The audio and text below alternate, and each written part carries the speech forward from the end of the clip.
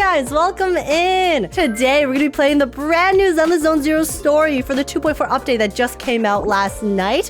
It is the story surrounding Krampus and the prelude, or I guess the patch right before, the story right before we get into the climax of the 2.x season. It is called On the Precipice of the Abyss. Yeah, so Krampus is going to be very, very pivotal within this story. Yeah, we're going to see Dialyn, Banyue, Shunguang, Xiao'Guang, you know, the whole shebang, maybe some Zhao as well. And I'm very, very excited because Krampus has been an organization I've been really curious about for quite a while. We've seen, you know, Damien join Krampus. Yeah, very curious to see what we're going to get from this story. And I also really like the characters quite a bit. I think Krampus, Dialyn, Banyue,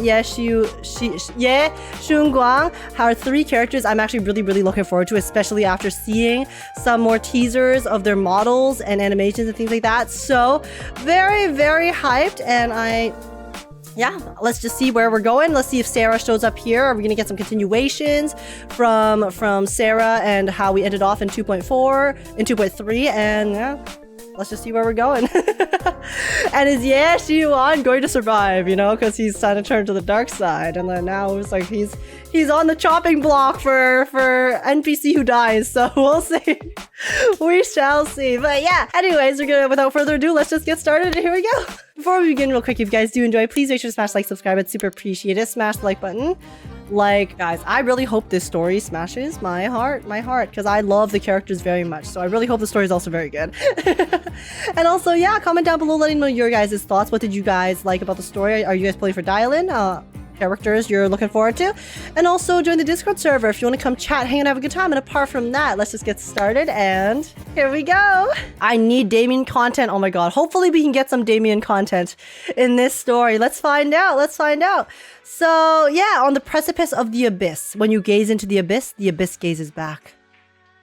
On the precipice of the abyss, you know, on its own even sounds already like a super interesting description and title, because it's like we're on the precipice of the finale, which is the next patch. So interesting. But yeah, oh by the way, I did hear that there are some missing voice lines for all of the languages except for CN, so we are still playing in EN because I prefer EN for the most part, and I'll try my best to voice the missing stuff. But listen, I can only promise my best, okay? So yeah. Alright, let dances water ripples. It's been a while since we saw the visions of Xiao'Guang and Sarah leaving, and since Senior Shunguang arrived at Shuibian Temple. Let's have a chat with Wise. Okay, let's go chat with Big Bro. Oh, what the? I couldn't find him. It's been a while since Senior Shunguang left. By the way, Belle, about that Senior Shunguang who dropped by suddenly last time. Did you ever tell her about those illusions we saw of Senior Ye? Not yet. Not yet. I only managed to say hi before she rushed off in a hurry. She made me promise not to tell Shifu about it. Probably some kind of secret mission, huh? Besides, what we saw were just illusions. I don't think we should tell her when we only saw fragments of the full story. Makes sense. Speaking of which, Fairy, what's the status of that location we tagged with the periodic ether fluctuations? The spatial fissure has Fairy has a voice! Reversible state. Connected area, old mining site. Recommendation: proceed with investigation within the current stability window. That was shocking. I thought this entire scene would have no voice. Sarah used Idhari's ability to determine the direction she and Senior Ye both went. Okay, I see this is how it's gonna go. It's gonna be like a surprise, whether it's voiced or not. Alright. Oh, what the? Okay. Looks like we'll need to investigate that old mining site soon. We can tell Senior Shunguang once we get more info. Yeah, Shifu might have made arrangements already. Senior Ye, I hope he's doing alright. Okay, interesting. Okay, this is how it's gonna go. Let's get used to it. However, on that fateful evening when the exaltist overseer Mevarak met her end, a storm intertwining with the fates of the Yi siblings was already brewing in the depths of the Lemnian Hollow. Does the creator actually exist? Isn't what you see right in front of you the best proof? The creator knew your nightmares. I knew your fears. They even know that side of you that you've been really carefully hiding. Why keep running from who you really are? Ooh. The Creator has never been stingy with rewards for mortals who help fulfill their grand purpose. Whoa! Whoa! Your dearest wish will be fulfilled by them alone. My wish. Wait, did we see this last time? Or what the? Yes. Never, we did not see this last time. Deep within your nightmares, the thing you fear most. What the? Oh my god, I thought I was lagging. The very thing you stop. It's his sister, right? Like he doesn't want it. He wants to save his sister. The one with the most terrifying. Oh, he doesn't want to see her get lost to the, yeah, to the sword. No. Your wish is to stop this scene from ever becoming reality.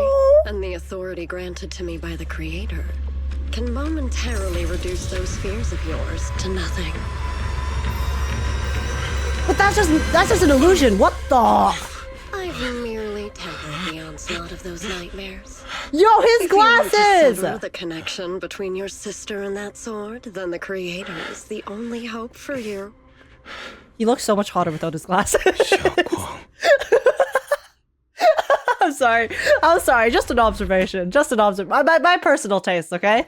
Is that he looks better without the glasses, but maybe I just don't like those glasses. Oh my god, Sarah! Sarah! She's so hot, I know, but she's like... Well, like... But she crazy. She crazy. Okay, interesting. Why would that idiot trust Sarah? Guys, he doesn't know everything Sarah has done. That's the thing. We know that Sarah has done all these things, but he doesn't. Most people in New Eridu don't know that Sarah has done all these things that we are aware of. Because she is like a mysterious figure who just shows up pretending to be someone to manipulate people, you know? So anyways.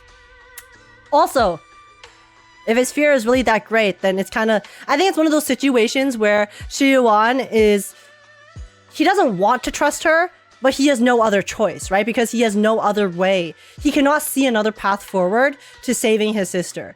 So then he has no choice but to try and trust the exaltists and Sarah, who have this power, who could possibly, even if it's at his own cost or whatnot, be able to maybe like stop Shunguang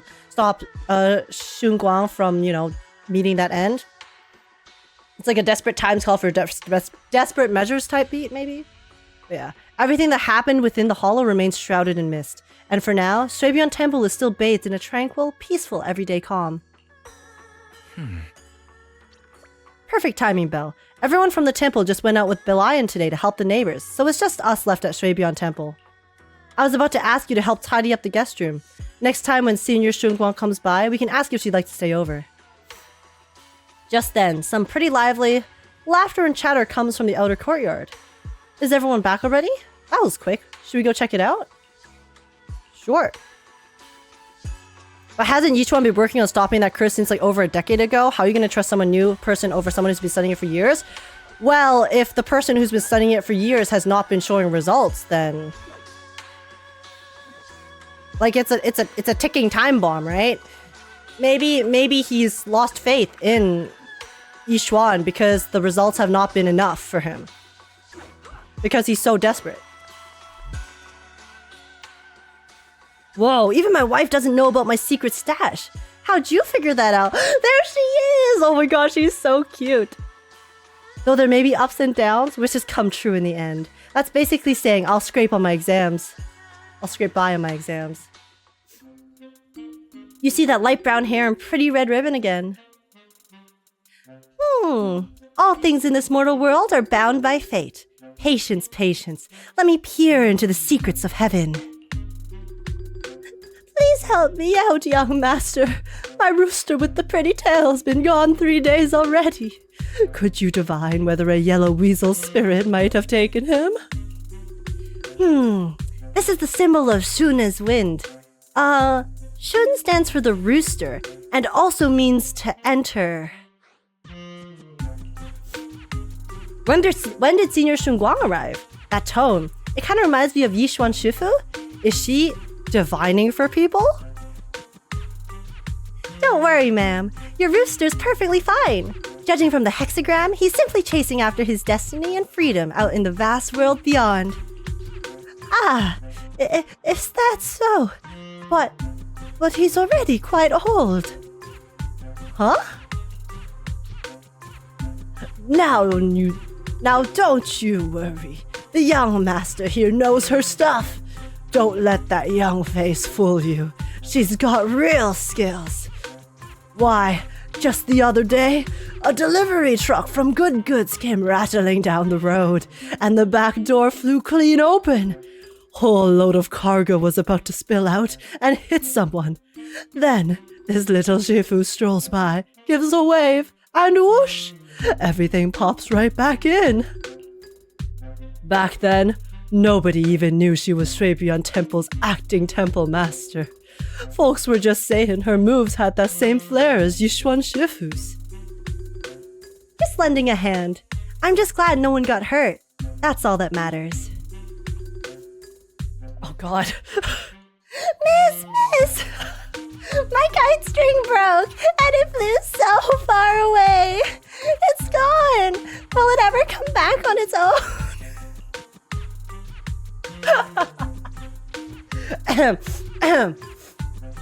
Well, look here, little one. The fortune slip says, when lofty trees meet the wind, a single thread of fate is quietly woven.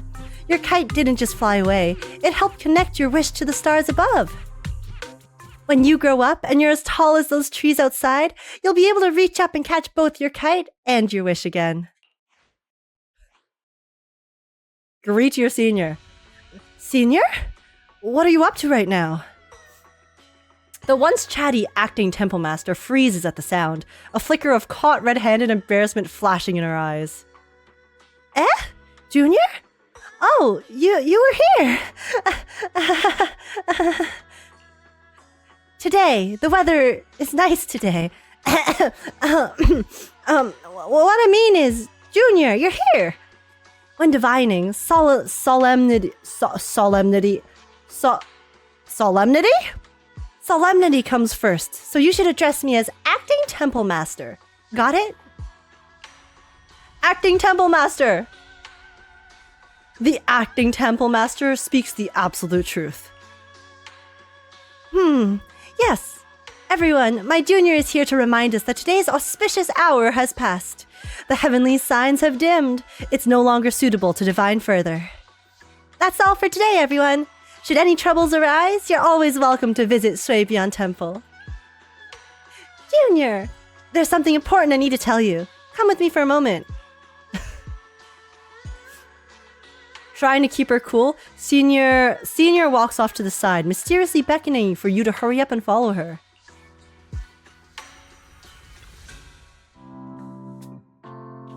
Whew, that was close.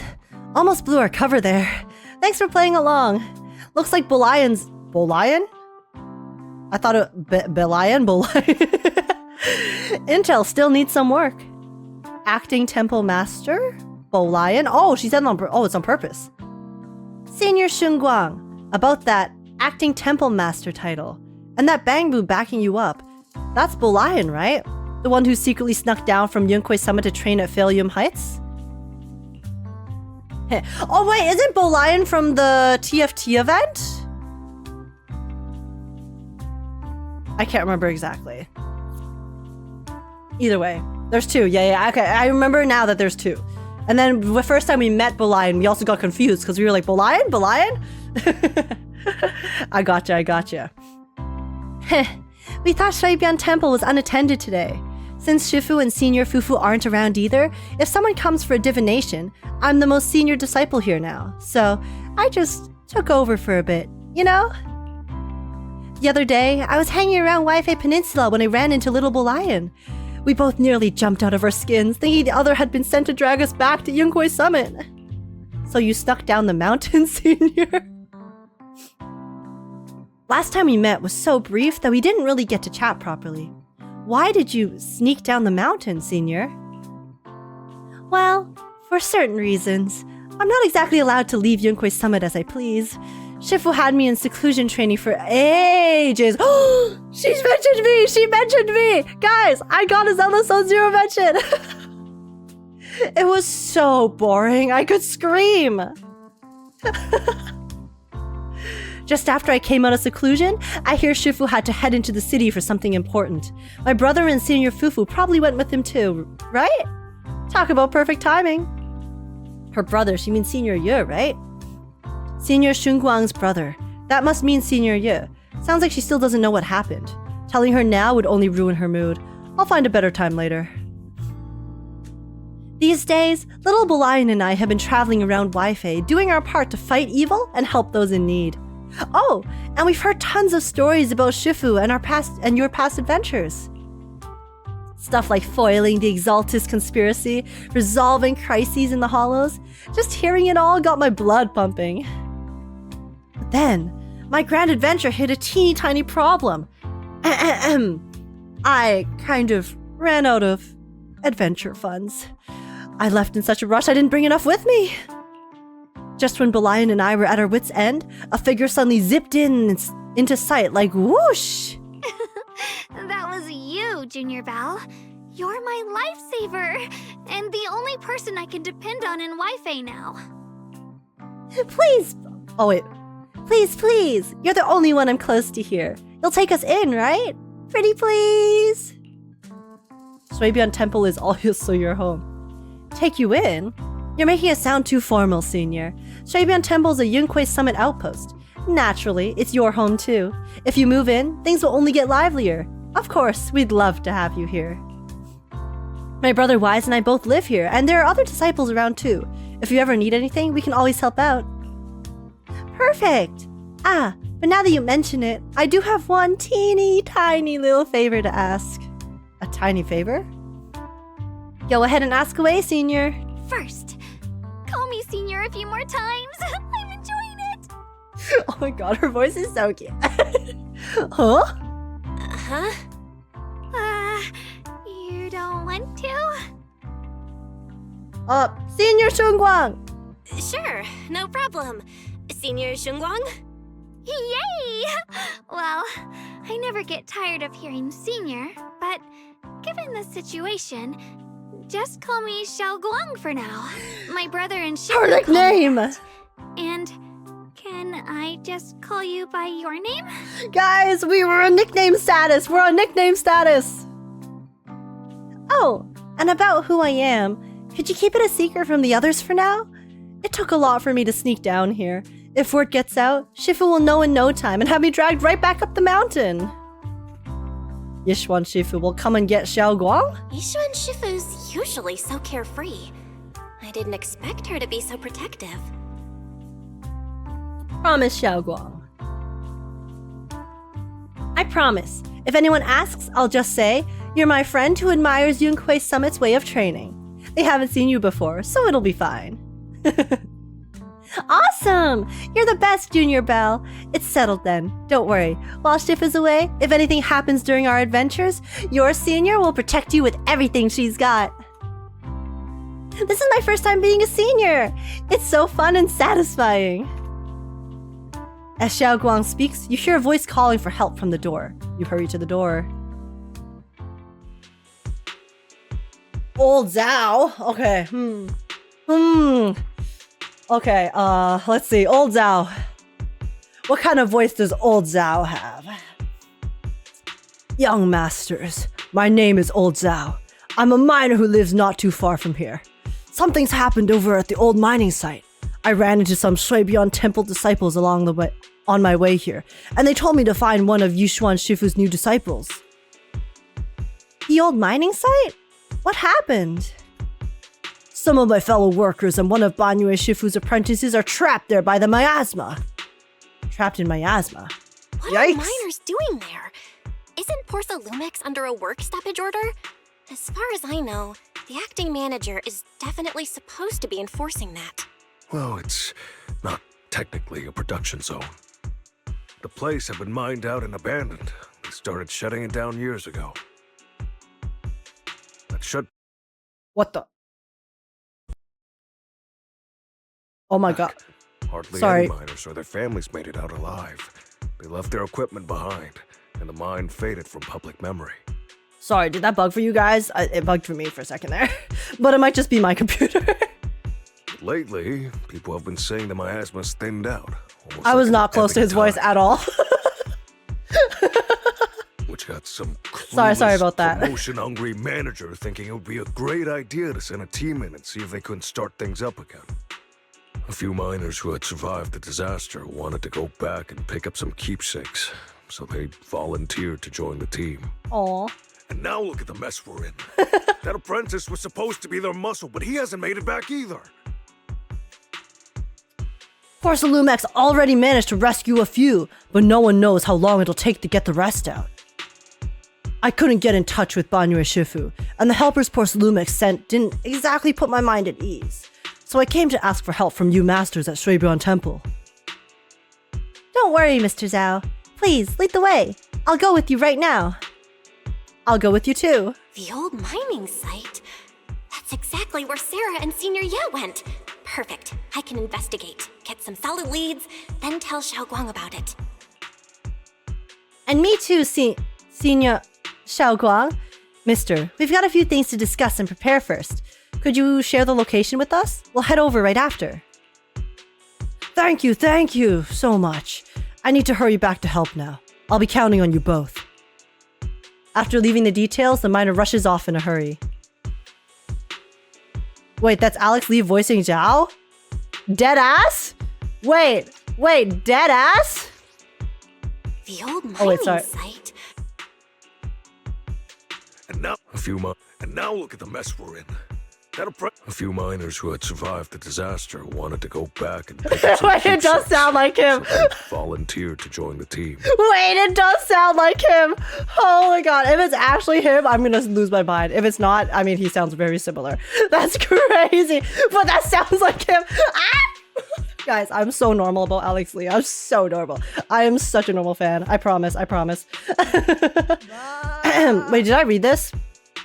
I didn't. Belle, you look like you wanted to say something earlier. Saving a few people trapped in the hollow is a piece of cake for me. Trust me, I can handle it alone. You stay here and keep Showdown Temple safe. I'll be quick. In and out. Promise. I couldn't bring it up earlier. I couldn't say it back there, but you've been in seclusion all this time, so I guess Shifu and the others haven't had a chance to tell you. Lighter moonlighting as a miner. The truth is, before we came to Wi-Fi Peninsula, we didn't just run a video store. My brother and I have another job. We also take on commissions as proxies. +1 to the list. +1. Proxies! So that's your specialty. No wonder Shifu, who rarely takes on disciples, made an exception for you two. That means we could actually... Yes, we could go save those people. Yup. We could head into the hollow to save That's why those she didn't want us to go in, because she thought we were really civilians. Just now. We just gotta let my brother know about the situation first. Yeah. Helping those in danger is part of what it means to be a disciple of Yunkui's summit. Besides, my brother and I actually go way back with Banyue Shifu. The way her hair It's been shifts when years she since we moves, last her model spoke. is so good. But he really looked after us before. If his apprentice is in trouble, I can't just stand by and do nothing. Oh, so you know Banyue Shifu too? So you know Banyue Shifu too? He's helped us out a lot before. Let me try to contact him now. You try to reach Banyue Shifu, but there's no reply. So you decide to tell Wise about the situation first.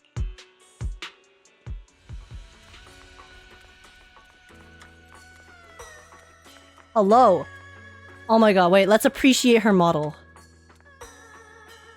I love how poofy her hair is. Her hair is so poofy. And I appreciate the hell out of that. Because there are some older characters in Zenless whose hair I wish was a bit poofier. But I'm glad that they made Shunguang's really nice and floaty too. Like it's flowing even when she's just standing there. Beautiful. She's beautiful. Master, Banyue is currently inside Lemnian Hollow and cannot be reached at this time. Fairy says Banyue Shifu is in the hollow. Maybe he already knows about the trapped miners and his apprentice. Those are ears on the top right, floppy ears? I mean, it's a little bit unclear. It does look like they are floppy ears, but it could also be hair. But I'm inclined to believe they're ears because of the fact that there is a like lighter pink part inside on this part. So, Sorry, may I ask who Fairy is? I am Fairy, a Type 3 general-purpose AI equipped with total sequential integration. Oh, I am thank also God this one's Master's voiced. Supreme Assistant, the most versatile companion for holo navigation, data processing, and life management. Last but not least, when Master makes questionable decisions, I offer a modest spark of wisdom to keep things on track. A modest spark of wisdom, guys. Modest, of course. Because Fairy is the most modest person that we know. Or I guess not even a person. The most modest AI that we know. Hello, Miss Shunguang. I have forwarded your lifestyle preference analysis report to Second Assistant. That is, the Master's rather clumsy brother, as an important reference for arranging your guest room. Oh my God, the second assistant slander is never ending. Hey.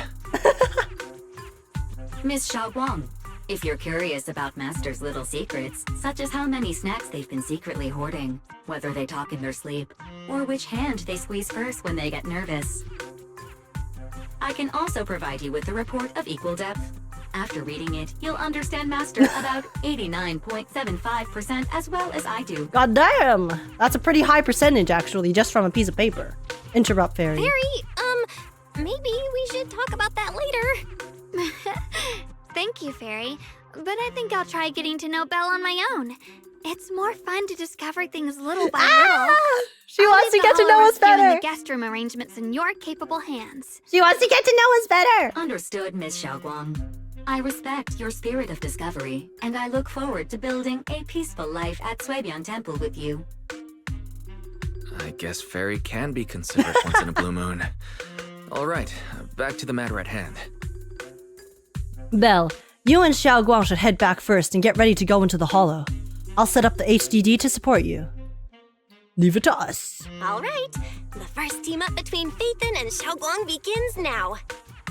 Oh my God, my camera's blocking her, but look at her face. Look at her expression. She's so smiley. Oh, Phaethon? Wow, so you're the legendary proxy I heard talking about a few days ago. Oh, sorry. Saving people comes first. We gotta focus on what's important. Barry has a preliminary grasp of the situation there. Some people from Porcelumix have been rescued, but their manager, one of the miners, and Banyue Shifu's disciple are still missing. Belle, Xiao'Guang, Eos is ready. Do you want to start the hollow rescue now? Yes, sir! Also, where did I put my lip balm?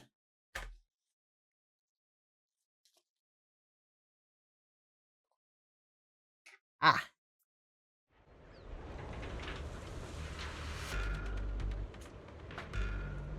Ooh.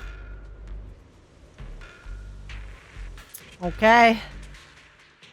We're back, baby. Were there always flowers like these in the hollow? I feel like I've seen these flowers before. I think I've seen flowers like these before. And they don't seem to show any signs of miasma corruption either. That ties back to what old Zhao mentioned earlier. Miasma in Lemnian Hollow seems to be receding like an ebbing tide. Maybe this is one of the signs that the miasma is getting weaker. Places once swallowed by it are starting to show traces of life again. Hey, that is a very, very good sign. Is that so? I feel like I've seen these white flowers before. A long time ago. But where was it? The least subtle foreshadowing I've seen in my life. Never mind. That doesn't matter now. Let's keep going. Yeah, I'm sure that fact will never come up again later. Yeah. Agreed, guys. That's blocked. Let's use disintegration to clear the obstacle. Help! Help me! Oh! Someone's calling for help. Over there. Okay. Help! Please! Oh. Request received, dear. I'm on. Dialyn!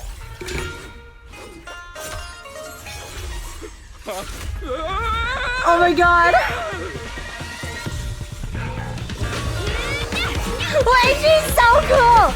Look at her! Yo! Oh my god, the way that you see the multiple rings there, and then the impact? Oh, that is sick. Dear, please leave a 5-star review for today and delete any prior complaints or negative comments. Otherwise... This is a threat. This is a threat. I want her to threaten me. Me next. Me. Right? Me, because she threatened me next. Oh my god. Oh my goodness. You have to understand how important I am to this operation. If I can't submit the mine reactivation safety report... Please kindly shut that little mouth of yours. I almost envy how blissfully clueless you are. After causing this mess, you don't even realize it. She actually just told him to STFU. She told him to Saibao. How does that saying go? Don't put your foot in your mouth. Causing a mess? What do you mean? Reasoning with a reckless fool isn't in my job description. I'm only here to deal with a customer complaint you filed a few days ago. Who knew you'd run off somewhere this dangerous? Finding the quickest and most efficient fix for every complaint. That's the mission of our TOPS cross-department. I customer love her service voice. center. Her voice is so... She's so sassy. Everything she says, there's so much attitude. Just think of me as your preschooler's self-service guide. Want me to switch to the kiddie navigation mode while I'm at it? You? She's rage baiting. Hey, Dialyn. Dialyn, we meet again. What's TOPS Cross-Department Customer Service Center? Weren't you with Krampus? Shh, times are tough. Gotta keep a few side gigs to stay afloat. Oh damn. Oh, it just got too real. You didn't come here for sightseeing either, huh? Oh my god, no. Not the having to work multiple jobs to stay afloat. Oh god. Oh, that hit. We're here to rescue people. Want to join us? We heard people are trapped here. My friend and I came to help. If you're also here to rescue people, why not join us? It'll be safer that way. Me? Oh, I'm just an unlucky call center operator who came chasing down a customer complaint. But hey, since we're all friends here, I'd be glad to help if you promise to leave me some good reviews so I can hit my quota today. She has a quota. Oh my god. Holy corpo. There I go, running my mouth again. As soon as I say yes to something, trouble pops right up. Oh my god. Guys, this is triggering. Not the corpo quotas. I can't. A few more ethereals emerge nearby, so you tell the manager you rescued to take cover. Oh? Dial 1 for complaints. Dial 2 for a chat. Yo, this battle music! If you spot an ethereal, shout for what the? Hey. Oh, what the? Wait, Shunguang came in for a second Judging there. by the way you fight, you're from Yunquay Summit, aren't you? What? Yunquay Summit? No, no way! Convincing. Oh wait, what the? Skill, skill. I did not do that properly. Okay. One, auto, skill. Fuck! Oh my god, stop! EX, auto. Oh my god. You know what? Guys, who needs mechanics? Who needs mechanics? It's fine. Wait! Her chakram spins when she runs. It spins. Okay, guys, I'm sorry. I'm so normal. Hello, Porcelain Lumix manager. Ugh, this is awful. Since you're the rescue team, get me out of here first. Are there any more survivors ahead? How am I supposed to know? Just get me out of here first. Ow, my whole body hurts so bad. Ow. You organized this startup event or whatever it is, and you don't know how many people there are? I've arranged for someone to escort you out. If you keep trying to mess around, I can't guarantee the coordinates I leave will be accurate. There's also a minor and a young man. saving lives comes first. Oh. Okay, we're going this way. Spins like the rims of my car. Hell yeah, baby! Oh. Hello there.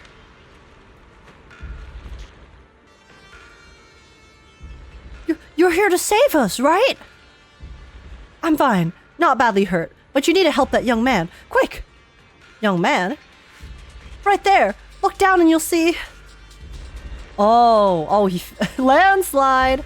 A kind-hearted young disciple from Banyue Shifu's martial arts school came with us, doing his best to keep us safe. He tried to help me, but ended up getting stuck at the bottom of this cliff. The miasma is so thick down there, I don't dare go any lower. All I can do is wait here. Don't worry, we will find a way. Thank you. I'll leave it all to you guys. Okay. Oh, I was trying to do it from up here. I have to go around. Sacrifices? The exaltists were wiped out. Why are these things still here? Help me, Shunguang. Down one for complaint. Down one for complaint. Oh. The exaltists? I thought the defense force wiped them all out. Didn't expect to see stragglers here. Leaving loose ends like that isn't a good habit.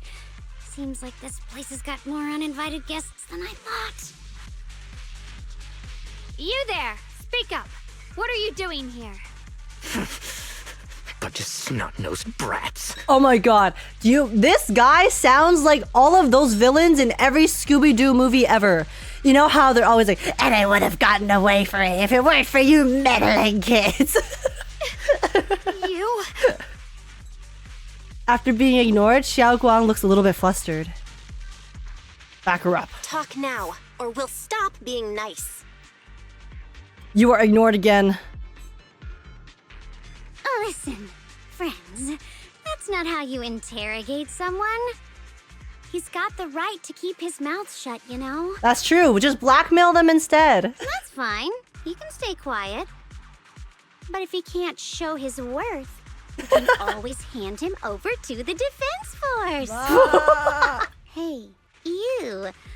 Yes, heard that guys. some folks in the defense No force hate your forcing, just kind with a threatening and passion. violence. If you end up in their hands, by the time you're ready to talk, they might not be in the mood to listen. Right now, you're basically an employee trying to pay off your boss's debts after the company's already gone under. No matter how you look at it, you're the one taking the loss. All right. I'll tell you. Just don't tell them I said it.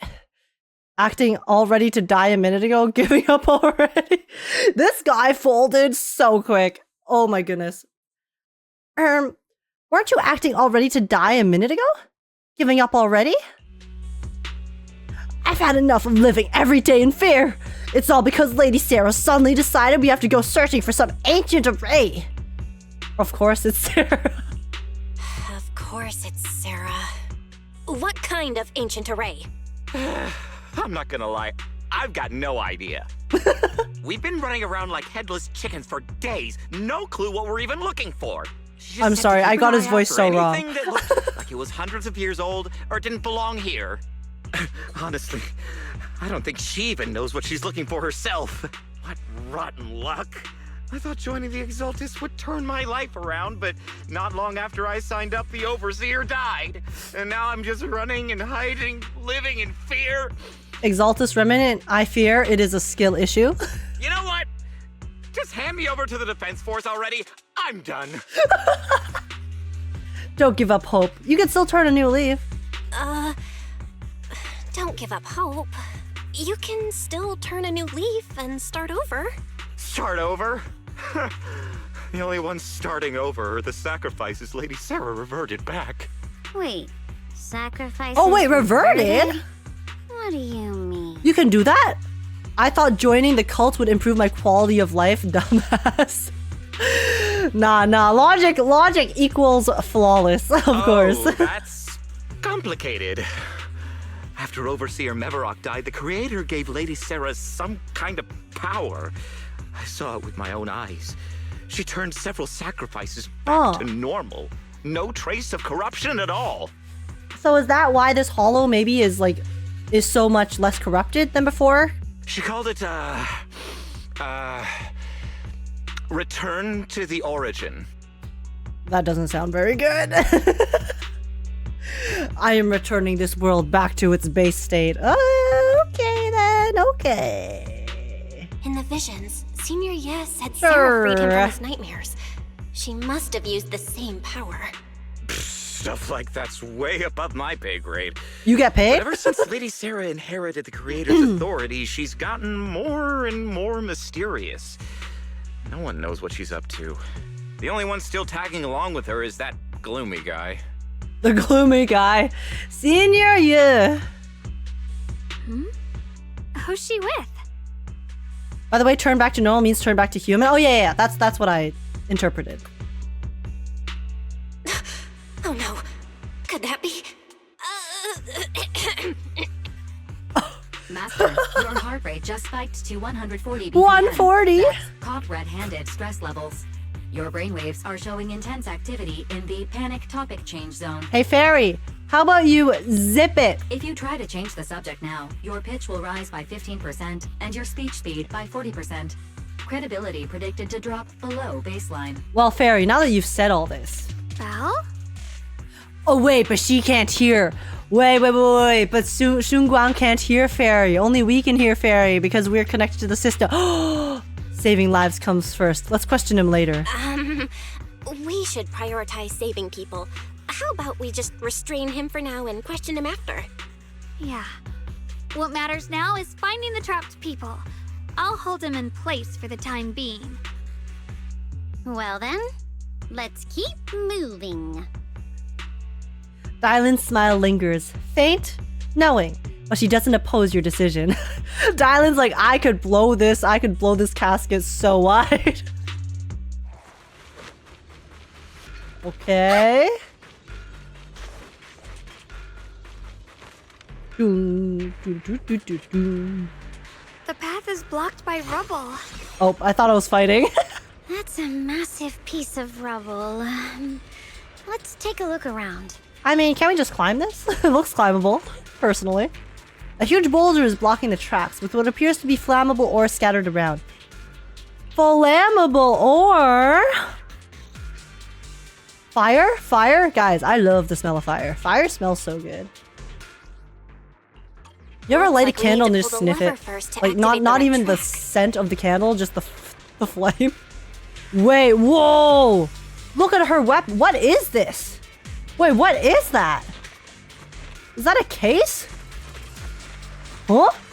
I'm like, is it a sword case? But it doesn't look like a sword case because the sword is so small. But the pattern on it is similar to the sword, right? Actually, yeah, it's kind of similar. Huh. Interesting. Okay. Pull the track. Let's swap that shit. Then we need to push the minecart to the rubble, right? How do we do this? Go to the minecart's side? Oh, I thought there was gonna be a prompt. Okay. Now we blow that shit up. Yeah, baby. Hey! It's a sword case? Oh, that's a ginormous case. Should be inside. Look how small the sword is and look how big the case is. But then again, it is a very special sword, okay? So understandably so. There might be more protections in place. Not for the sword, but for other things. Ning Qian. Thanks for saving me back there. I'm Ningqian. Ning How should I address you all? He looks like a special NPC. Rep 2493. Dialyn here. No need to thank me. Though, if you really want to, feel free to hop on the TOP's website, navigate to the bottom right corner, and click Contact Us to send a nice little thank you email. Guys, Dialyn, she never lets those opportunities go to waste, okay? She's farming. Don't make the title too dramatic, though, or the system might flag it as spam. Something like Commendation. Perfect service from Cross Department Rep 2493. Would be perfect. What do you think? The endless grind. She has the grind set, guys. You know, the alpha male, the sigma male grind set? Nah, it's the Dialyn grind set. My friend here, she likes to joke around. My friend here was just joking. She works at Tops. Just call her Dialyn. I'm Belle, disciple of Yunque Summit, now training at Swabian Temple. This is my friend Xiao'Guang. She's a mystic too. And this is my assistant Eos. We heard people were trapped in the miasma here, so we came to help. I see. It's rather embarrassing to admit, but some miners had asked Shifu for help, saying they needed protection while recovering valuables in this area.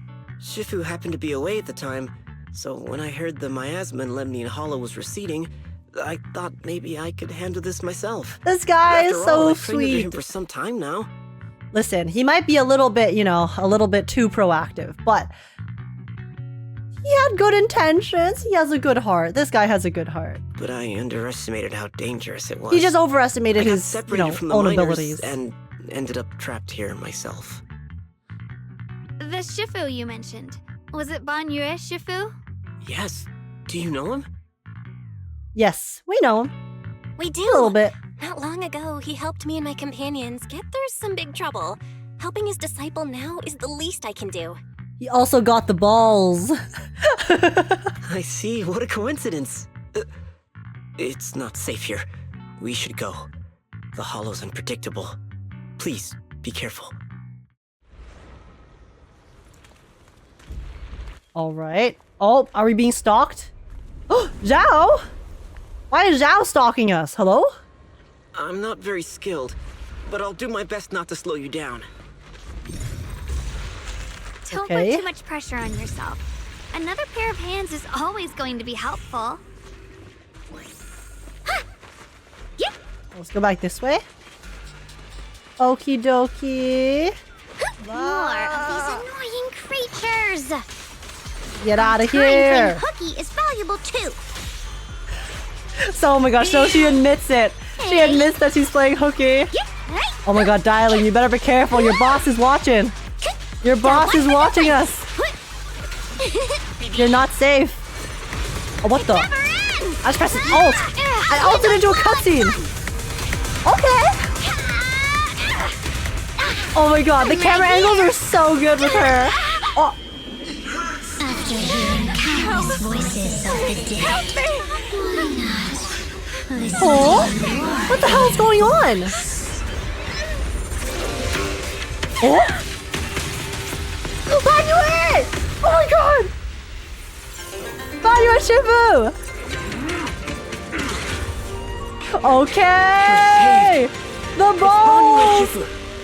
The master of the balls has arrived! Oh, we're still fighting. What the? Oh, what? Banyue Shifu always shows up right on time. Oh, we can play as him! Fret not, I am here. I am here. Watch your Oh my back. god. Watashi ga kita? You can stand against us. Oh my god. Watch out, you Wait, rust guys. bucket. Wait, guys. Wait, is Banyue All Might? I swear. Does he say the exact same thing as All Might in the Japanese dub? He has to. Wait, that was so. Oh my god.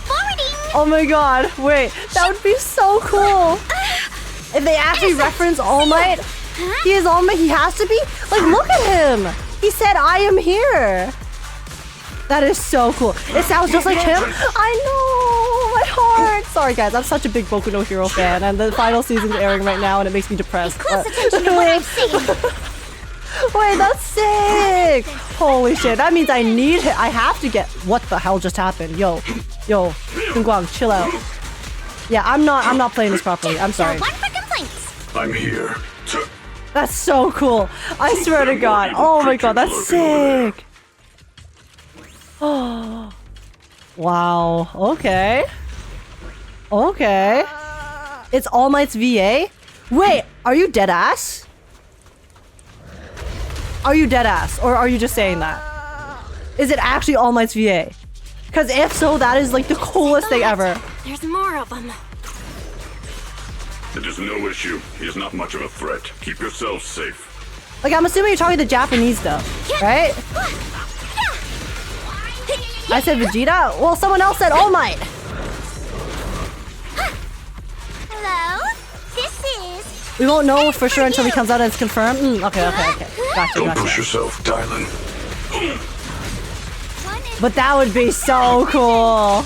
Either way, I'm choosing to believe that voice line is a reference to All Might. So I'm delusional. So I'm gonna choose to believe that. Because that makes me like him so much more. Make the earth tremble.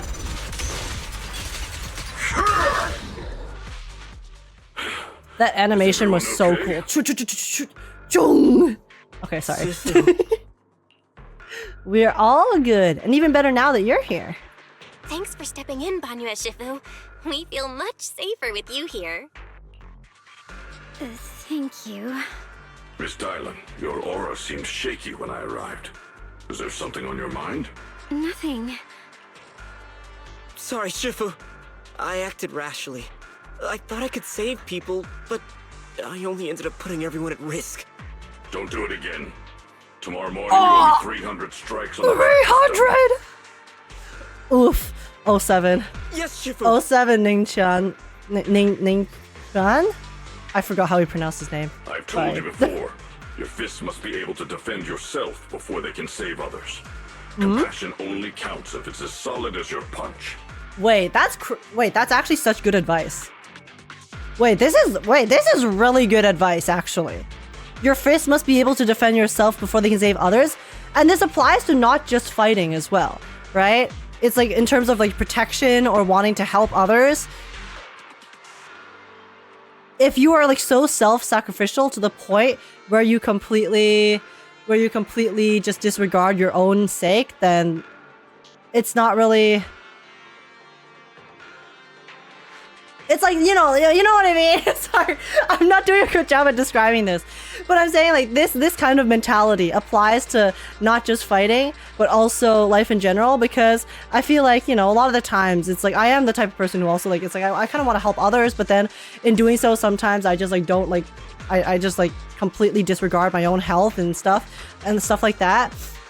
And then so one thing that I constantly have to try to tell myself is that like as much as I want to like help my friends and make my friends happy, things like that, if I am disregarding my own self, then it's pointless. It's pointless because at the end of the day, kind of what my friends want is for me to be happy and healthy too, and not put myself in danger. Maybe not in a hollow in this case, but in danger for like my own health and situation. And then that just so never forsake yourself for the sake of others. Even though it's fine to have good intentions, but if those good intentions, you can't just have good intentions. You need to have good intentions, but then also still be reasonable about it. I think is what the point I'm trying to get here. And I just like the way that they phrased it here in terms of combat is just so profound. It resonates with me. I think that's my TLDR, is that I really like the way that they've kind of brought up the concept here, because it's just, yeah, compassion only counts if it's as solid as your punch. That shit hits. Sometimes you have to fix your own problems before trying to help others. Yes, exactly. I mean, a good example is like, for example, some being able to listen to your friend's burdens, right? Sometimes, when people need to vent about things, the venting can help someone that you care about. But if them venting to you causes your own like mental health to deteriorate, then it's not good. It's not good. Which is why, in terms of when you're trying to find people to like support you mentally, things like that, and being able to like vent about those difficult topics and difficult struggles to others, I always like to make sure that the person I am speaking to is like obviously firstly capable and willing and able to actually like listen to me, and so I'm not just burdening them with my problems. Because sometimes people, it's not, if someone doesn't want to listen to my struggles, it doesn't mean that they don't care about me. It just means maybe they're not in the position mentally to be able to handle my problems as well, because they have their own things they're dealing with, things like that. So this is like that kind of like similar concept that's going on here. Yeah. It's very interesting. It gives a really good sense of who Banyue is right now, which is great characterization. Yeah, exactly. Sometimes, because for the most part, like the Zenless story usually is pretty lighthearted apart from serious moments, but then once in a while, they also just drop these crazy bangers.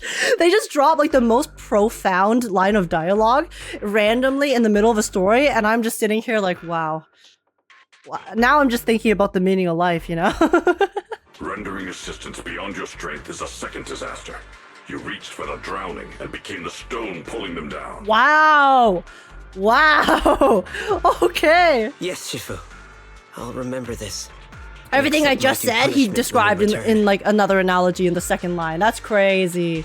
You reached for the drowning and became the stone pulling them down. Wow. Holy shit! Oh my god. That's exactly it. Oh. Banyue Shifu is usually so humble and gentle, but he sure is strict with his disciples. Banyue Shifu is usually so humble and easygoing. Who would have thought he'd be such a strict teacher? Very different from Yixuan Shifu. Banyue Shifu, do you still remember me? Yes, Xiao'Guang. I saw you when I arrived. But when facing an enemy, all distractions must be put aside. Right. Facing an enemy is like holding water in your hands. One crack and it all spills. Wow, we're just going. We're sitting here. We're philosophers, guys. We're philosophers right now. That's why, no matter how strong or weak your opponent is, you must give full focus. That's something my brother and I learned from you when we were little. Oh. It has been some time since I've seen you last. You've grown taller, and your heart is as bright as ever. As his heart is as bright as ever, bro. You were once Banyue Shifu's student? Wait, Xiao'Guang, were you Banyue Shifu's disciple? Oh, I don't consider myself worthy of being called a true master. I only showed Xiao'Guang and her brother a few basic moves before they went to train with Yixuan Shifu. But still, clearly the time that they spent with you was very impactful. Banyue. Now I just run a martial arts school, teaching people how to fend for themselves. That's all. You're far more than that. You're a disciple of Yixuan Shifu from Yunquei Summit. I've heard your sect is full of gifted mystics. It's an honor to meet you. Oh, Yunquei Summit. When we were fighting earlier, I couldn't help noticing your sword case. It looks very interesting. Guys, Dialyn knows. Does Dialyn know about her swords? Ye Shunguang of Yunquei Summit. Inside that case must be the Qingming sword, right? She does! She knows! Qingming sword? Xiao'Guang, you? The Qingming sword? Xiao'Guang, you... Then that means... Why are you looking at me like that? Yixuan Shifu once told me about Qingming sword's risks. Yixuan Shifu told me about the side effects of the Qingming sword. You just did all that fighting. Are you feeling all right? This is all my fault. I shouldn't have let you come with me on this rescue mission without knowing the full story first. Guys, Bella's so worried. Hey, the panic in her voice. See? I'm fine. My heart. Shifu must have told you all the scary rumors about this sword, but probably didn't mention the sword case, huh? Don't worry.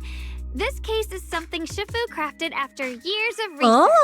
It keeps me safe from the sword's price. Oh, interesting. I can channel the case to defend myself. As long as I don't break the seal and draw the blade itself, there's nothing to worry about. Shunguang, in combat just now, did you or did you not have a sword in your right hand? Girl. Maybe it's just like this is a fourth wall thing. Maybe it's a fourth wall thing, you know? So she actually wasn't wielding it yet. It was just in her kit. Pause. Really? That's hard to believe. true. If you don't believe me, you can ask Banyue Shifu. Yes, that is what Ishwan Shifu has explained. That's not the sword? Oh, so she just has a different sword, and then the Qingming sword is inside the case. You scared me. Surely. I thought my recklessness had put you in danger. Even so, Xiao'Guang, you should always be cautious. Yes, I will. Please relax. Shifu had me train in seclusion over and over to reinforce the effects of the case. Otherwise, I wouldn't be standing here in one piece right now. Guys, everyone and their mom knows she's going to take that sword out of the case, okay? She's going to take the sword out of the case, and then that's why she gets her white hair form. Speaking of which, The question is, how do we get there? Favor to ask. Please keep my presence in Wi-Fi Peninsula a secret. She's still hiding. Did you sneak down here? Yes, but this isn't the place to talk. Let's leave this place first, and then I'll explain everything to you. Oh, my. Sorry to interrupt. I stepped out for a moment only to witness a touching reunion, but my supervisor's probably about to show up. Dialyn, she doesn't know. Does she know? The answer is no. You got spoiled by the trailer? No, I got spoiled by the drip marketing for the white hair form. I've got some things to take care of, so I'll head out and let you enjoy your reunion. Thanks for today. Thank you so much for today, Dialyn. Getting you all into my debt's gotta be a pretty solid performance boost, huh? Don't forget to leave me a good review, everyone. Dialyn's petite figure gradually fades from sight. Shifu, we've rescued everyone who was trapped. So, shall we? Yes, let's head out. The sound of everyone's footstep fades into the distance, but Dialyn, who left earlier, returns from the way she came with a knowing yet slightly mischievous smile on her face. At this moment, Dialyn hears some unusual voices of the deceased coming up from ahead. No, Lady Sarah, I'm begging you, have mercy, please. Why? That, yes, Xiao'Guang. Do you think he's the truly devoted one? You knew it all along. You knew that the pleas for mercy come to an abrupt end. Switching to business mode. Oops. Looks like I've stumbled upon some secrets again. The mission comes first. Let's wait and see how things play out. Next up, we're off to see that impatient supervisor. Hello, boss man. To quiet down. How does it feel to play the role of a warm-hearted person? I'm not warm-hearted. Just trying to get some good reviews to boost my performance. Oh! And helping out my new friends along the way. Wait, is Xiao calling her fake because she's basically right now kind of putting on a front and putting on a mask of being like a really kind, upbeat, normal individual? But then that evil version that we saw from her trailer where she was going full Monokuma and like looking down at us is her actual personality, baby. Interesting. You're really getting into it. As your colleague, I would like to remind you not to forget about the task. The task? Do you mean from Tops or the boss? You're a cunning one. As Krampus's judge, whose orders do you truly follow? Whose will do you carry out? Can there be any other answer? Haiki Zhao's voice is so good, though. I'm just joking. You're always so strict, Senior Zhao. I'll retrieve that thing myself.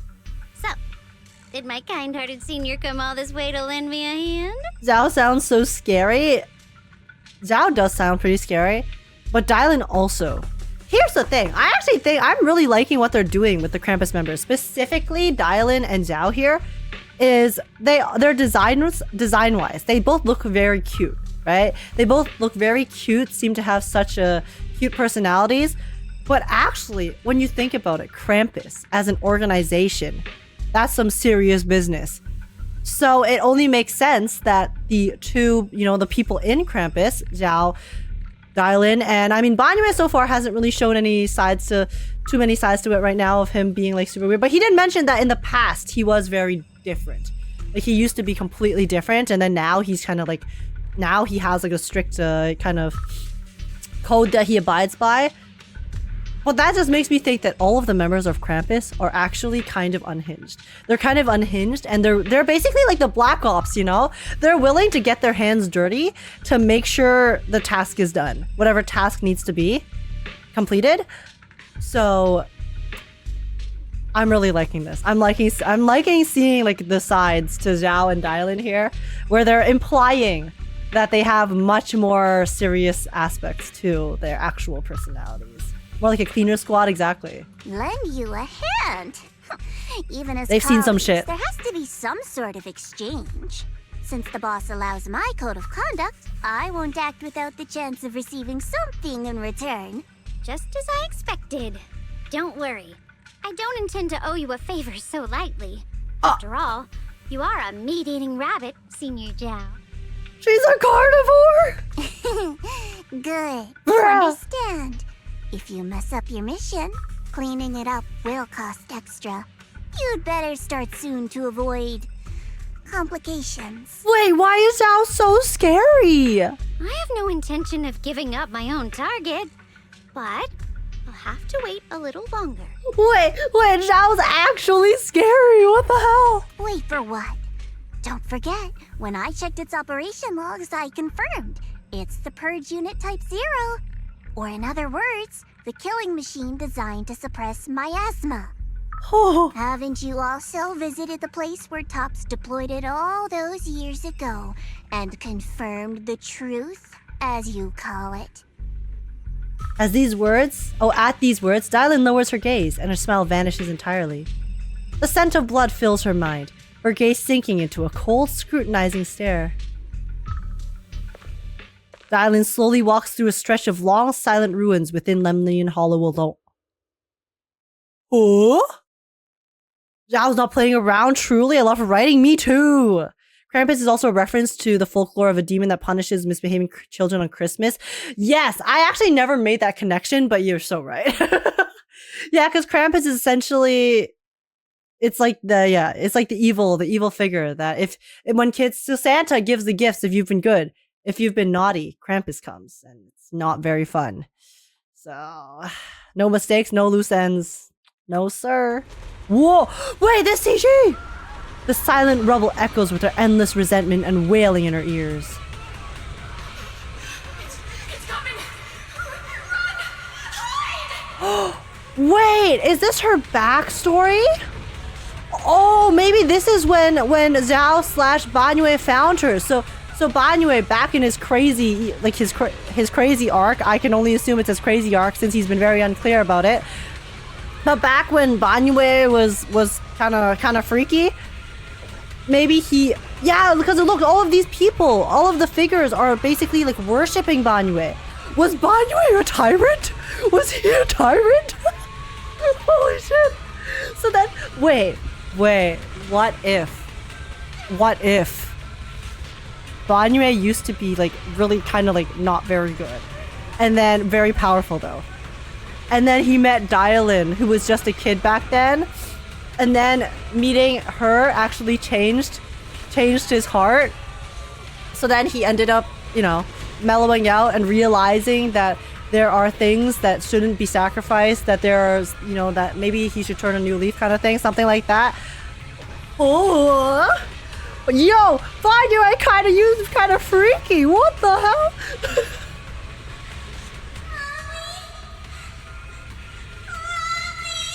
When he said that he used to have like a different kind of, he used to be a different person, I did not expect that he would have worshippers. Banyue from the streets. Yeah. He's the king of the streets, bro.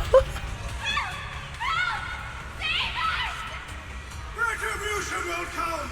It will. Why me? Guys, Banyue used to be All for One, and then he became All Might.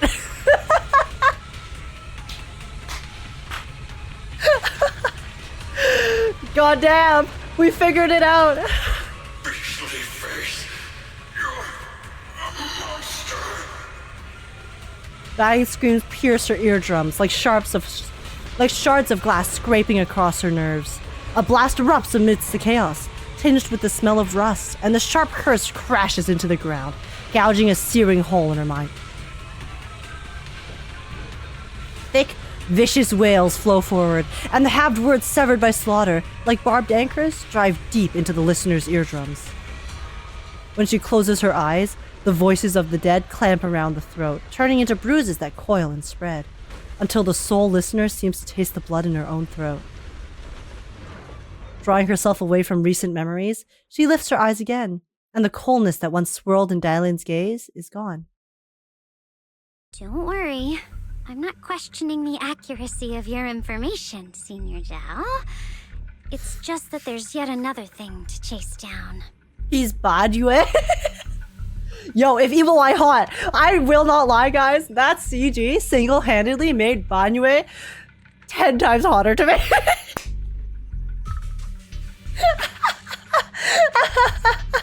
Oh my god, I am so normal. I'm so normal. Holy shit. That's crazy. That's crazy. What is it? Earlier in the hollow, did you hear any strange sounds? Hearing the dying voices of people inside the hollow. Your ability certainly expands Krampus's intel network. Oh, that's her power? The boss will use anyone as long as it benefits Krampus, and I've got no objections to that. But tell me, are you showing off your ability in front of me right now? Ow. Kinda hurts that my favorite senior is being so defensive with me. I'm not talking about the voices of the dead. It's my own voice. Oh. Huh? Your own voice? Mm-hmm. That's why I find it so interesting. Hearing strange sounds in the hollow isn't anything unusual for me. But hearing my own voice, that's a first. Well, Dialyn, first time encountering the super powerful cultists? Could it be that I actually died a long time ago and forgot about it? And what stands before you now is nothing but a shadowless ghost. That is a crazy theory to come up with. You should cut back on these lame jokes while you're on duty. I'll look into what you mentioned. Just remember, stay focused on the main mission. Interesting. No problem. By the way, that poor Salumex idiot I saved, what are you planning to do with him? Saving him did make your entrance more believable, but anyone who takes credit for acting on their own is always unpredictable. And I don't like that kind of unpredictability. So kill him! Make it so that he can never act out ever again. Huh. Dude, I really like what they're doing with the Krampus characters. Whoa. Yo, the miasma's disappearing. That means Sarah's nearby, no? Doesn't that mean Sarah's nearby? Because Sarah has the power to revert the miasma? Wait, what if Sarah's not reverting the miasma, but she's sucking it out? What if she's accumulating power? Because yes, she can revert people back into their base state, so they can turn them back human after becoming sacrificed. And she can also take those dreams and stuff, like that she was stealing. What if she's accumulating power right now? What if she's sucking us? Sarah's sucking us? Yes, guys. Sarah's sucking us. Holy shit. Oh my goodness.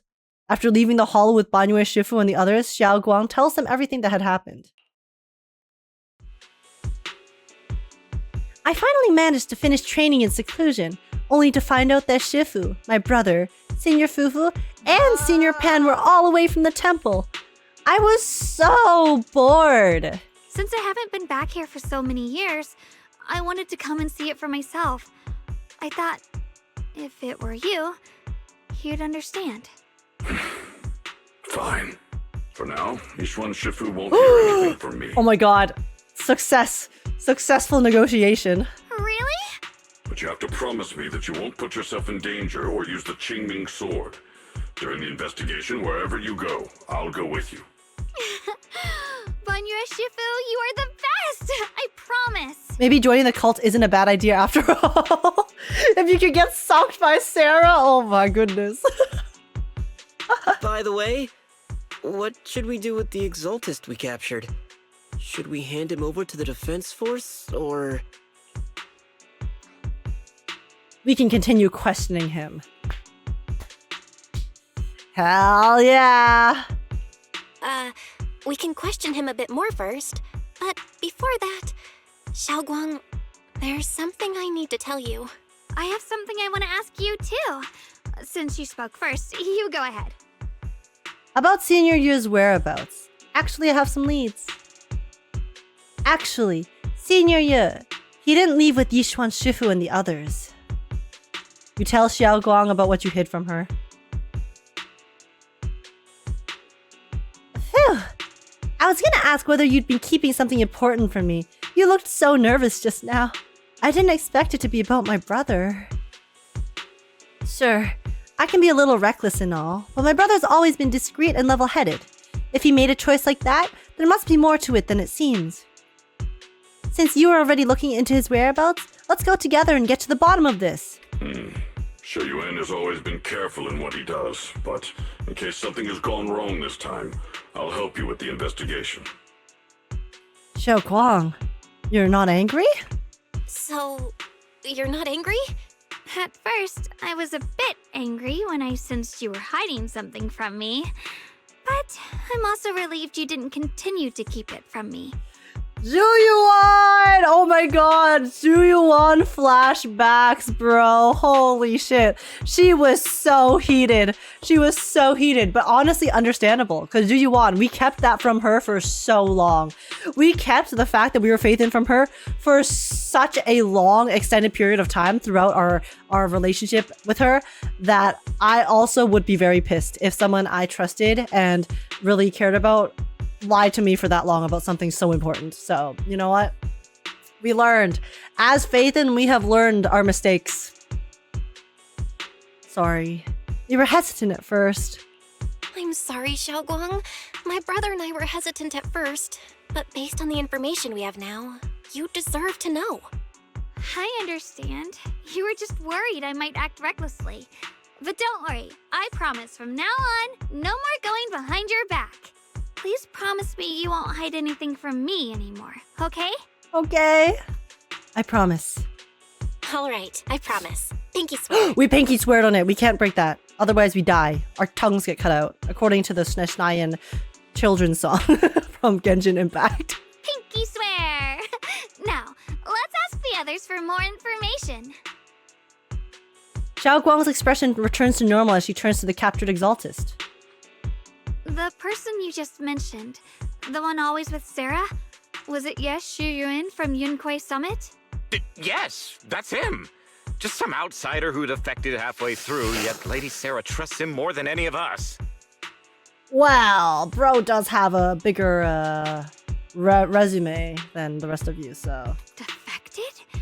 Why did he defect? Do you know? To meet the creator, of course. I mean, isn't that the entire point of joining the exaltists? Then, what do you need the ancient array for? Aside from searching for the array, are there any other plans? Lady Sarah got her hands on some old beat-up book.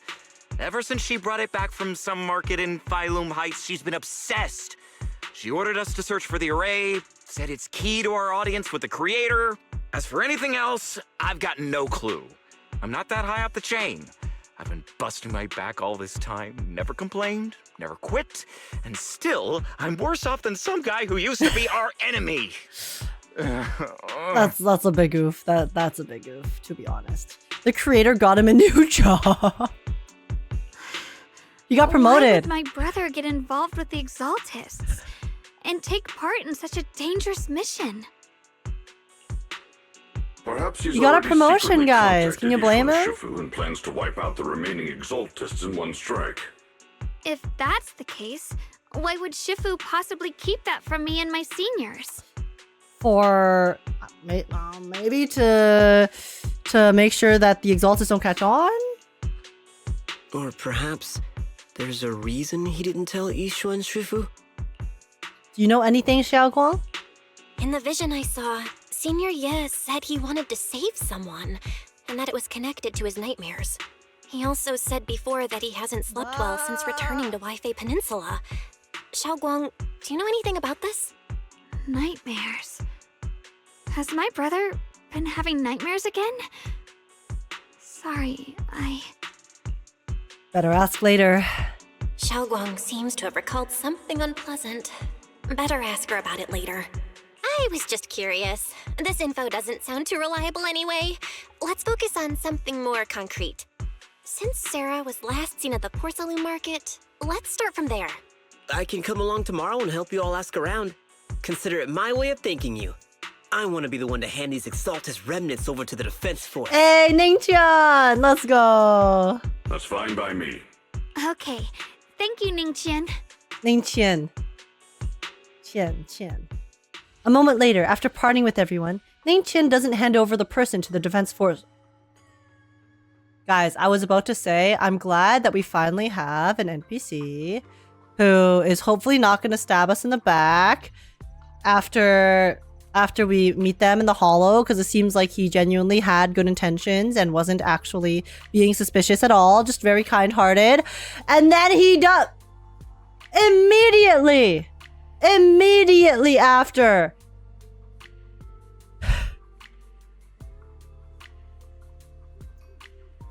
you should know these trends by now. Okay, sue me for having hope. Yeah, that's on me. That's on me, honestly.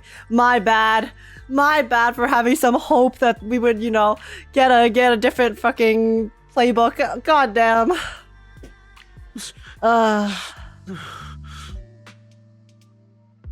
Get out of here. Go far away and find yourself a new life.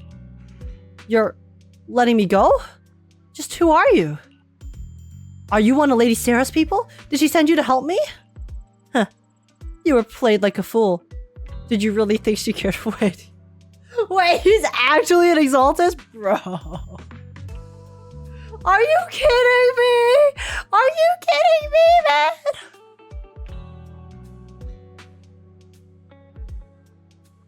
This is messed up. Can't trust these NPCs, bro. Honestly, on God. No cap, for real. The only one I can trust is Damien, my goat. Damien, my goat. Everyone else, dog water. #1 recipient of the Fell for It Again award. Shut up. Played. Well, what was that supposed to mean? That woman, she's too obsessed with the creator. There's no way you can trust her. Looks smart on the surface, but might just be another pawn being played like a fiddle. But I don't think that person will succeed either. They don't seem to be living for others too. Not worth my sympathy. What on earth? Pawn? That person? Someone who actually thinks I'm worth trusting? Whatever. Why am I even telling you all this? I don't know, Ningqian. Just go. Forget about the exaltist and everything that happened today. No need to thank me. I simply have no choice myself, so I wanted to try giving you another choice. Who the fuck is he? Now it seems like he's actually important. Ningqian's expression remains unreadable as he watches the stumbling yet light-footed figure disappear into the crowd. And over at Shuibian Temple, after a day of commotion, everything is finally settled into silence. So Banyue, Shifu, and Xiao'Guang knew each other from way back when. Xiao'Guang's far stronger than the ordinary person, and now with Banyue Shifu, we should totally be able to guarantee everyone's safety. That'll make things way easier. About the Qingming sword. Yeah, I get what you're worried about. I mean, look at what happened to Yishuan Shifu's sister and all those sword masters that came before. Having your memories, senses, and even your life drained away. That's way too heavy a price to pay. But since Yishuan Shifu placed a seal on the sword case, she must have discovered more about the side effects of the Qingming sword. For now, let's just trust in Shifu. For now. From now on, we should be more careful. It's best to avoid letting Xiao'Guang get into any dangerous situations where she'd need to draw her sword. Tomorrow's investigation. Hope we can find some new clues. For sure. Oh right. Xiao'Guang's guest room is all set up. We referenced Fairy's lifestyle preferences analysis report. The other seniors at the temple helped out a lot, along with Balayan and Bolayan. Go and check out Xiao'Guang. When we first came to Shuibian Temple, Senior Yu and other disciples were super sweet to us. Now, it's our turn to treat Xiao'Guang to the best. Okay. Interesting. Chat with Xiao'Guang. Wait, where's she at though? Okay, let's go say hi to Shunguang. Cheng Yuan. Wait, who are you? Wait, I can't rotate my camera. Everyone pitched in to perfect the place. Hope you like it, Xiao'Guang. Do you like the room? Anything else you need? Wow, you managed to make this place so neat and beautiful in just one day. I really can't thank you all enough. Everything's perfect. I love it. Guys, I love talking to Shunguang. Shunguang looks so good right now, doesn't she? Guys, doesn't she look so good right now? Look, yeah. This is fantastic. Just call me Senior Ching Yuan like Junior Bell does. She told me you're really interested in our training at Yunhui Summit. Since we've got this connection, we at Shuibian Temple will naturally show you proper hospitality. Thanks, Senior Ching Yuan. Being with everyone makes me feel so much more at ease. It's totally different from traveling alone. Oh, I'm sorry, I forgot to do the voices. Shit, my bad. Okay, I'm gonna go back to the voices. I heard this place used to be much livelier. It'd be so much better if everyone were here. Then you can just stay without worrying. You can wait for them to all come back. Yeah. Xiao'Guang, make yourself at home. If there's anything you need, or if you want to go shopping or grab a bite, just ask me or Belle. Okay. Then this is my little home in Phalium Heights now. You both must be exhausted today, right? Want to get some early rest? Cheng Yuan is kind of hot, not gonna lie, when I saw her back. I wish I could see her more, but unfortunately she was completely blocked by Belle, and then Shunguang was just AFK behind the wall. After saying goodnight, senior sister Cheng Yuan goes to rest. Everyone's so thoughtful. Too bad I can't reveal my identity right now. Once I find my brother, I'll definitely make a proper apology to all my fellow disciples. Don't worry too much, Xiao'Guang. I'll help you find your brother. Oh? I would never doubt my brother's intentions. I'm just worried about his safety. So please, help me investigate. You've worked hard today, so go get some rest soon. Good night. See you tomorrow. Not to see you tomorrow! Not to see you tomorrow! The trauma! No! The Euphorious trauma! The Euphorious trauma! I can't escape Euphorious, guys! No! I'm playing a whole ass different game, and this is what we have. This is what's happening. It's so cursed. It's so cursed. Damn, Starl, what did you do, girl? Listen. Oh my god, it hurts. It hurts. See you tomorrow, guys. See you tomorrow. See you tomorrow.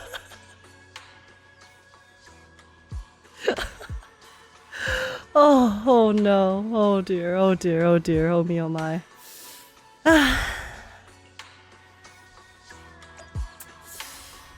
Oof. Big oof on that front, guys. Also, I never realized just how shiny these tiles are. Wow. And they all have, it's not flat too. It's actually has different, they're all like tilted at different angles. That's actually really cool. That's actually really cool. Hold up. I've never noticed that before. Okay. Okay. Well, let's go talk to Wise. So, did Xiao'Guang like the room? She said everything's good. Looks like Fairy also prepared some casual clothes for Xiao'Guang on your behalf. When the right opportunity comes, you should ask Xiao'Guang to try them on and see if she likes them. Wait! Wait! Is she going to get like a Yunhui Summit uniform as well? Okay, but the thing is, her normal uniform kind of looks like it already looks like a Yunhui Summit uniform, to be honest. Wait, casual clothes. Wait, does this mean we're getting maybe a different aesthetic? Maybe like just like, you know, like casual clothes? Skin? A new skin? Wait, Shunguang's skin? Thank you, Fairy. Right, but first we need to find out where Senior Yu is. Sarah went to the porcelain market, and since it's got something to do with this, some ancient tomes, maybe you and Xiao'Guang can go ask the antique shop tomorrow and ask around. I'm curious about the ancient tome. Anyway, let's leave it for tomorrow. Time to get some rest. We are going to the beach. Unfortunately, it is winter. So no beach time.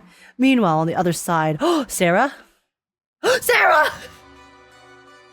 Oh, wait, Sarah's unvoiced? Shit! Oh no! Oh no!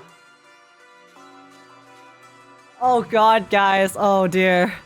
Oh no, I have to do a mother voice? Oh boy. Do the voice? Oh. Okay.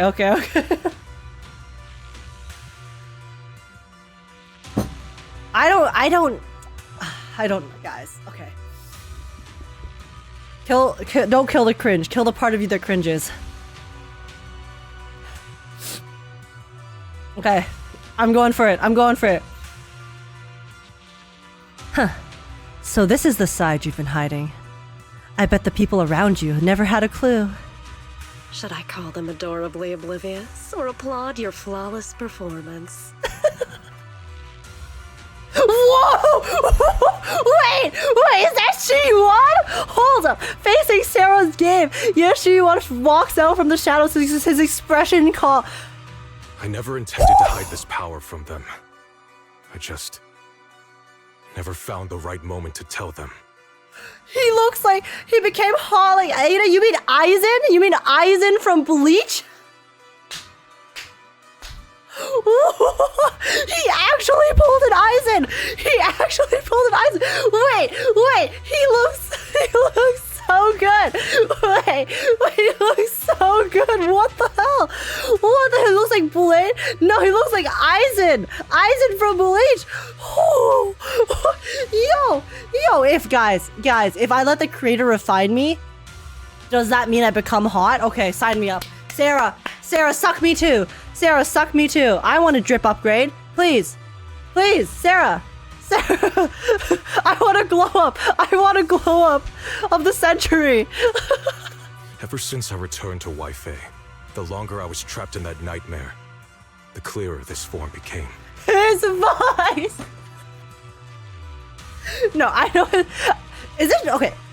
Maybe I'm delusional, but I feel like his voice actor is speaking a little bit lower compared to before, but the looks too. Oh god. Tell me, why is it that after you erased my nightmare, I can't hide this form anymore? Wait, so he's always had this form. Wait, so the other form was he was putting that on. Wait, so guys, his baseline is that he was hot as hell. But then he was pretending to be next door neighbor. Though, I suppose it does make it easier to move unnoticed. You should know better than anyone. It's not that I did anything to you. This power has always been the truth you've been suppressing. My authority comes from the Creator, so it naturally returns all things to their true state. He was an emo all along. Just like what I demonstrated to you before. I made those sacrifices return to their purest state. Now they're just aimless drifters. Mindless, memoryless, poor, lost. Poor? Yeah, I am poor. What about it, Sarah? Huh? Listen, not all of us can just get funny creator powers and not need money to survive in this society, okay? It's rough out here. Surely by now you understand my goal isn't meaningless destruction. The Creator can reshape the natural order and lay bare the truth itself. They see your suffering, your talent, and feel pity for your plight. Perhaps the power you and your sister share is more similar than you think. Oh my god, guys. How am I supposed to focus on the dialogue when I have these two on my screen? We have Sarah on the screen and a hot Yeshu on my screen. Bro. What am I supposed to do? How do I lock in? His form turns in black while his sister's form turns her white? Wait, that's such good pair. The yin and yang! They're yin and yang! Similar. I would have preferred if that sword had chosen me from the start. What a good brother. But since the sword chose her, Perhaps it also reflects the truth she's been suppressing. Men are hotter without their glasses, on noted. It depends on the glasses. I think for me personally, I did not like Xiao'Guang's glasses. I don't really like glasses that are super rectangular, usually. I prefer glasses that are rounder and bigger. So it depends on the glasses themselves. But for Xiao'Guang in particular, yes, I did not like his glasses before, so... All the while, the sword is consuming her. One day, it'll eventually turn her into the coldest blade. The Creator is different. Their power doesn't take, it gives. They can restore her true freedom, completely severing the connection between the sword and your sister, freeing her from its chains. See, she's very good at convincing you that she is correct. And you will also be freed from the nightmare forever. If it means saving Xiao'Guang, I'll help you awaken this creator of yours. Oh my... Bro's locked in. What about you? Why are you helping me? Or should I ask, what is your wish in all this? Stop, why is he so hot? I can't focus, guys. I'm trying to focus on the lore. But look at him, he tilted his head, and now we can see his hair in the back too. I've already answered many times. For true peace. An unbreakable, ever-standing order. Wait, Sarah, this is... you just... Wait. Sarah just wants to be a dictator... Bruh. Wait, the creator just wants dictator... Bruh! I still remember every one of the Creator's words of wisdom from when I was young, when I read them for the first time. He is Enna! The creator is Enna, the Order! Guys, another Star Rail crossover. Enna, the Order has arrived. Man prides himself on his cage, treating it as if it was order. But their laws are like sandcastles, easily washed away by the tide. Their principles like spiderwebs, scattered by the slightest breeze. Their existence like a firefly's, extinguished at the slightest touch. Enna? Wait, guys, we've cracked the code. We've cracked the code, guys. Enna, the Order from Star Rail. All the Bangboos say Enna. The Bangboos are going to come together and become, once you accumulate all the Bangboos into one being, they're going to become an Eon. And then that Eon is the creator.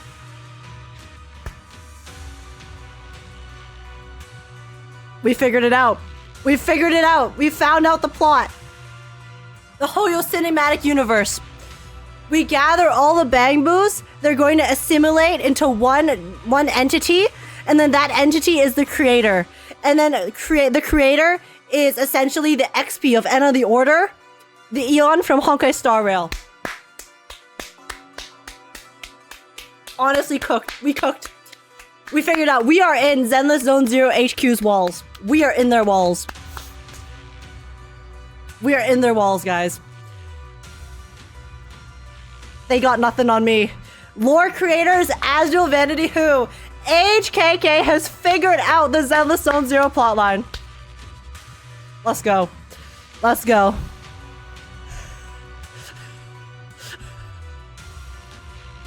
But when the Creator's call resounds, there shall be no more extinction, for the seeds of conflict will be erased. No more decay, for the arrow of time shall be stilled. No more suffering, for the restless heart shall be steadied. She's so impassioned. When they descend, the tongues of those who quarrel shall be frozen, the arms of sword wielders hung in midair, and the hearts of the greedy turned to crystal. Absolute, eternal, unmovable, all coalesced in that clearness. Look at this world. Birth and death, love and hatred, our rising and falling, civilizations waxing and waning. Even without the hollows, chaos and disorder would still fester, like maggots feeding on detritus. I don't even know what detritus is. That's the first time I'm ever hearing that word, but I get the analogy. Oh my goodness. Yeah, so it's basically raise the earth and restart seems like the goal, the end goal here. I've realized that the Creator is the answer that can end all of this. The answer, huh? I hope you're right. Now, I've told you the location of the array. When are you going to take the next step? If that's how Sarah talks in bed, sign me the fuck up. Yeah, in the middle of doing the do, she's gonna stand up and then start preaching. Start preaching the Creator to you. Bow before. She's gonna say, bow before me, and we shall get on our knees together and praise the Creator together. Soon, just a little longer. That sacrifice, that flawless listener, is guarding this area. The purifying ritual to summon the Creator must go off without a hitch. Power. We need even more power to break through this miserable barrier. I can feel the Creator's decree resonating with my own longing. They are there, somewhere. A grand, cold, flawless will. So close to us. Okay, Sarah, I see. The night grows heavy, and deep within Lemnian Hollow, something unknown is stirring in the darkness. Oh! Wait, guys, I was just joking. The Banyue theory, I was just joking. There's an actual evil Banyue. Wait, it's confirming it here. It's confirming it here. Holy shit. Guys, we're so smart. We're so smart.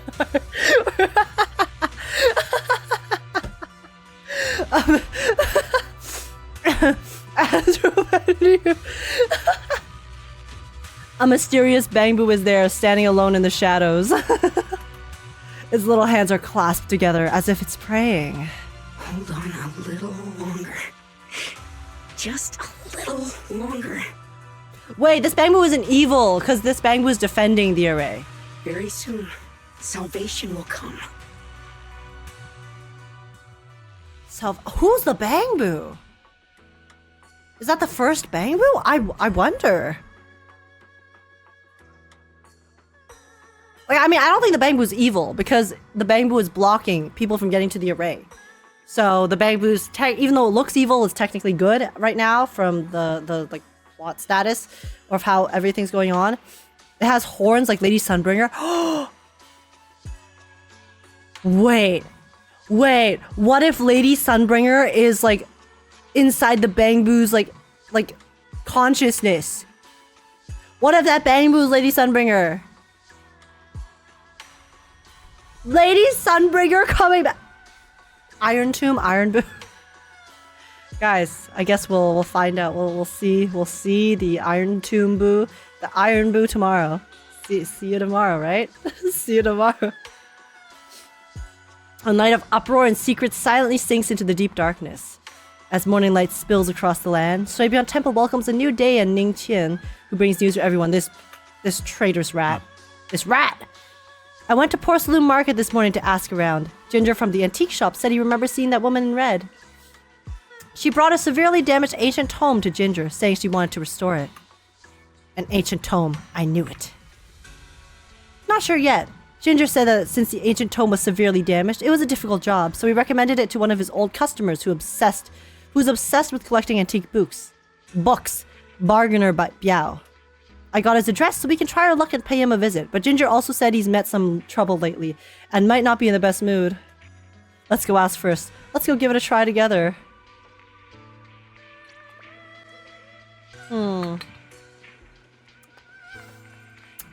Interesting. Guys, I still think I cooked.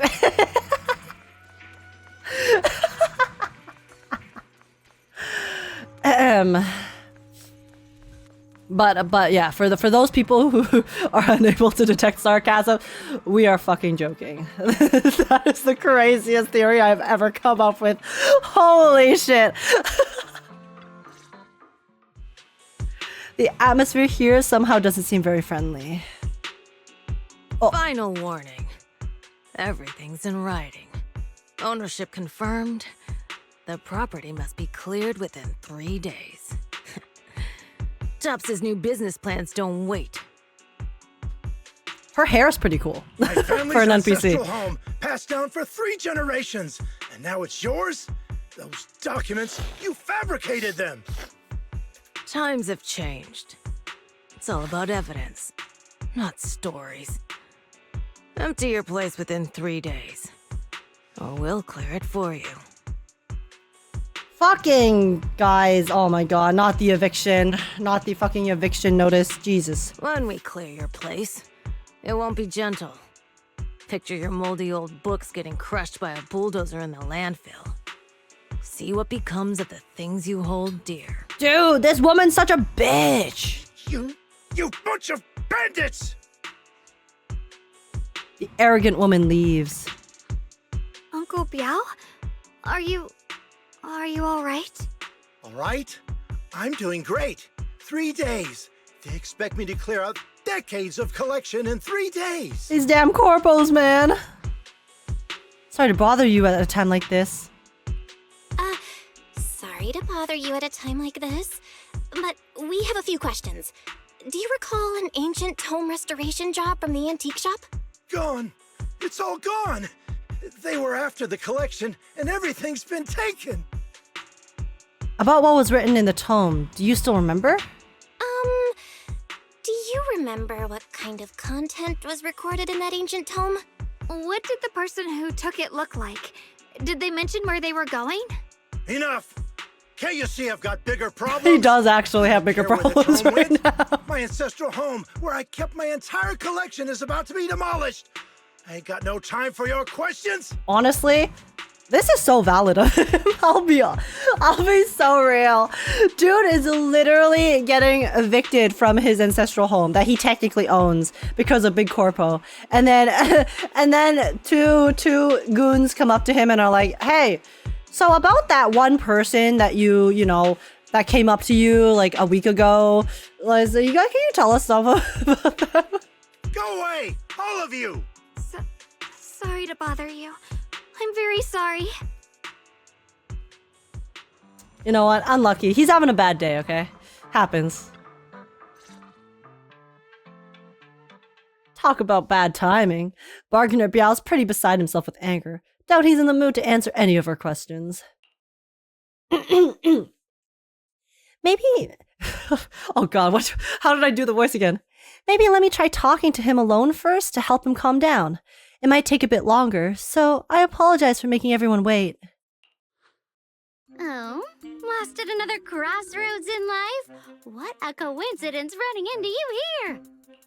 What's Dialyn doing here too? Not that I'm complaining. What are you doing My girl. Here? Me? I'm, of course, here handling complaints. Top's cross-department customer service center at your service, specialized in dealing with the toughest, most unreasonable cases. With the power of her fists. And besides, That she magnifies if you with her don't wanna miss chakra, out on because it makes something things big. interesting, you've got So her to big keep an fists. eye out. It's tough working at Krampus. You've got to grab every scrap of credit you can to stay off the bottom of the rankings. You freelancers wouldn't get it. Workplace competition is brutal. Oh, sounds pretty intense. Sounds like a very competitive environment that Dialyn exists in. Huh? What's with the long faces? What happened? You briefly tell Dialyn about what just happened. What a coincidence, huh? Your luck came through again today. I'm here to deal with the same issue. Give me a moment. Let me think. Yes, you should take some time to think this through. Time for an ice cream break. Wait here and don't wander off. Ice cream break? I want ice cream. Guys, does she like cookies and cream? Does she like Oreo? Does Dialyn like Oreo ice cream for no particular reason? What? How can she be so casual about this? Everyone is still exchanging glances by the time Dialyn quickly returns, waving something in her hands. Oh god. Oh, I have to do Dialyn. All right, it's done. This bargainer Biao is quite the interesting fellow. He couldn't possibly bear parting with that one-of-a-kind book, so instead, he gave Sarah a replica. Turns out, his cleverness has made things quite convenient for us. Cryptic ancient tome. Okay, no secret codes on the back as far as I can see. A heavily worn and mysterious ancient tome with pages stuck together from moisture damage. Its edges are tattered, inner pages torn, making many crucial sections hard to decipher. From what's just barely legible, the tome appears to be a document to document unverified legends about arrays related to absorbing miasma and suppressing evil. Okay. How did you manage to get that out of him? Dialyn? How did you manage to get that out of him? Yeah, Dialyn. It's like you cast a spell on him or something. The power of the blackmail. How did I do that? Exactly what I did, it will remain a secret. But look, I've solved this big trouble for you. You got what you wanted, and even managed to save his house in the process. Counting the last time I helped you rescue people in the Hollow, and the time before that with delivering Master Lumen, it's starting to feel like you owe me a lot of favors, don't you think? Hey, Dialyn, anything you want, it's yours. I will owe you all the favors in the world. Oh my god, oh my god. You're right. I don't know how we can repay you. How do you want us to repay you? We didn't realize how much we'd been relying on you. How can we repay you? All right, just scan here to submit a tip. Oh my god, this is so real. How can we repay you? Give me money. That's the realest shit I have seen. Holy. I'm just kidding. You don't actually think I cash in on a crisis, do you? I'm not that type of person. Hey, listen, desperate times call for desperate measures, okay? What I actually want is, whatever you're up to next, no matter how interesting or how much of a pain, count me in. Tip culture in our gacha game? I can give Dialyn just the tip.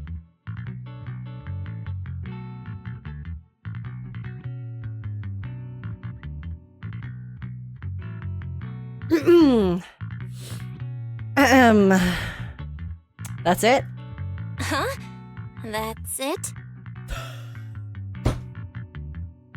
Sorry, that sequence of events. The sequence of I can give Dialyn just a tip into the dialogue line. Huh? That's it. I'm screaming.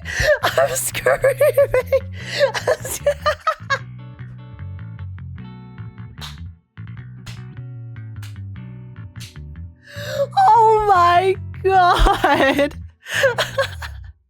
Hey, fucking yo. Yep, it's that simple. You should be grateful it's me playing the Good Samaritan today and not Senior Zhao. Otherwise... Anyway, do we have a deal? Deal. Done deal. Thank you, Dialyn. You're so kind.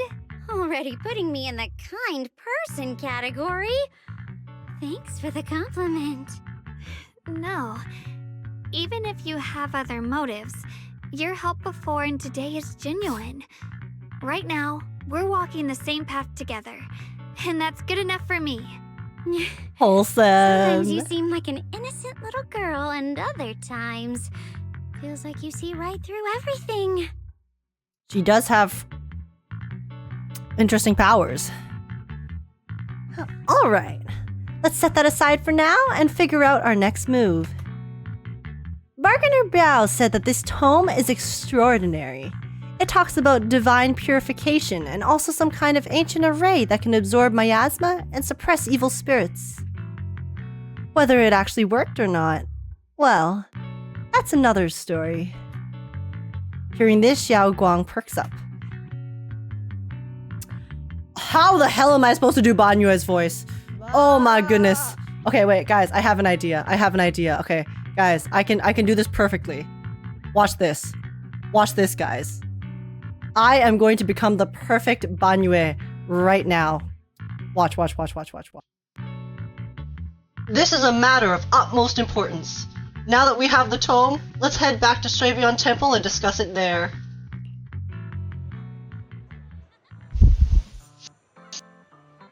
What do we think? What do we think? What do we think? Xiao'Guang seems to have remembered something. Should I ask now or wait until we're alone? Wow, sounds exactly like him. Thank you, guys. Thank you. I know. I just, you know, I just have the ability to turn into a robot, I guess, you know. It's amazing. It's amazing. Oh. Oh, goodness gracious. Senior Xiao'Guang, are you okay? Your expression just now seemed a bit off. The array that absorbs miasma and suppresses evil spirits. Actually, when my brother and I were kids, we heard bits and pieces from our parents. They seemed to know something about it. I'm sorry. I was just thinking about the bit I did just now again. Your parents. I hadn't really heard Senior Ye mention them before.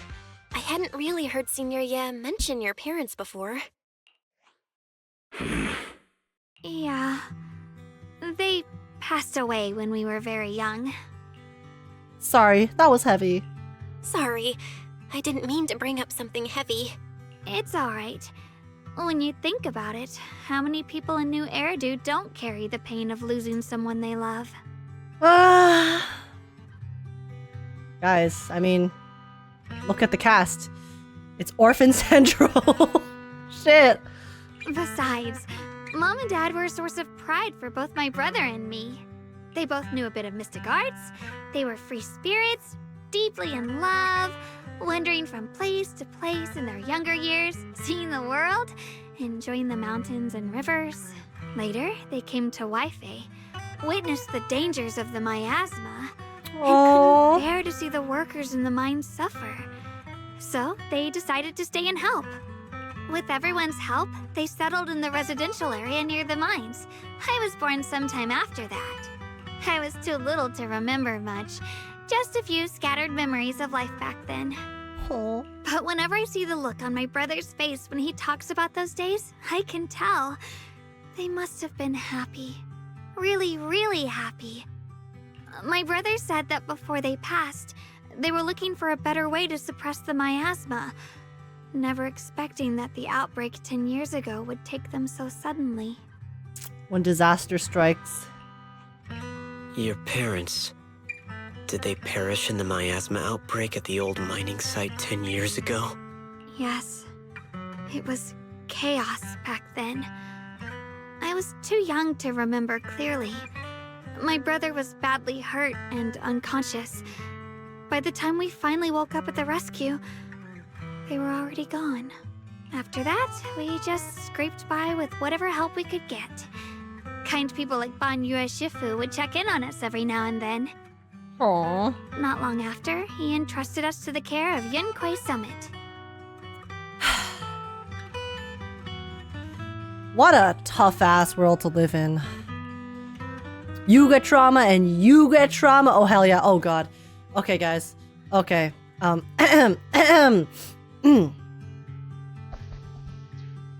that time, I heard that Yunquei Summit was taking in orphans. Since I was leading a rootless life, entrusting the important task of caring for 2 children to Yishuan Shifu was the safer choice. Banyue Shifu, did you also know Xiao'Guang's parents? We had just a few brief encounters. Back then, I would sometimes help out a little in the mining area. I'm deeply grateful for your care, Banyue Shifu. Belle, do you remember asking me before whether my brother had been having nightmares? After our parents passed, and before we went to Yunquei Summit, my brother would often have nightmares of our parents being killed by a monstrous figure in the miasma. And now that nightmare has turned into her. After we settled at Yunquai Summit, with Shifu and the others by our side, those nightmares gradually subsided. Did coming to Wi-Fi make the nightmares come back? Could it be that coming back to Wi-Fi has brought those nightmares back? Such a tragic story. And the chaos that happened all those years ago, the truth is impossible to unravel. I'm still so curious about Ningqian's motivations. Because it kind of seemed like he is aware of the exaltist and is intimately familiar with it. But at the same time, he feels a bit more like a third party than part of the exaltists, you know? It makes sense that your brother is losing sleep. It isn't just the miasma that can lead to people's deaths. Also, what he did earlier wasn't necessarily, it was obviously not, good that he just released the dude rather than getting them arrested. But at the same time, he released him and then was all, I'm giving you a chance. I'm giving you a chance to turn a new leaf. So it does seem like he has good intentions, even though he's willing to kind of bend the rules to accomplish them, and he has his own particular motivations, but yeah. Don't know what he wants though. Huh? Because he does seem to have a good heart. If not some shady methods or some shady actions. At those words, both Shunguang and Banyue fell silent. Break the silence. Dwelling on the past is getting too heavy. It's getting late. Let's head back and discuss our next step. Right, sorry. Talking about my parents always throws me off a little. What matters now is finding my brother. Let's move. Xiao'Guang and the others gradually fade from view, but Banyue lingers. It isn't just the miasma that can lead to people's deaths. Seemingly casual words, yet the cries of the past ring in his ears once more. Please. Please. Our two children are still so young.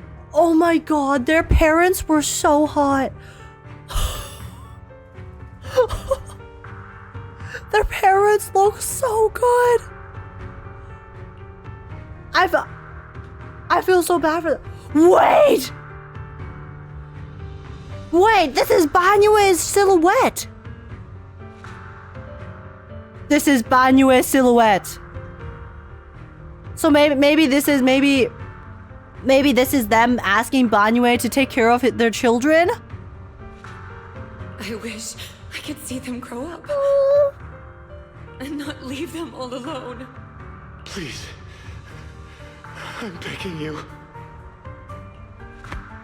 A hand reaches out from behind, pulling Banyue back from his silence into the present.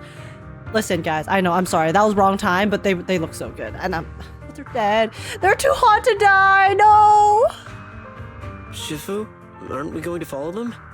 You look like there's something on your mind. It's nothing. Let's go.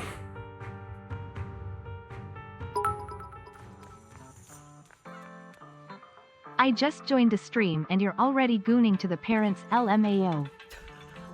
Hey, you saw those parents, okay? Can you blame me? Can you blame me for gooning to those parents there? Let's be so real. Let's be so real. Let's be so real. Okay? Okay? Their existence transcends mortal measure, standing with the divine. Or perhaps, blank. In ancient times, there were sages who could communicate with the divine. Observing the celestial blank changes, they knew miasma blank would converge blank during the peak of celestial blank. They built this array, gathering and purifying the miasma to restore the world to blank. With the array complete, tough the evil is subdued blank, yet blank. To summon blank desire to upwa blank power blank array core blank willing sacrifice as the key blank sincerely developed blank. Though we leave this method, if blank descends, the consequences are unpredictable. After reading the cryptic tome, everyone puts together all the information so far. Aside from the sections that are too damaged to read, We can confirm now that Sarah and Senior Ye were investigating the array described in the tome. This array is closely tied to the creator that Sarah seeks. Perhaps it's a crucial step for their so-called audience with the creator. I'm assuming this array is some sort of like communal or communication or communication device of sorts, maybe, or some sort of catalyst. It's a catalyst to be able to commune with the creator. The array's purpose is to suppress miasma. But the array's purpose is to suppress miasma. From what we've seen of the exaltists, people who treat human lives like weeds, their creator doesn't exactly seem the merciful type. Sarah sent the remnants out to search. The array might be near the old mining site. Xiao'Guang, you lived there before. Do you remember anything about it? I'm sorry. It's all my fault. If only I could remember more. If only I had talked with my brother more. Wait, okay, sorry. About the creator. And just now how they were talking about the merciful types. This reminds me, Az was like talking to an AI in one of the new games. I can't remember. I think it was Petit Planet. There's a coffee keeper AI, but then you can talk to it and it gives you prompts. And then Az somehow got into like the Zenless Zone Zero talk with the Petit Planet barista AI, and then was talking about the creator and things like that. And then the AI mentioned this concept of essentially, so as far as we are aware, the exaltists are enacting their creator's will, right? But then what is to say that the creator doesn't actually command the exaltists to do certain things, but just more so just gives the power, and then it's the exaltists that do their own thing. So what if the creator isn't necessarily a cynical or a particularly like quote unquote evil being, but more so just a apathetic being that allows things to happen, but doesn't necessarily go out of its way to actually, do bad things like a villain would. It was just like that entire thing was really, really interesting and super cool. And then ever since then, I've kind of been thinking of the creator as, what if the creator isn't necessarily an evil god, but just a god? And then it is the people that follow the creator who then utilize its power in the wrong way, such as the exaltists. Who's to say that the creator is actually a villain? We don't know. I mean, we are lacking a lot of context and a lot of information about the creator still, obviously, which I'm sure we're going to find out as we progress through the story. But I just thought that was an interesting concept that was on my mind. And yeah, so maybe it's not even so that the creator is like, the creator doesn't seem like the merciful type. Like, how do we know that it's the creator that wants the exaltists to do that stuff and not just the creator giving the exaltists the power, because the exaltists are the ones who are trying to actually resonate with it. Food for thought. Don't be too hard on yourself. I've sensed something off in the depths of the hollow for years now. I've gone searching more than once, but always came back empty-handed. Creator could be like Yaoshi. You asked for immortality, so I gave it to you, lol. Yeah, exactly, right? Like Yaoshi, abundance from Star Rail. The power of immortality is, very sought after, but then it ends up being a curse. But then it's not the abundance Eon's fault. People asked for immortality, so the Eon gave it to them. And then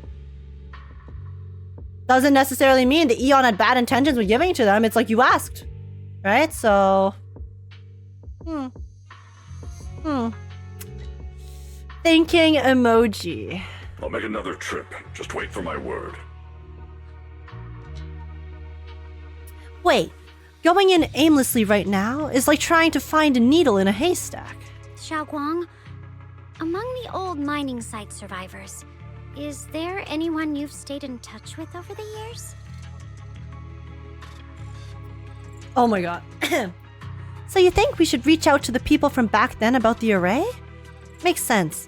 I was too young to remember, but maybe someone else still does. Maybe I've been deliberately avoiding ties to the past. After joining Yunkuei Summit and becoming the Qingming Sword's wielder, my contact with the outside world has become even more limited.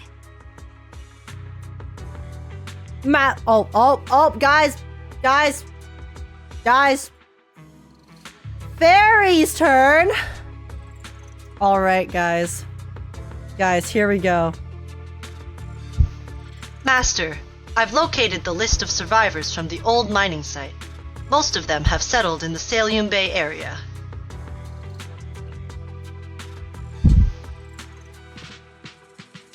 Don't worry.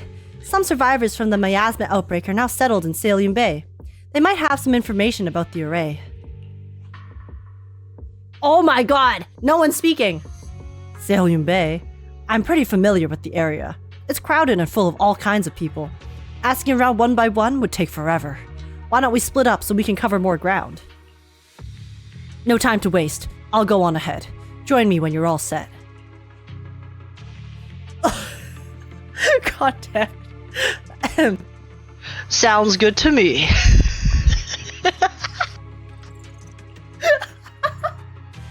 Using the addresses Fairy found, everyone sets off in different directions.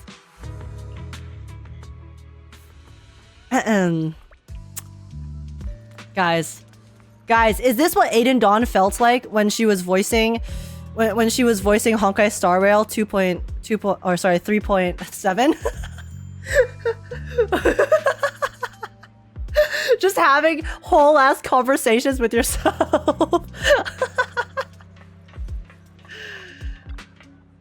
Things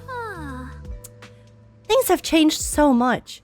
Back when my brother and I had to stay here, this place was just a haphazard mess of makeshift shelters. Now, it feels like a proper settlement. Fuck. The past fades like dust. Yeah, Ning Qian and the others got here. So Ning Qian and the others got here before us. So they must have gone down already, right? Somehow, now that I'm here, I'm feeling kind of nervous. Hey, doesn't that miner up ahead look kind of familiar? Is it the possible Alex Lee miner? Is that person we saved earlier? Wait, no, it's the other dude. Damn it. It's the blonde one, right? No, I wanted to see the Alex Lee miner. God damn it, guys. It's fine. It's fine. Hello, humble miner. You're fine too, I guess. It's you guys, the ones who saved me. So it is you. Much, much better. Thanks to you and your friends. I was just thinking about how to thank you all, and here you are. Don't worry about it. We were just simply doing what was right. We're just glad that you're safe and sound. But we're here today to ask about something, if you don't mind. Ask away. If I know anything about it, I'll tell you everything. No beating around the bush. Ask about the array. The array. Arrays? Divine deities? Why is it always... My old man mentioned it once. Over the past few decades, outsiders would show up now and then, and some who just moved into the staff family quarters and kept sneaking deeper into the mining area. Huh? They were always asking the old-timers at the mine about stuff way back when. Seems like they're digging for info about some mystical arrays or whatever. Did they find anything? I just remember that there was this guy who spoke real nice, and a woman who was always smiling. They even helped treat my old man's illness. They were good people. Okay, Sarah and Xiao'Guang. Once they even said something about making progress on whatever they were doing. And then, well, everything went south, didn't it? All those things they tried probably didn't work out. If it had worked, maybe that disaster wouldn't have happened. If there really was such a deity, people wouldn't have died and families wouldn't have been torn apart. Besides the array... Well, sorry, wrong person. Besides the array, do you perhaps remember any other details about around the time of the incident 10 years ago? Any detail would help. Other details? There is something I remembered recently. Last time I went into the hollow, I just wanted to check out my old place. I got stuck there before I could make it there, but I did spot these really nice looking white flowers blooming all over. Nice looking white flowers. Dude, these flowers are so scary. Are these flowers because of Sarah, maybe? Yeah. Folks have been saying that those white flowers are a good sign that the miasma is receding. Come to think of it, I vaguely remember seeing something similar in the mine shafts where my folks worked, back when we lived in the mining district 10 years ago. So those flowers existed in a place right before disaster struck?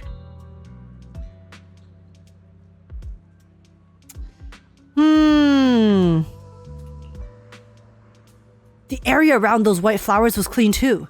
No trace of miasma in sight. Back then, I thought it was fun to hide next to those white flowers whenever I got into trouble with my folks. It felt oddly comforting. That's pretty much all there is to it. After that, the miasma outbreak happened, and we couldn't even go home anymore. Not many survived. Some moved away, others relocated here, and well, as time passed, we just lost touch. Come to think of it, it's quite a coincidence. Recently, besides you, well, you're my saviors, so I might as well be honest. Someone else has asked me about that array stuff too. It was this young man who even gave me a fat stack of hush money, telling me not to breathe a word of this to anyone else. Said something about how this info was tied to some dangerous stuff, and they couldn't let more people get caught up in it. That's Xiao'Guang! Okay. So, yeah. So this was Xiao'Guang trying to find out the location of the array to tell to Sarah. To not to manipulate, but to negotiate with Sarah with. Young man. Could it be Senior Ye? Oh, what did he look like? Did he have brown hair, wear glasses, and was dressed in Yunque's summit training attire? Huh? No, he was nothing like that. He was a tall, slim man in black clothes with black hair. There was this certain aura about him. He spoke politely and was quite generous too. If you hadn't saved me, I would have kept my lips sealed about him. Ah, so it wasn't. Don't feel down. We still made good progress on this trip. Let's check some other places and see what we can find. Just then, Ningqian's somewhat anxious voice comes from not far away. Is Ningqian being held up by someone? Is that the grandpa who lost his house? Let's go check it out now. What was it? Bargainer Biao? I think was his name. Bargainer Biao, how is your home situation doing? Oh no, phony fortune teller. No. I thought they were wearing the same shirt. Whoopsies. Talk to Dialyn before you continue. Where's Dialyn? Is she here? She's around? Dialyn! Oh god. Wow! That Iron Uncle's hands are huge! Even bigger than Daddy's! So cool!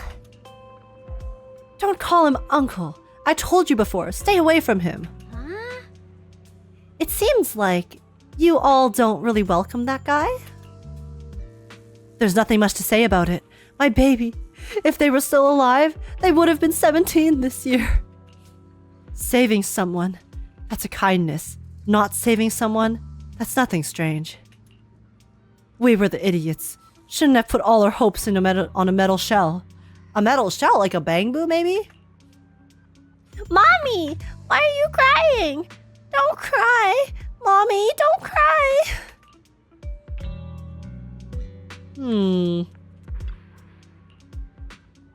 Huh? Oh wait, no, this is Banyue. Iron Uncle. Sorry, Iron Uncle is Banyue. Oh. Interesting. Banyue. Interesting. Well, I mean, we know what Banyue used to be. But maybe we'll see more of that plotline later. I associate white flowers with something bad is going on, such about to happen. I blame Isolde for that. Well, actually, fun fact is that in Chinese culture, white flowers actually signify death, which is why it's bad luck to wear white flowers. Because usually the only time you're actually supposed to wear white flowers is at funerals. So, sorry. Food for thought. Food for thought. Ningqian. Ningqian. Hello? Talk to me, buddy. Oh my god. Okay, I forgot what he sounds like. I have important matters to attend to. Please stop pestering me. Oh, okay. Hey there! Don't leave, friend! I just said I see darkness clouding your vision. There's some terrible malignance locked between those two brows of yours. If this great master's calculations are correct, you must have lost a close family member. This weighs heavily on your heart, and if left unresolved, great misfortune may befall you. Luckily, you've met me? For just 5,000 dennies! Yeah, you! What the hell are you talking about? Get out of here! The fortune teller looks embarrassed, but quickly locks eyes with Xiao'Guang, as if finding a new target, bro. Hey there, young lady! You have most spiritual aura. Come, let me read your fortune. We can work out a good price. It's fate that we met. This is terrible! A terrible omen! The stars have fallen, the moon is broken, your path is fraught with peril, barely a glimmer of light to be seen in the dark. My lady, you may face a great calamity soon. To overcome this tribulation, you need... What nonsense! Oh shit! Oh no! Oh god! Oh wait, guys.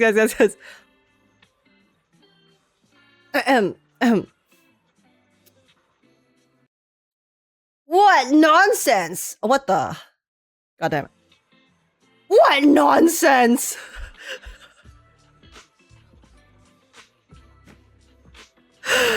Oh my god. This acting needs some work. Fuck! Why are they calling me out like this? No! I can't believe this. I can't believe you would say this. That's messed up. I put my heart and soul into that. I put my heart and soul into that performance, and Belle slanders me. I don't know how I'll ever recover. Honestly, man. Mister. While I'm not... Oh, shoot. Sorry. I have to do a voice. Mister, while I'm not great at divination myself, I have a master who's an expert. Khan is in the north. Li is in the south. I'm sorry, but your compass is wrong. And the positions of the Dui and Shun trigrams, they're not quite right either. We've got other matters to attend to, so we'll take our leave now. Why do I keep running into tough nuts and experts these days? That guy the other day saw right through me, too. Even the little girls aren't so easy to fool anymore. This gig's getting harder and harder to pull off. The fortune teller grows frustrated with embarrassment, recalling that tall, dignified young man in black from the other day. Wonder who that is. Oh, let me get this off screen. I forgot. Whoa! Oh my god, it's the handsome lad! Young man, your face speaks of noble fortune, but, I see a hint of worry between your brows. Let the great master read the fortune I've laid out for you. Hey, don't mess with that. Keep your hands off. Hands off, I say! Victory at all costs.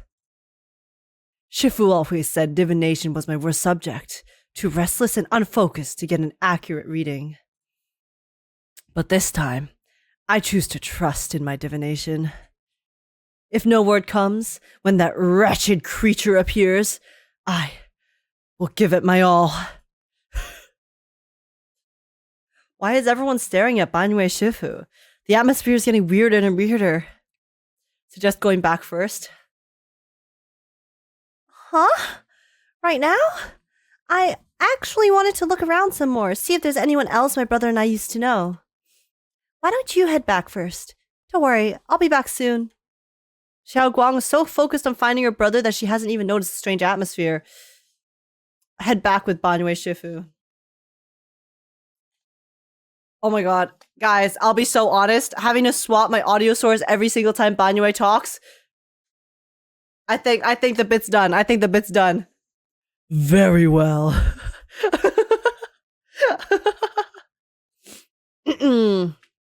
Okay. Interesting. Let's go talk to some other peeps, I guess. Time to change your channel name to Agekk VA. Yeah, guys, this is my VA debut. Are you proud? All right. Look, it really is that heap of scrap. Ashu must be blind back then, bringing that thing back from the hollow and treating it like a person. Ah, it's the Banyue slander. It has appeared. Ashu treated it with such kindness, and look how it repaid her, just standing by and watching her die. No wonder they said it was a killing machine before. That thing's got no heart. Oh my god. Guys, they're racist. They might as well just call him a clanker. That's messed up. Yeah, I mean, it didn't even... That forbidden fruit test store. Poor Ashu. Saved such a thing and brought it back. And now she's gone. And her only brother. No one's heard from him in years. Who the heck is Ashu? Banyue Shifu. What on earth is this? Okay. You know what? Fine.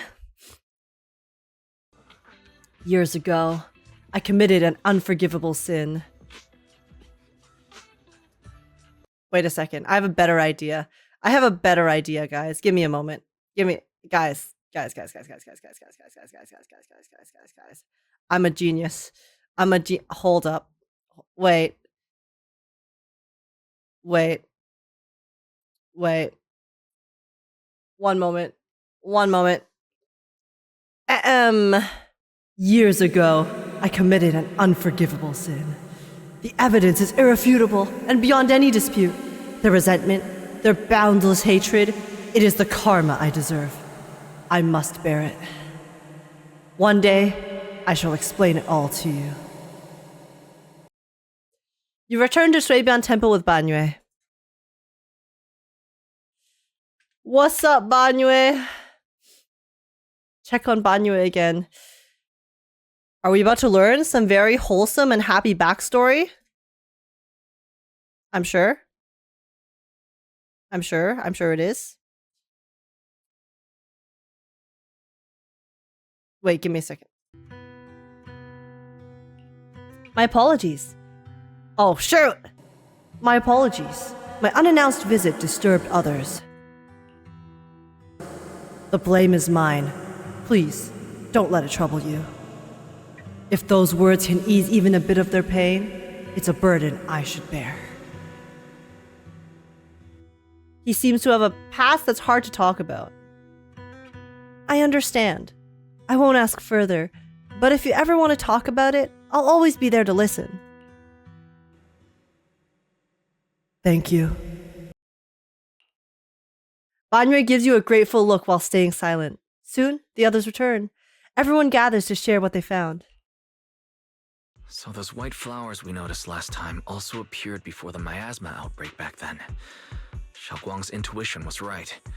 If the white flowers are showing up again, it must be a sign of something. And the array that's been repeatedly mentioned, some of the survivors remember it, so it seems like it really does exist. Whether Sarah is after the array for good deed for the day or not, we need to visit the old residential area near the mining site. Agreed. Do you want to head back? Xiao'Guang, are you gonna be okay?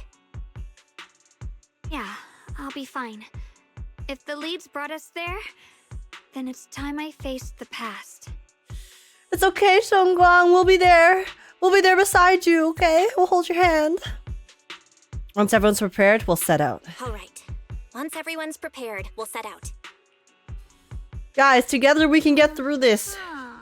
Shall we head out? Yes. Yes, ma'am. Whatever you Who's the final member of our team, guys? I mean, surely they'll be fine with just those two, right? Right? I mean, we'll put Lucy. Lucy can always join us. Have 2 fists to swing. I'll beat everyone! Shunguang? Guys, I don't have Shunguang. How am I supposed to put her on my team? Maybe it's a good thing some voice lines are missing. We get to hear Age's 10 out of 10 VA work. Oh no.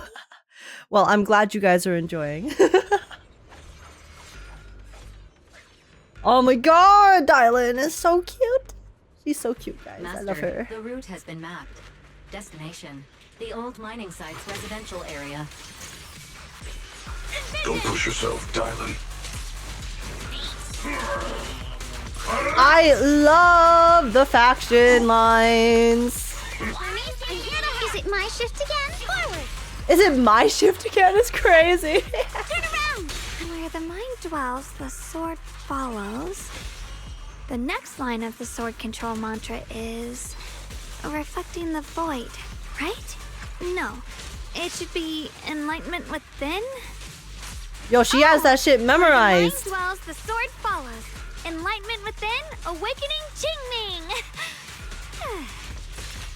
Wait, is that the incantation that she needs to chant to use the power of the Qingming sword?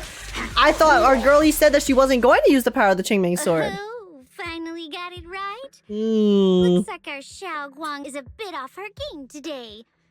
Did you do something bad last night and ended up whispering the spell to your pillow in your sleep? Xiao'Guang, now's not the best time to forget the mantra. It's fine, okay? She remembered it. She remembered it. Surely it's right, and it works. The next part should be stellar circulation? No, wait. It's... Never mind. Never mind. Hang on, come on. Huh? Shunguang, you got this. Strange. You want to take a break? Xiao'Guang, you don't look so well. Maybe we should take a break. No need. I just got a little distracted. Slightly suspicious. Maybe it's because I'm walking this familiar yet strange road again. My mind just can't quite keep up. I mean, it would be very overwhelming, right? Because she's essentially having to go face her past again. This very traumatizing. She had to find the truth, also find her brother, and all of this. Like, there's a lot going on for our girl at the moment, okay? On top of the cursed sword power that she might have to use. We can take a short break. There's no need to hurry. The secret's hidden in Many that things place on the aren't mind. Going anywhere. If you're not feeling well today, we can go another day. No, we're going today. I'm okay, really. Stellar circulation. Qingming leads the way. See? I just got distracted earlier. Let's keep... Oh, shoot. Sorry, I did not mean to do that. That was an accident. I'm sorry, Xiao'Guang. Please forgive me for cutting you off. I apologize. We're getting close. Oh. This looks like Rust. The Call of Duty map. It has that one tower in the middle that everyone camps on. Or is it Modern Warfare 2 Rust? Yeah. Blocked again? No, I kinda understand those customer complaints that keep holding up the line. You know, since we don't know the mantra, she can just pretend she remembers it. Well, I guess we'll find out very soon, won't we? When she actually has to use it. Whether it works or not. The call's not over yet! Intercept! Aloha! And the winner is me! Lucy, what are you doing here? It's Lucy's shift, guys. See you! Beat it! Unexpected call! Even Lucy can't escape the 9 to 5. Unlucky. Yep. Whoop. Alright. Obstacle is blocking the bridge. Let's we gotta get clear these the... miasma tumors and find a minecart like last time. Guys. Wait, but the minecart's back there. Bruh. Wait, how do I interact with the minecart? Do I have to get rid of the tumor first? I guess so. Well, I guess I have to do things in order. Unlucky. There should be one more. But where is it? 1, 2... Where the tumor at? Bruh. Oh, what the? Oh, okay. Alrighty, there we go. I am clearly a genius, guys. Oh, what the? Oh, that wasn't for that minecart. It was just for the... Okay, I got it. I thought I was supposed to tip the minecart back up and then push it along the tracks. Whoops. There's the control panel over there. Guys, they babified the puzzles and I still struggled. Now we can head back and try operating the minecart. I overthought it. Whoopsies. Hard to believe it still works after all these years. Oh, we're pushing it this way. Seems Oh! that the workers put a lot of heart into making these Oh, okay.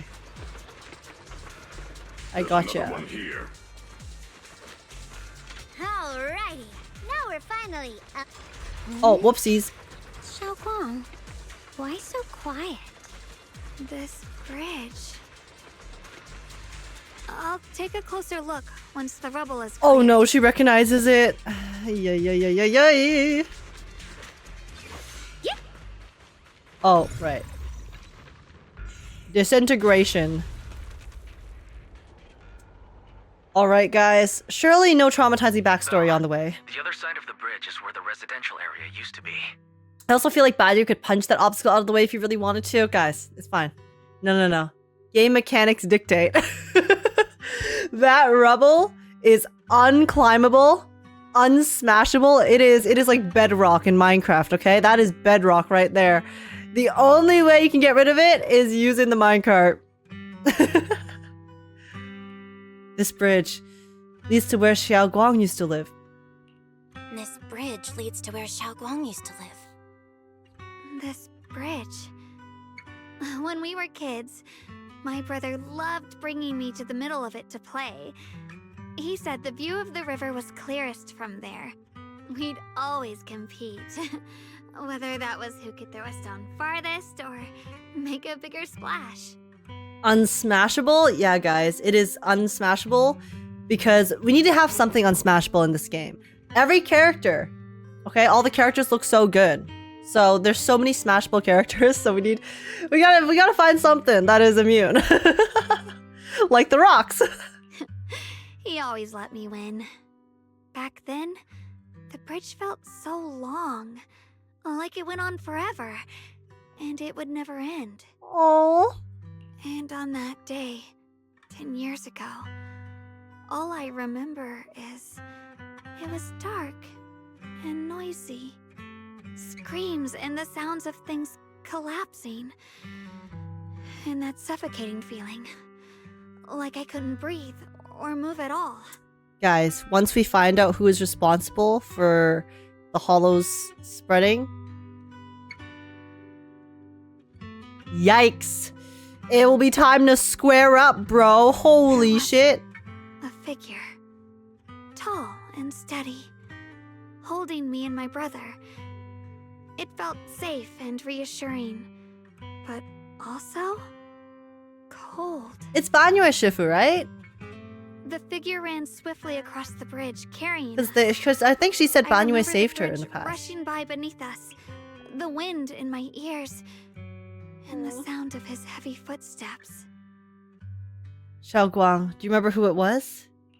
That figure was the one who saved you and Senior Ye, right? Do you still remember who it was? No, I don't. Oh. But that was when I realized. Wait, she doesn't remember. Danger, I thought it was supposed to be obviously Banyue. even in a slightly cold embrace. Deep comfort. Okay, the fact that she doesn't remember means it's not Banyue. So I guess Banyue did take them in, but then he wasn't the person who saved them in this particular instance when they were first escaping their hometown. Which means this was someone else. Wait, guys, we literally saw the Bangbu, you know, the Bangbu figure who is made of metal, who was guarding the core thingamabobber that Sarah's looking for at the moment. What if it was that? What if it was that character? Whatever, like, character it is, because it was cold footsteps. I mean, that's all I got. That's cold footsteps equals metal, so. Is that cold so? and heavy footsteps. Let's keep going. We'll cross this bridge with you, together. to the other side.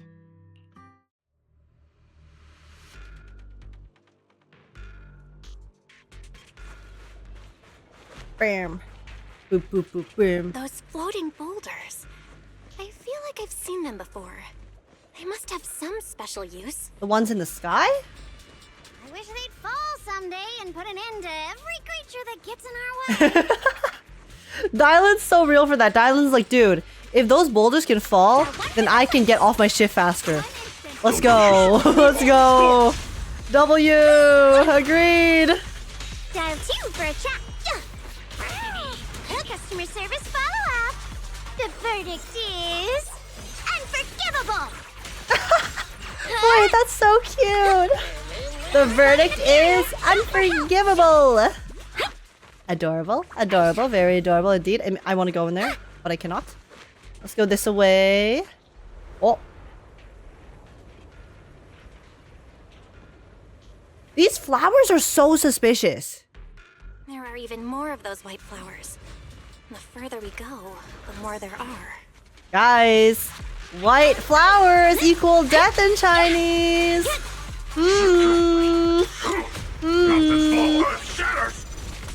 Very interesting imagery is all I can say about that one.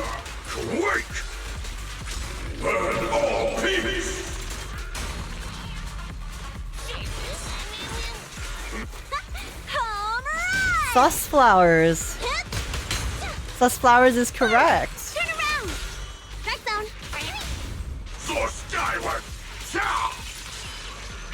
Okay. Mysterious white flower. There seems to be more white flowers here compared to everywhere we've been through. And the flowers are getting more dense. Wait, what if the flowers are actually like the people from their hometown and then their life force and energy that turned into flowers when they got corrupted? And then, wait, okay, I have a theory. This is actually such like a reach, but okay, what if these flowers are basically, so then the people from their hometown turned into ethereals, obviously, because of the hollow. And then Sarah, because they mentioned that Sarah is, wherever Sarah is kind of leaving these flowers behind. So Sarah has been going around trying to like cleanse, she's like cleansing the ethereals, right? Trying to gather this energy is what I'm assuming she's doing. She's collecting the etheric energy or whatnot. I don't know the technical term, but she's doing that, something along those lines. So then she has been going around here trying to basically suck the energy out of the ethereals, but then because she can't actually turn the ethereals back into people, it ends up leaving these flowers behind because it's like they still used to be people, so they still had a life force. So then these flowers are a result of the people's life forces. I think I cooked. Because yeah, in Chinese culture, white flowers symbolize death. So then and like funerals and things like that. So I'm like, oh my god, wait, okay. Oh, did I cook? Let's find out. Those stone lion statues over there, they're completely different. Did I cook or did I burn the kitchen down? This place used to be so light. We shall see. Time truly is relentless. Just 10 years, and the statues over there have already eroded so much. Well, the Hollow does also have extenuating circumstances within it, so I'm sure the environment into here is not very conducive to preservation of stone statues. The wind whistling through these empty windows almost sounds like weeping. Oh, that's sad. That's sad imagery. It feels so empty and desolate. It feels so empty and desolate. I want to take a look around on my own for a bit. That's probably for the best. Everyone should take a look around. Banyue, I heard you used to come here to help out. Why are you so quiet now that you've returned? Banyue? Wait, is Banyue the one who saved them? Okay, it's either Banyue who saved them or it's that like mysterious Bangbu with horns that saved them. But I feel like if it's Banyue, it's like, wouldn't that be too obvious? It's like they're like pretending it's not Banyue, but then it's like actually Banyue, and I'm be like, bro, we'll see. Banyue remains silent, seemingly deep in thought. Ever since we've entered this area, Shifu has been unusually quiet. Perhaps he sensed something. The surface of the stone lion is covered in cracks. As Banyue gazes at its base, a stream of past memories flickers deep within his core. Viscous substance detected. Risk assessment, 0%. Composition analysis. Fructose, plant fiber. Metal fingers sink into the orange-red pulp, frosting sticking to the mechanical joints. Tactile feedback. Contact with soft object. Classification. Human gift. Oh? Here, take these. They're homemade by Simmons. Really sweet. The memories. The memory. Oh. Okay, okay. Screenshot time. I need my screenshot, besties. Oh. Also, okay, wait, guys, wait. I need to move my camera real quick because I just noticed something. If you look at this screenshot, you see this character? You see this character? This one right here? Doesn't that looks like the siblings? Is that their dad? Because we saw their parents, right, in that CG before. I think that's their dad. Xiao'Guang and Shiyuan's dad. Yeah. Okay, I noticed it. All right. Also, this girl right here is also really cute. Whoa, Mom! You can't see it, but he's not even sure if he can eat them. Oh, thank you. See that? I told you he can understand us. Oh. Thanks a lot, big guy. Because you helped clear the collapsed tunnel, the kids can all go home for dinner. Here, this is for you. I've heard that voice before. Wait, why does she sound like Tribby? Why does she sound like Tribby from Honkai Star Rail?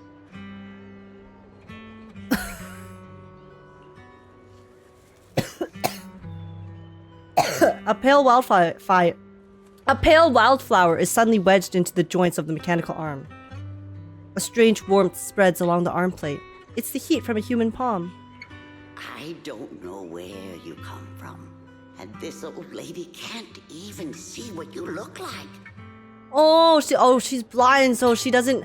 Oh, so she doesn't know that he's a robot, I guess, an android of sorts, cyborg. This suit of armor feels awfully cold to the touch. Aww. But I know there's a warm heart beneath it all. Are you able to tell us what we should call you? Abnormal core temperature fluctuations! His heart is beating! Purge unit, type 0 command. Suppress miasma at all costs. Overridden. Oh! Banyue's core and motion module permanently activated. Oh! So he used to be running on a program with that objective of purging miasma at all costs, but then the heartwarming, like this heartwarming incident and the love that all of the people of the town poured into him actually helped him activate his emotions. Wait, so it's kind of like Seed's father and how Seed Senior, Seed Senior, and how he was able to essentially override his protocol because Flora kind of essentially made him feel love and gave him a heart. So it's the same thing with Banyue, but then it's with other townspeople from Shiyuan and Shunguang's old hometown, and mission name, Rebirth. So then that's why he had such a drastic shift in his personality and how he acted, because he unlocked emotions. Guys.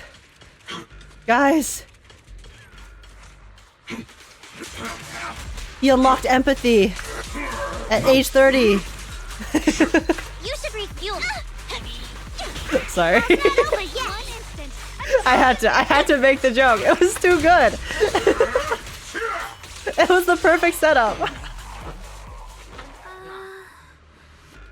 The ethereals around here have been pretty much cleared out. I think I'll take a walk by myself. See if I can find anything. Let's split up. Maybe we'll find something. Indeed. Proceed with caution. There seems to be a strange presence over here. tightly closed door. Banyue, break it down. Oh, what the? Oh my god. Wait. It's the two hotties. This way of descent that you speak of, from your words, it sounds like not just anyone can pave it. That's Silhouette. Xiao'Guang. Okay, guys, I'll try my best. I'll try my best to sound as hot as Sarah does. Of course. Only the devout, one who completely surrenders body and soul, anchoring themselves solely to their supreme will, can sense their presence and invoke their descent. Never mind. You're beating around the bush. Don't tell me you still don't trust me. I helped you locate the array, so you should give me more concrete details. I've already said, when the creator descends, only I can determine where they'll appear. This is my sacred honor, and also a boundary that cannot be crossed. You need only follow in my footsteps. Even if someone were to trail us here like rats, trying to watch us in greed, it would all be in vain. If you go any further, you won't be able to hide that side of yourself anymore. Better face who you really are, yes, Xiao'Guang. Just remember this. Everything comes with a price. What you cherish, what you protect, what you fear to lose. Perhaps they can all become the nourishment that feeds the new order. The illusion ends here.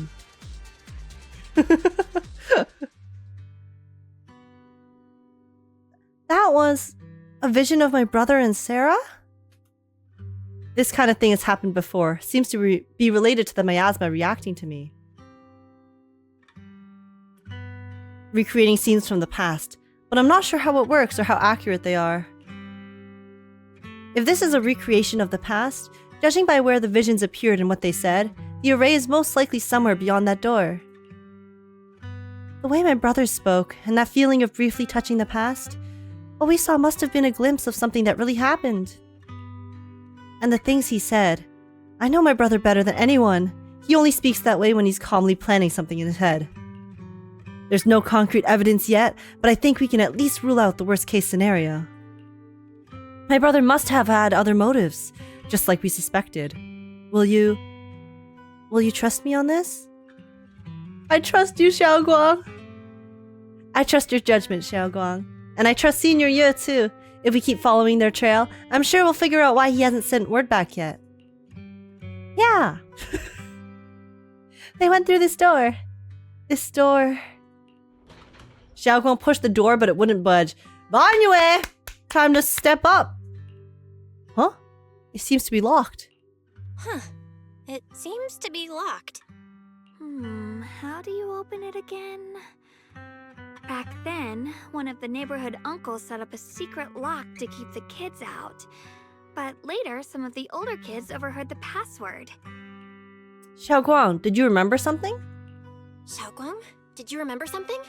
I thought that after so many years, and with all the chaos back then, I wouldn't remember much. Yet the moment I got here, some memories just came back on their own.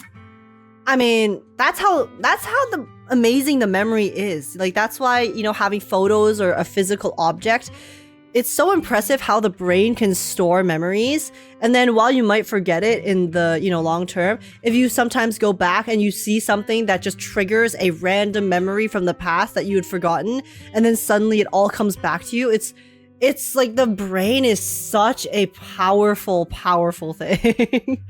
And I can't even begin to explain how it works because I don't even know how it works fully. If you have people who study that completely, but I've always just found it so fascinating how amazing it is. Because it literally, the brain does so much. It literally controls your entire body. It gives us all conscience or consciousness as well. It's just like, it's so bizarre. How the hell does the brain store memories like that? And then it can store so many memories too. And it's just like this thing. It's this like small ass thing inside your skull, and it can like remember someone's whole life, even if it's not in your like conscious memory. you see something and then it triggers some stuff and suddenly you remember 10 billion things from before. It's like, what? How is this possible?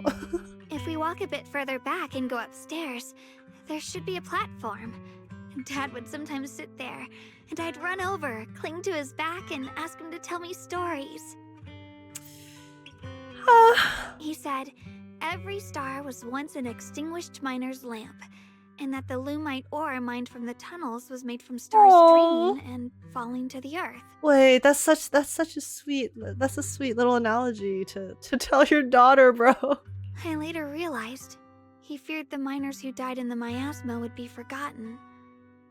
Just like now. How I'm afraid of forgetting his voice.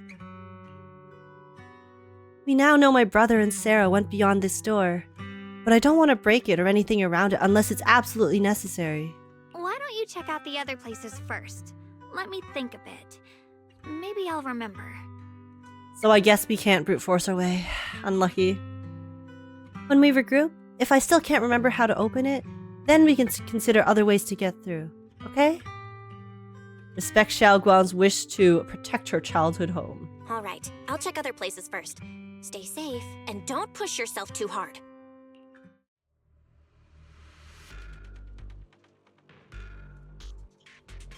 Let's look around and investigate. Okie dokie. Okay, Banyue's over there. What's down here? Go on.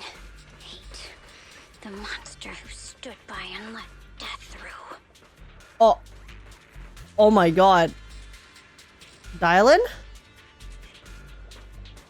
Dialyn? Guys, surely Dialyn's backstory is normal, right?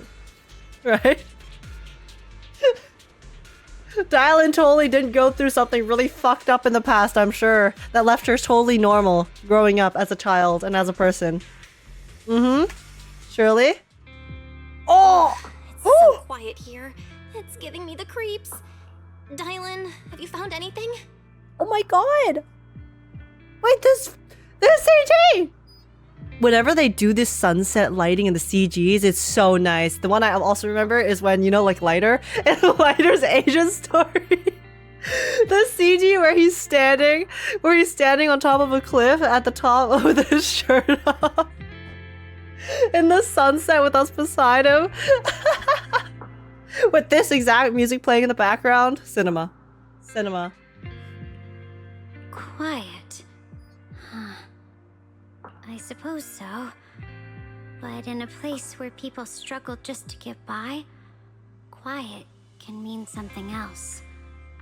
Either too hungry to speak, or holding their breath to what's happening outside. Oh. If it weren't swallowed by the hollow, even an abandoned place like this would still have some signs of life. The scurrying of mice inside the walls, the drip of leaking pipes, and the wind whistling through the broken window cracks. Dialyn's calm expression shifts, replaced by a complex gaze blending concentration with a strange sense of understanding. She hesitates for a moment, showing a hint of confusion. Under what circumstances would a person feel thankful toward their killer? See, here's the thing, okay? I was wondering if Dialyn and Banyue, because we saw that CG before, where Banyue looked really, really cool, kind of evil. But then, obviously, Dialyn and Banyue are, like, seem to be fine now. So I assumed that Banyue, you know, saved Dialyn, right? And then that's what caused him to change. Which, I mean, is clearly not the case. Or it could be, like, part of it. But also now I'm, like, led to believe that because Banyue did do so much stuff in the past, what if Banyue actually ended up, you know, being the cause of the destruction, but then also the savior? So then that's why Dialyn's like, oh, so conflicted about, like, you know, like, I care about Banyue, but also, like, you know, it's conflicting feelings. Thankful? Towards their killer? That's pretty heavy. Why ask something like that all of a sudden? Did you hear something again? I asked first. Aren't you going to answer my question? True! Thanking their killer. Maybe it's for a sense of release? Like when someone's trapped in despair and suffering. Or perhaps It marks the end of revenge, making the killer live on with that guilt. That's a punishment harsher than death. Yep.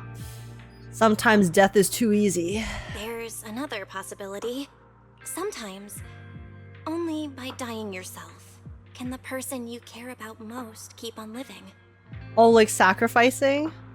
Only by dying yourself can the one you care about most keep on living? Yo, I need you guys to stop talking about dying, okay? Stop talking about sacrificing yourself for your loved ones. I don't want any more death.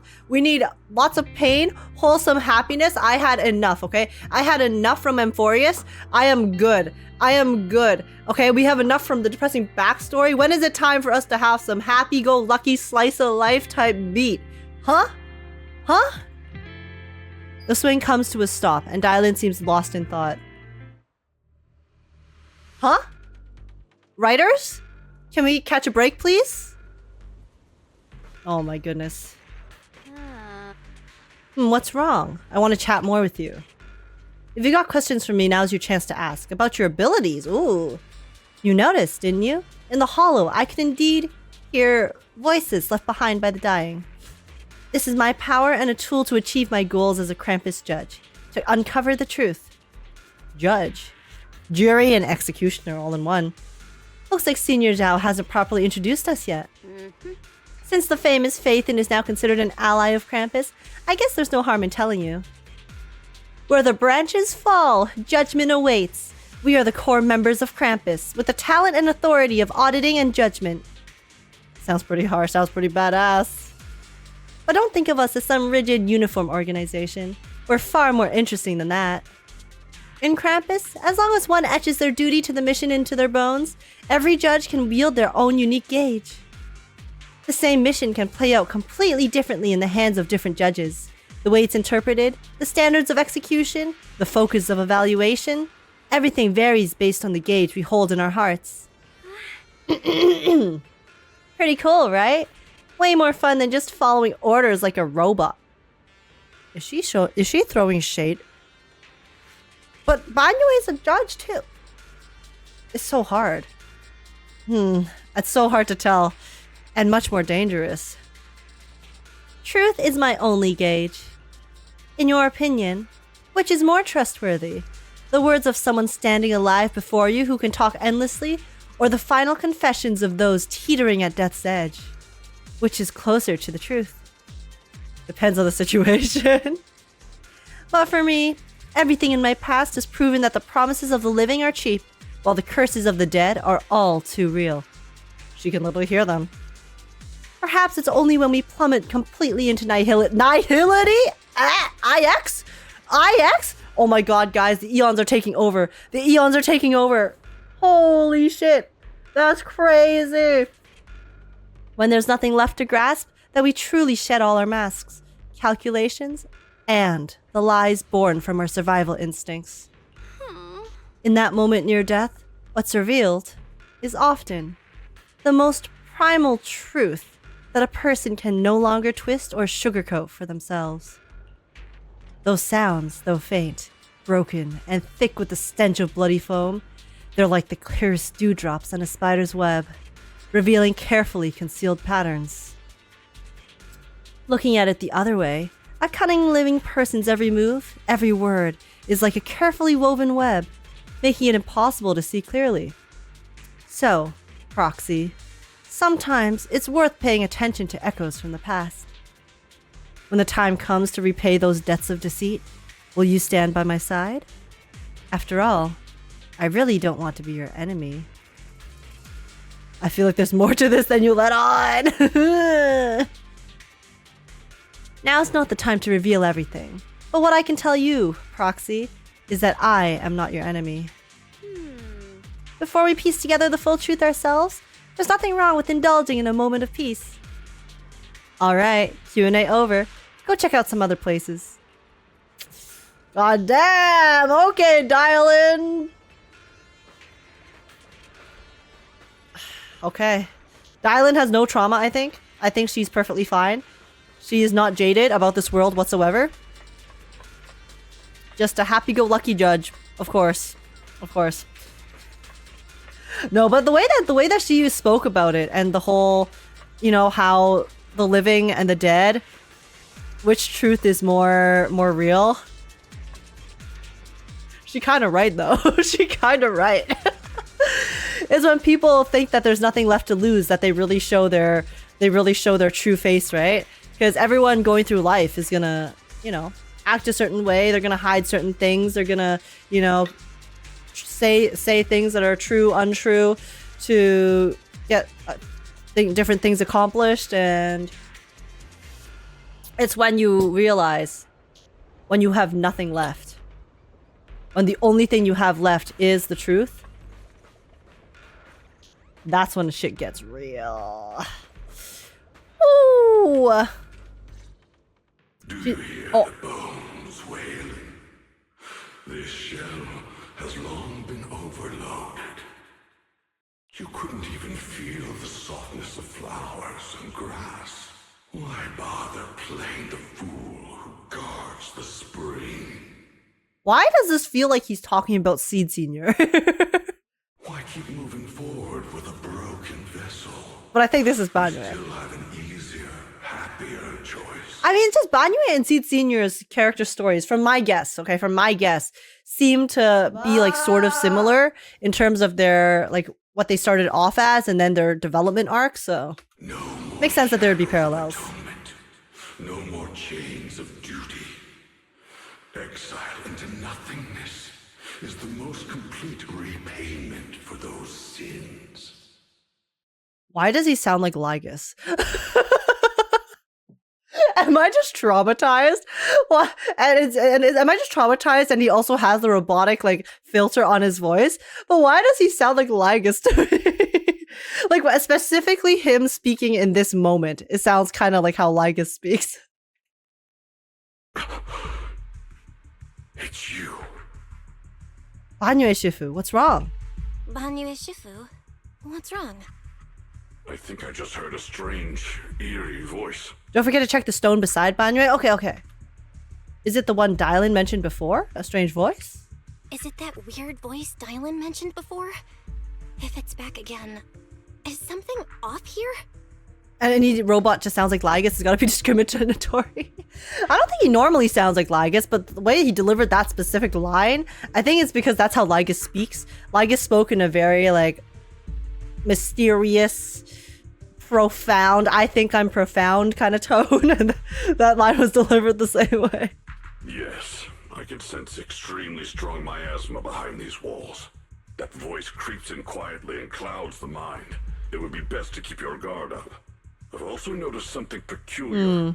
The miasma is thick here, but when we approach the field of white flowers, it seems as if the corruption dissipates. You're right. Now that you mention it, I have the same feeling. So the miasma thinning out like an ebbing tide isn't as natural as it looks. It's like the white flowers are guiding the miasma to collect in one direction. Wow, it's almost like someone is trying to collect the power. Who could that be? Who could that be, guys? Strange white flowers? Weird voices? Something's definitely off with this hollow. Xiao'Guang and I even saw visions near the door of Sarah and Senior Ye heading deeper inside. If our guess is right, the array they were looking for should be in that same direction. In that case, it's too dangerous to rush in blindly. Let's wait for everyone to finish investigating, then regroup before deciding our next move.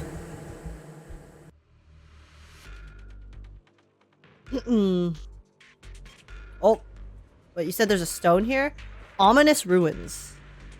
A corner with a strange vibe.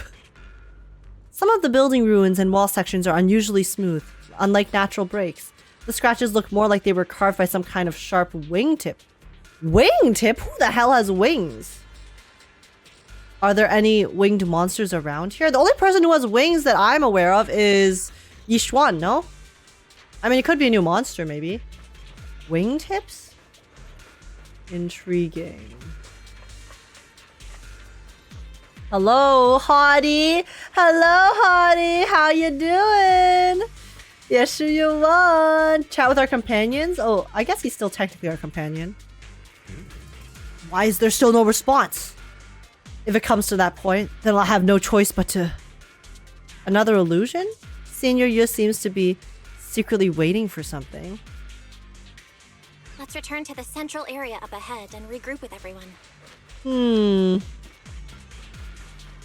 What is bro planning? Oh! Never mind, we found the winged creature, lol. Yo, wait, this creature looks sick. Why are there sacrifices here? Yo, this enemy kind of baddie. Could it be Sarah's doing? I will not lie, this enemy looks so cool. She kind of. Why does it feel like it's oh my goodness! Look at her. This gross What feeling the? like I'm being watched feels all too familiar. Okay, okay, I'm digging this design. Not bad.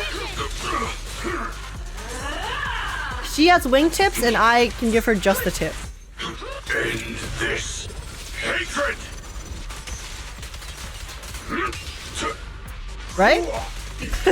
Need photo mode for analysis? On God.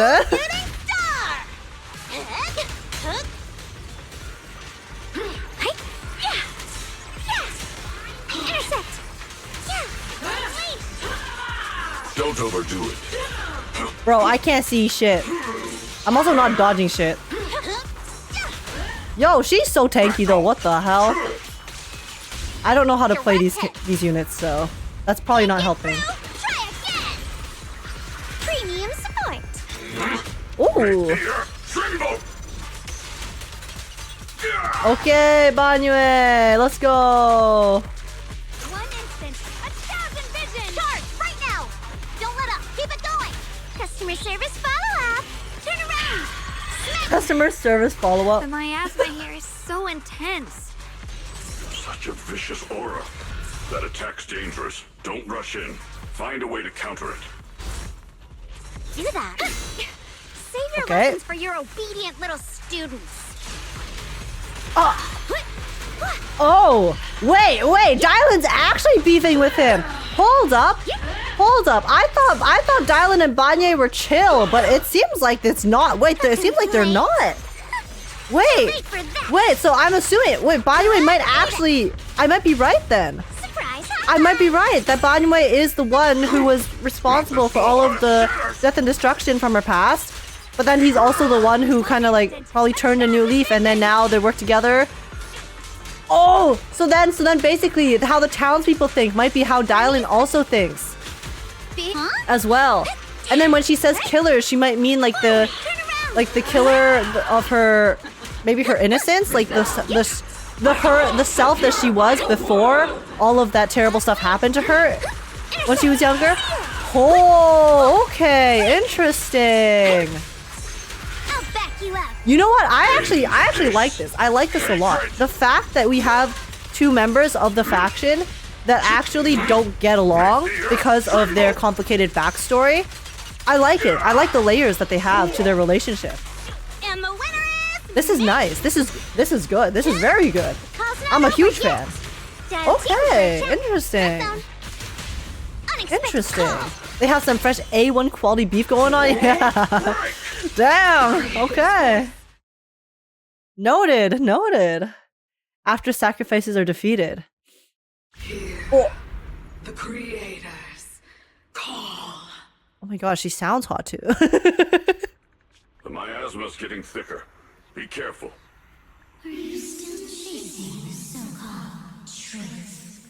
Okay, this is Dialyn's voice. Enough sneaking around. Show yourself. Don't forget, you once chased after its illusion. Yo, guys, look at this strip right here looks sick. But it's more devastating than an outright lie. Hurry up and pack your stuff. What's there to be so sentimental about in this dump? It's all gonna be swallowed by the hollow anyway. Guys, time to find out how close my theory is. What's the rush? Didn't city management say they've hired some powerful medium? They said we just need to draw a lot and it'll all be fine. No, they got scammed. Let's go. time to draw lots. Fong, where's that little tag-along of yours? I recognize this guy's voice. I don't know who's voicing this NPC, but I recognize it. Auntie Fong. Oh.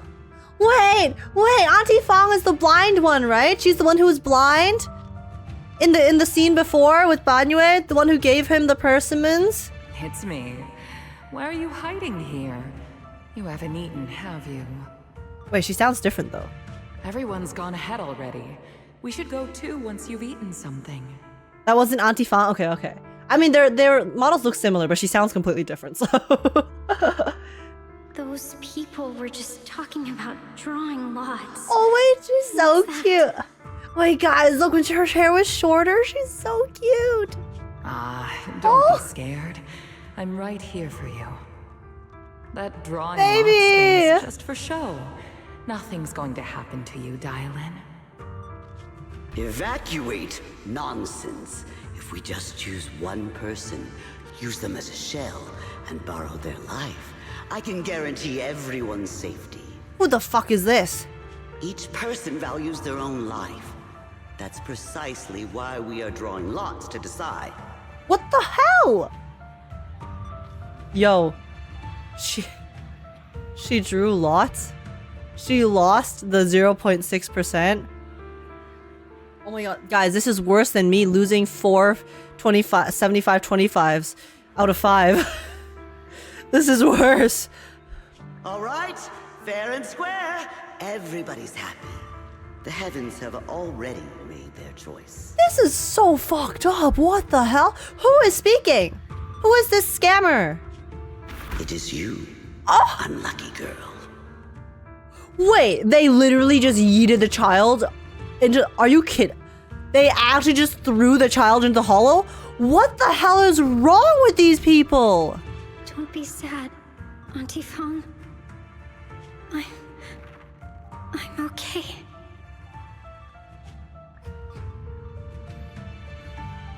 What?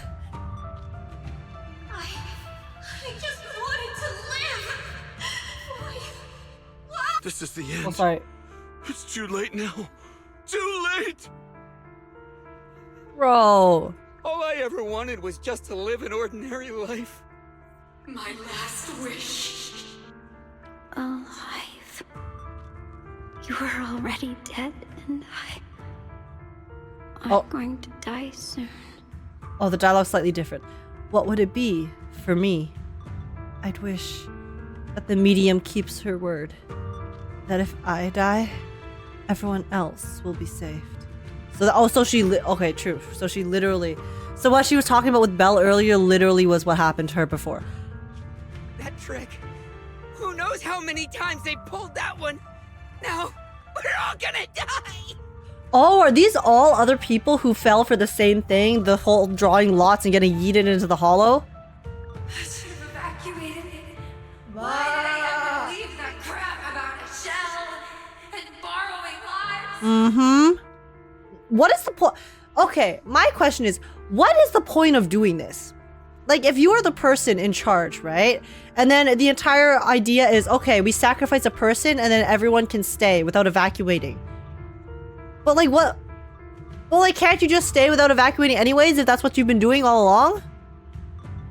Why do we gotta kill some rando? Why we gotta kill a random ass person? For no reason. It makes no sense. Those scamming bastards! And that old wretch who made us draw lots.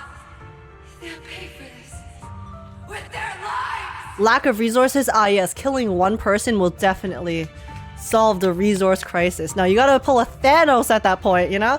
Maybe Thanos was onto something. If it was a resource issue, then you just eat half the town. Throw half the town into the hollow. God damn. What imminent disaster does to MF? I mean, it seems like it's just mostly superstition. So then it basically, whoever's like scamming them, whoever's doing this whole, the wretch, whoever the wretch is doing this to just appease everyone from panicking. Is what it seems like. But money, influence, and keeping them in line. Yeah. So it's basically, it's like a power play. It's a make everyone in the town super superstitious, and then you can control them with that superstition kind of thing.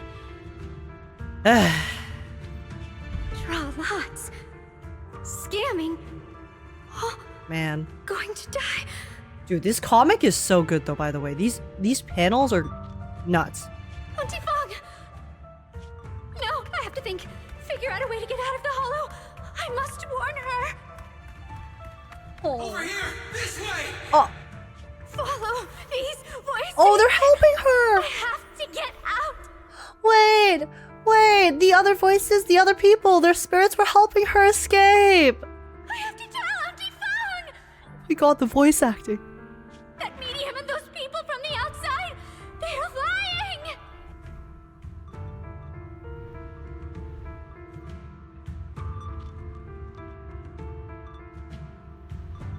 It's not Zenless Zone Zero without the Grace Dev, okay? The Grace Dev snuck into the comic room. The Grace Dev snuck into the comic room and was like, hey, yo, bestie, you wanna do me a solid? Do me a solid in the next story? God damn! How could this happen? Where's that witch? Where are the people from the city construction company? Help! Didn't you say if that kid drew the lot, everything was gonna be fine? It was your idea. What do you have to say about this? What? Wait, it was Auntie Fong's idea, bro. I thought I'd found someone to die and I stepped. But who could have known? Wait, did Auntie Fong fucking wait, did she take in Dialyn to be the sacrifice? And then essentially just tricked her into thinking that she cared about her, and then they rigged it so that Dialyn would get picked?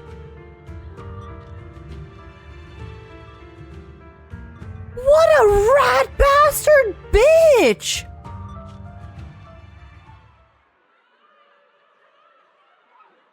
Oh, that is beyond. I thought it was already messed up. This is beyond fucked up. Holy shit.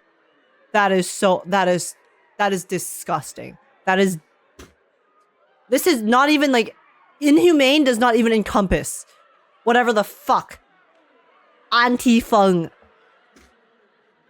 did. Dialyn! Oh. Dialyn! Are you okay? I kept calling your name, but you wouldn't respond. What happened?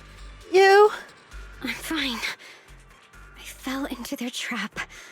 I got careless. At least Dialyn gets to say I lived, bitch. Hell yeah. Hell freaking yeah. The idiots died anyway? Yeah. Because they're fucking stupid. How the hell does sacrificing one person cause them to survive? Like, are you dumb as shit? Stupid asses. Everyone in that town willing to sacrifice an innocent child for their own superstitions? Die, honestly.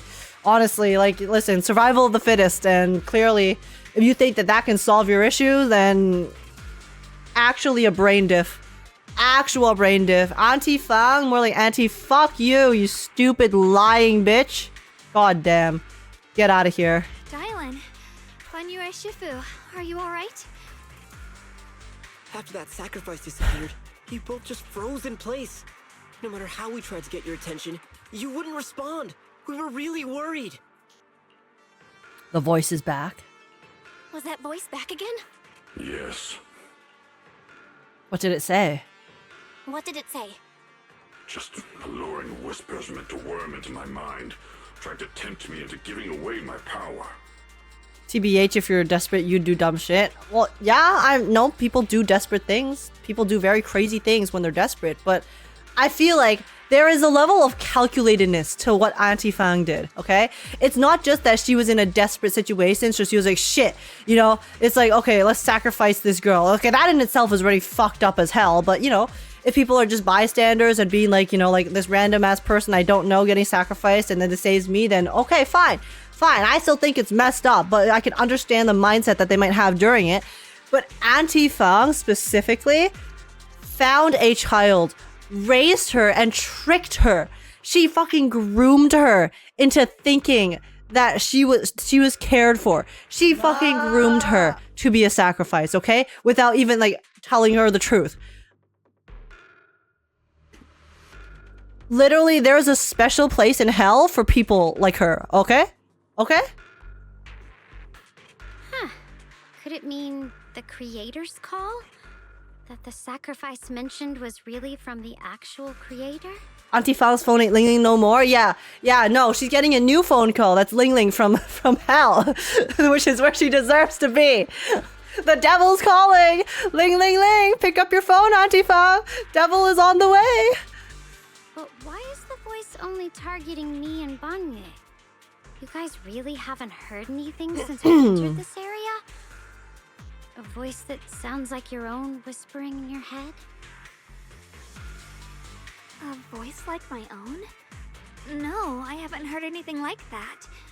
But when you two froze, the Qingming sword reacted slightly in its case. And you know what's the most tragic part of all this? Like, her personality will be filled with happy children living the lives without sacrifice. Like, the thing is, right? From the way that they even, like, showed Auntie Fang's thing. Okay, fuck her, firstly. Let's make this very clear. I hate her guts, okay? But the way that they showed her doing it, she isn't even doing it out of cruelty. It's just, like, fucking, like, there's a, like... It's just, like, calculated stupidity and desperation. Like, the fact that she was willing to do it, rot. Literally rot in hell. But then it's like, it's not like I don't think she found pleasure out of doing it. I don't think she was like a sadist. She wasn't like, yes, unhappy children. I love this. No, she wasn't doing that. It was like you guys said, a desperate situation. And then she just did some fucked up shit. But like, I'm not going to forgive her for that fucked up shit. You know? But that's like that's the tragicness of it. That's when it's like when you have characters, right, that you can see and you can understand and like to a certain degree sympathize with why they're doing stuff. That's when you know that like, the character and like the feelings that they elicit in you, it's like well written.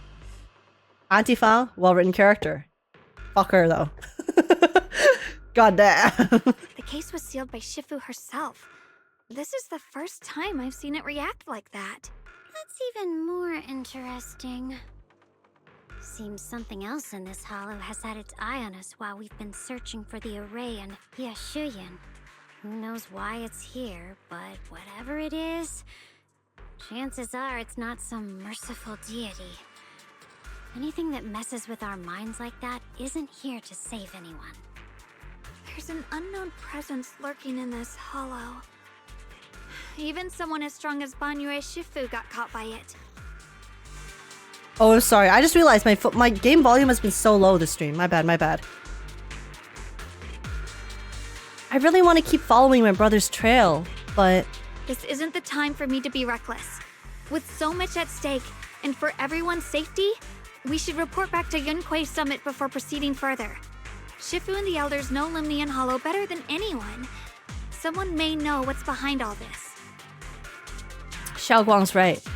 Xiao'Guang's got a point. Plus, the miasma is really thick behind the barrier, and that weird voice could come back any time. We'd better get out of here. I agree. Having that voice keep crawling into my head, starting to get on my nerves. Banyue Shifu? Well, what do you think? ...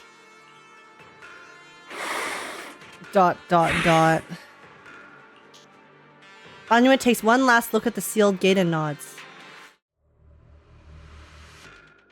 Wow.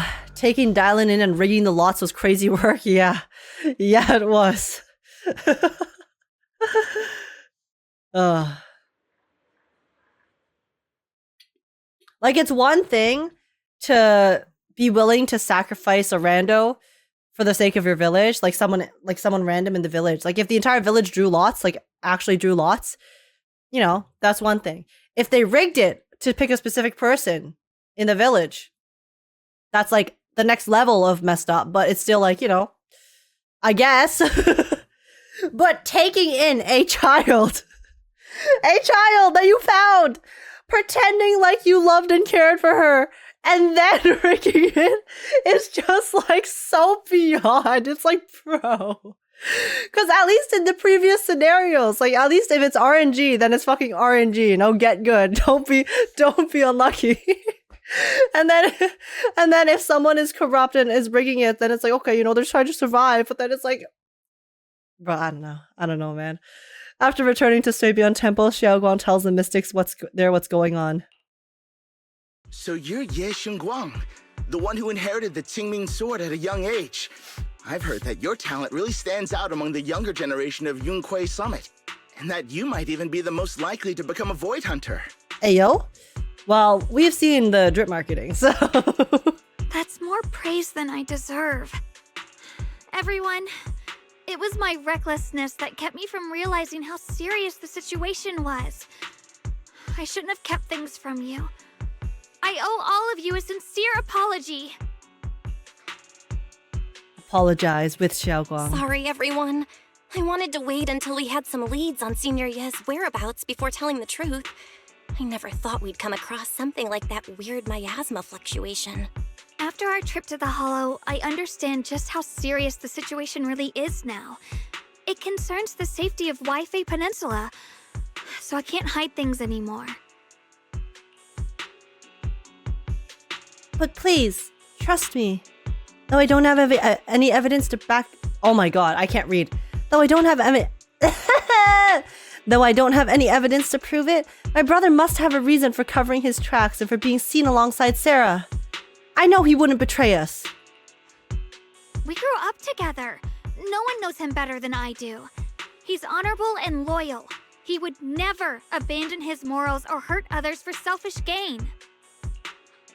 Xiao'Guang, Junior, we understand how you feel.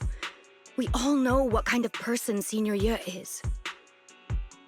Pause, did we know that the sword was still around when Yixuan was first introduced? I thought the whole point of her learning / using the ink stuff was so no one would have to use the sword. Yeah, I mean, maybe it was just more referring to the specific sword that her sister was wielding, because the entire point of her... Because that was like her sister's sword, right? Obviously, there's going to be more than one Qingming sword. Miyabi has one, Yixuan has one, and then Shunguang has one. So I don't think it was like fully clear that there was another sword in the Yunque Summit, but Yixuan's entire arc was more just, I think, referring to specifically her sister's Qingming sword and that curse itself. And then also the fact that they mentioned that obviously Yixuan has been trying to also do research into how to contain the power, or, you know, make it so that the side effects of the sword are not as hurtful. Which is why she made she managed to make the case for Shunguang to be able to have the sword with her without really like using the power. But yeah. Yeah, like I do, like, that was the impression I got as well from 2.0 in isolation, but I think with like the extra context is, I guess that's how it's supposed to be interpreted. We've already contacted Yixuan Shifu. She's tied up with some other important matters at the moment, but she'll head here as soon as she can. Until then, the decision rests with her. Thank you for your trust. There's no need to be so formal. Just call me Xiao'Guang like before. And please, help us get to the bottom of the abnormal miasma fluctuation before Shifu arrives. The Qingming sword is specific. I meant the cursed swords, okay? Oh yeah, okay. Qingming is specifically Shunguang's, but I meant like the cursed swords in general. We know there's 3 cursed swords right now. Miyabi's, Shunguang's, and then Yixuan / her sister's, which now Yixuan has in a different form. Of course, we'll do everything we can. But Xiao'Guang, for now, you should remain here at Sui-Bian Temple. Junior Belle, please stay with her. Huh? Yixuan Shifu specifically requested that you not take part in the investigation under any circumstances. I mean, that's fair. That's fair. The sword Yixuan's sister had was the Qingming sword? Wait, really?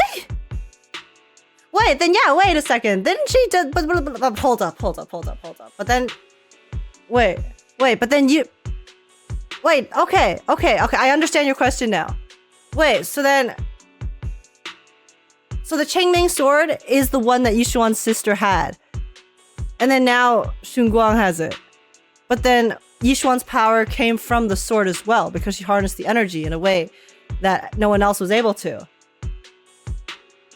So now is the Qingming sword like...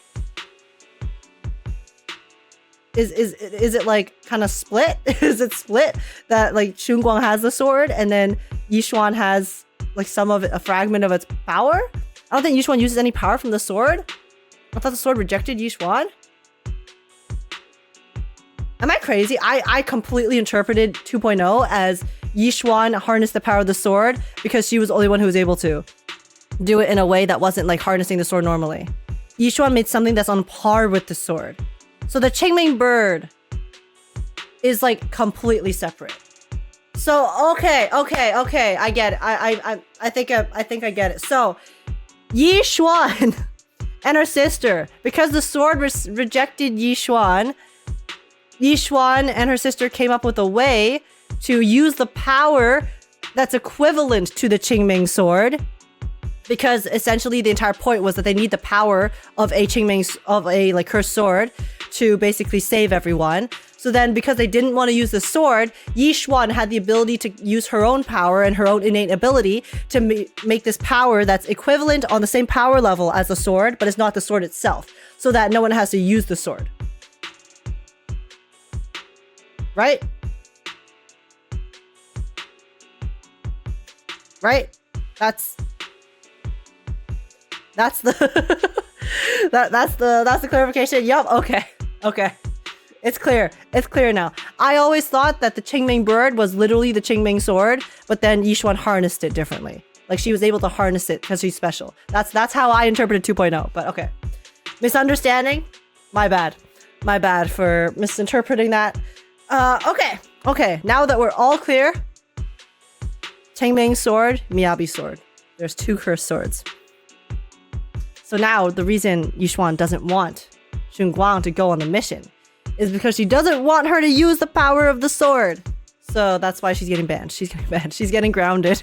We're grounding her right now. What? But...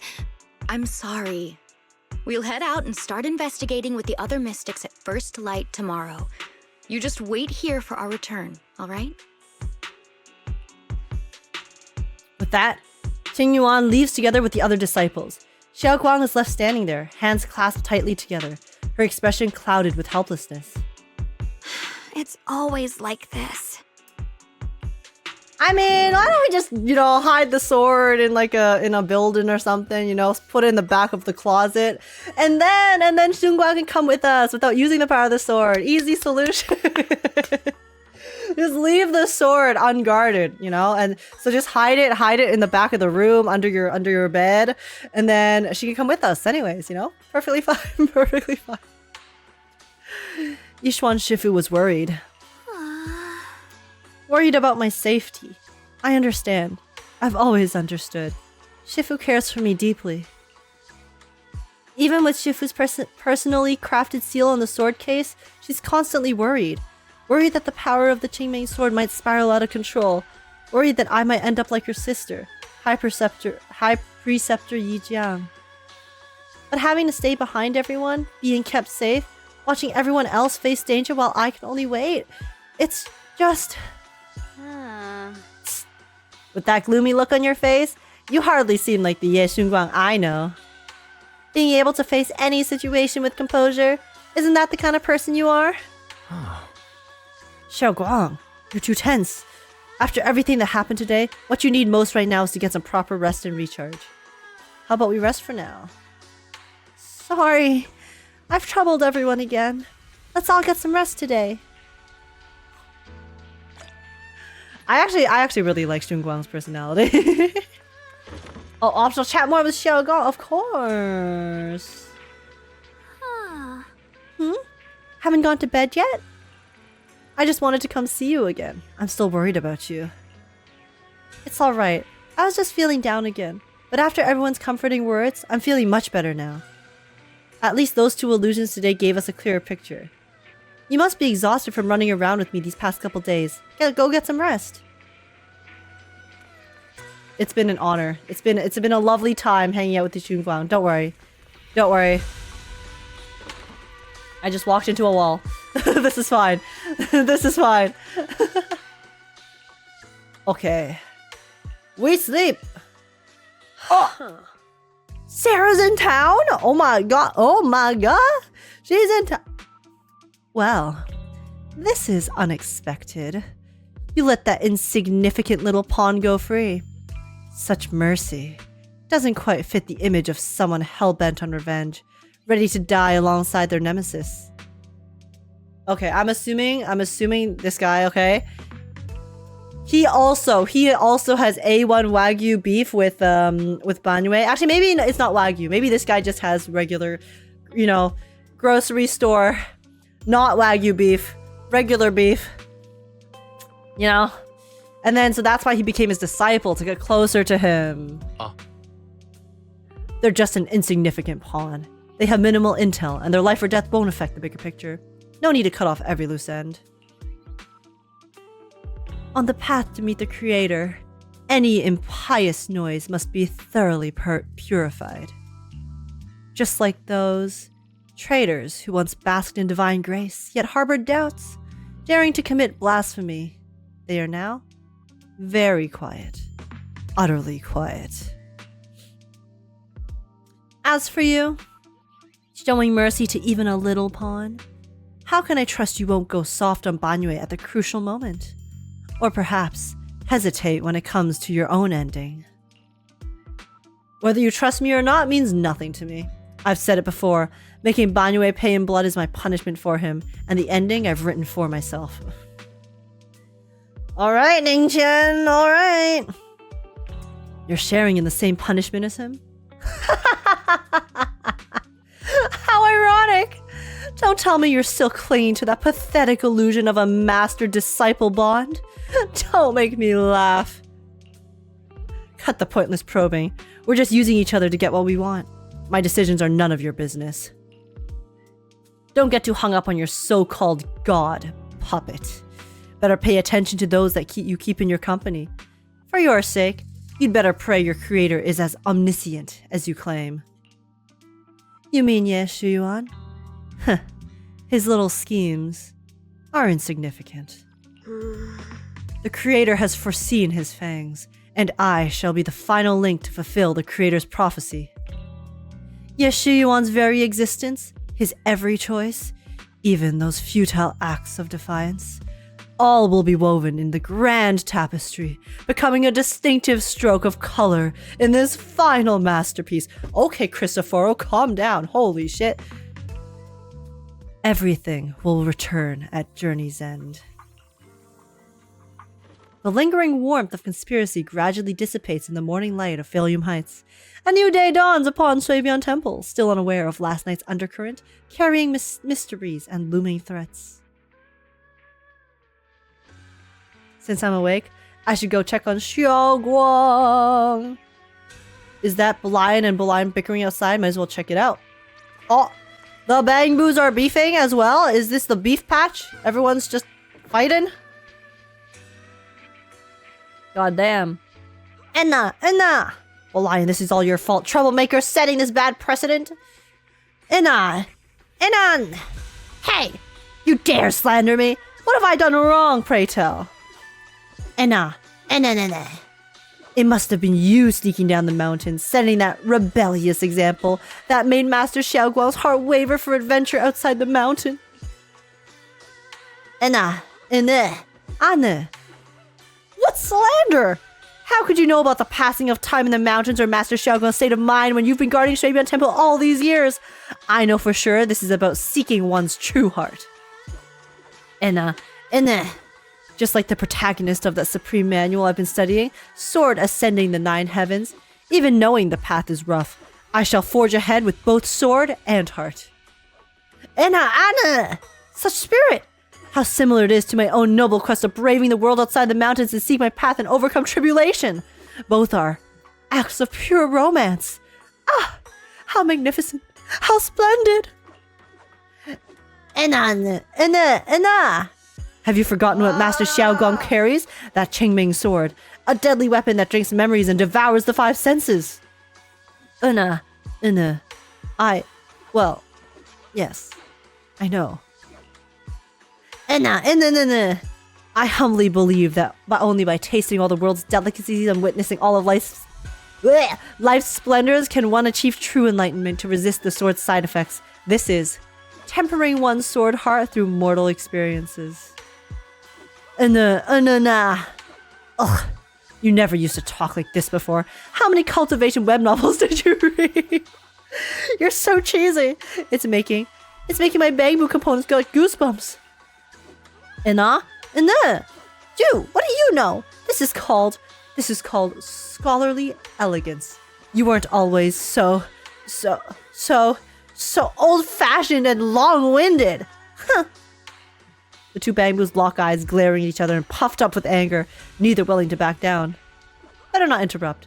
I should go find Xiao'Guang instead. Listen.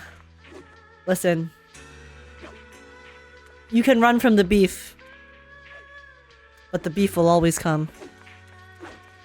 It'll always arrive. You cannot escape it. Hello, Shunguang. Xiao'Guang stands alone silently. Her red ribbon as striking as when she first walked into Showdown Temple. Only now, she seems weighed down by many unspoken thoughts. Hello, Senior. Morning, Senior Xiao'Guang. Morning. Wait, why Senior all of a sudden? Because we're trying to cheer you up and you like being called Senior. I was thinking of when we first met. Oh, I was just thinking of when we first met. You really liked it when I called you Senior. Now that you don't have to keep your identity hidden, we might as well bring it back. It really suits you. All right, Junior Belle. Wait, this is so cute. Present. Present, Senior Xiao'Guang. A faint smile softens Xiao'Guang's face. I'd better keep Xiao'Guang occupied and make sure she doesn't go off on her own until Yishuan Shifu gets here. Wanna go for a walk? The weather's really nice today. Wanna go for a walk with me? Come to think of it, I've never shown you around before. Then I'll be counting on you as my guide. Oh. Should we head out now? Need to prep anything? Oh, right. I prepared some. Oh my god, wait, I forgot about this. I forgot. Yeah, wait. Okay, are we actually gonna get a casual skin? Oh my god, let me see. Maybe I should persuade Xiao'Guang to change into them now. It might help her lift the mood. Want to change into something casual? Huh? Casual? Right now? Oh my god, I'm so excited. After explaining to Xiao'Guang, though she's a bit shy, she still nods gently and goes back to her room to change into the dress. Oh, it's a dress?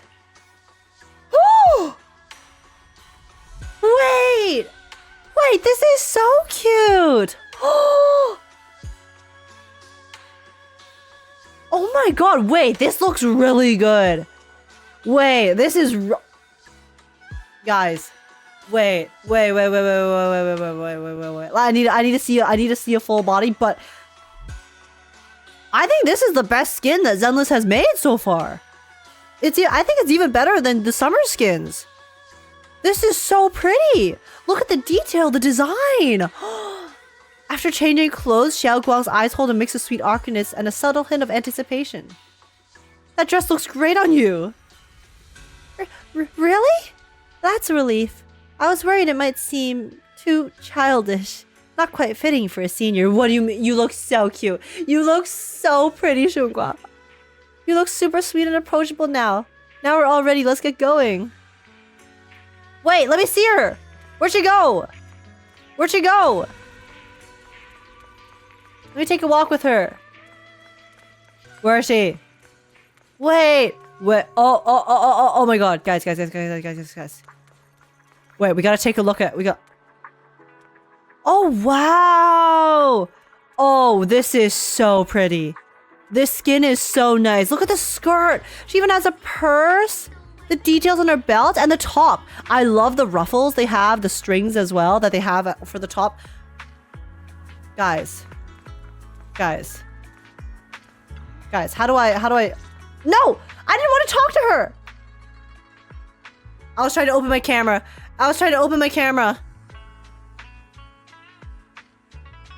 It's fine. Guys, 100% this is the skin next patch, okay? We'll have plenty of time.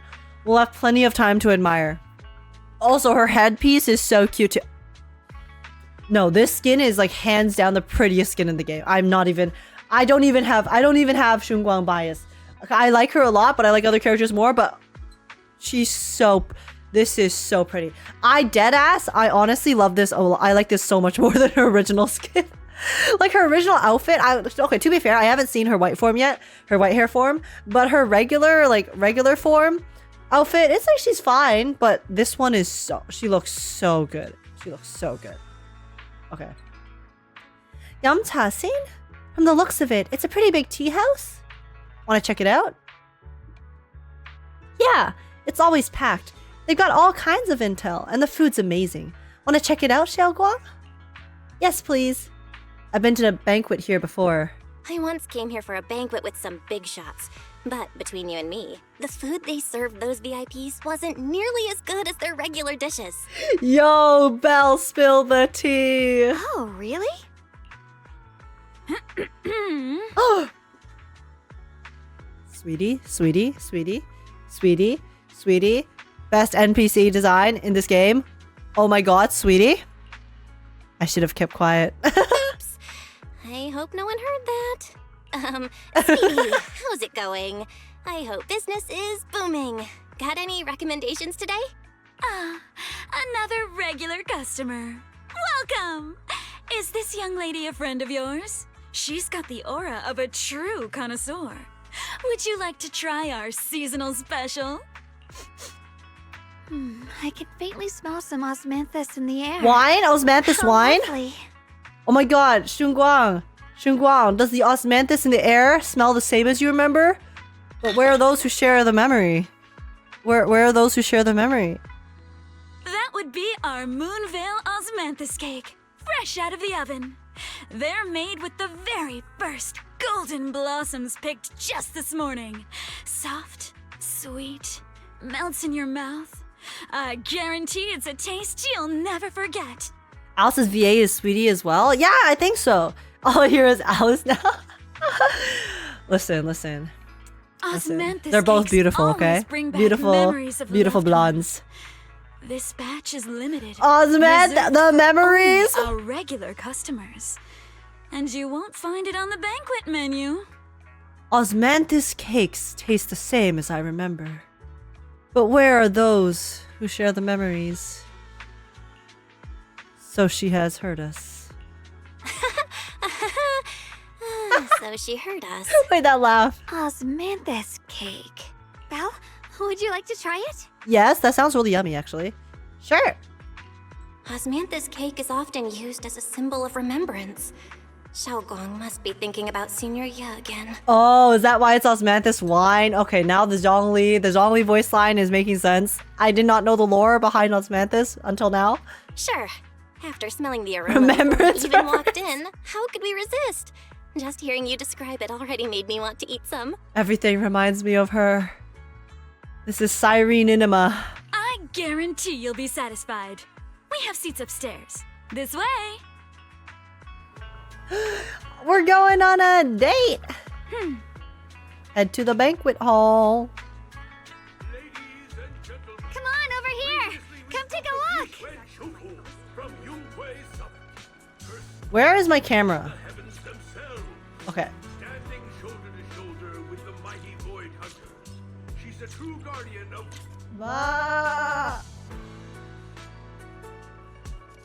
Dude, she is literally so pretty.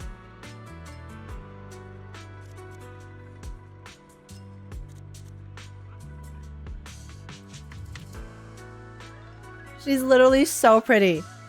Guys. Look at her. Oh my god. No, this skin, they've outdone themselves. This skin, this is the best skin in the game. It's the best skin in the game. It's the best skin in the game. Had the UI like this?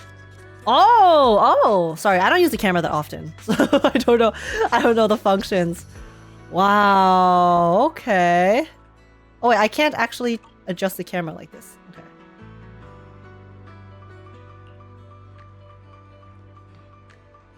Aww. She's so pretty. Okay, let's look at the shoes. Oh my god, her lace socks. Wait, this is cute.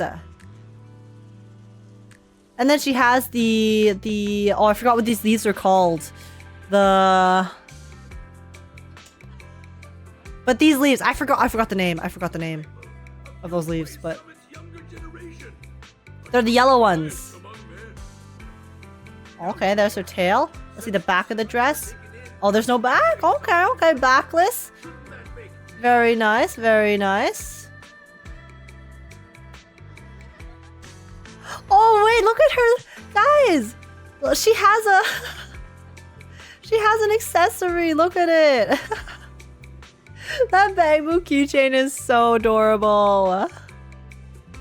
It's kind of wild that Miyabi doesn't have a skin yet. That is pretty. It is pretty. That surely they'll give Miyabi a skin, right? Eventually.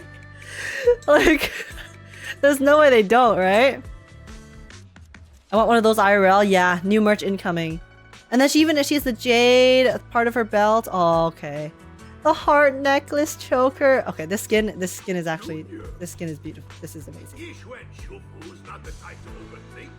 Favorite skin in the game, hands down. Not even close. Ooh, lots of dumplings.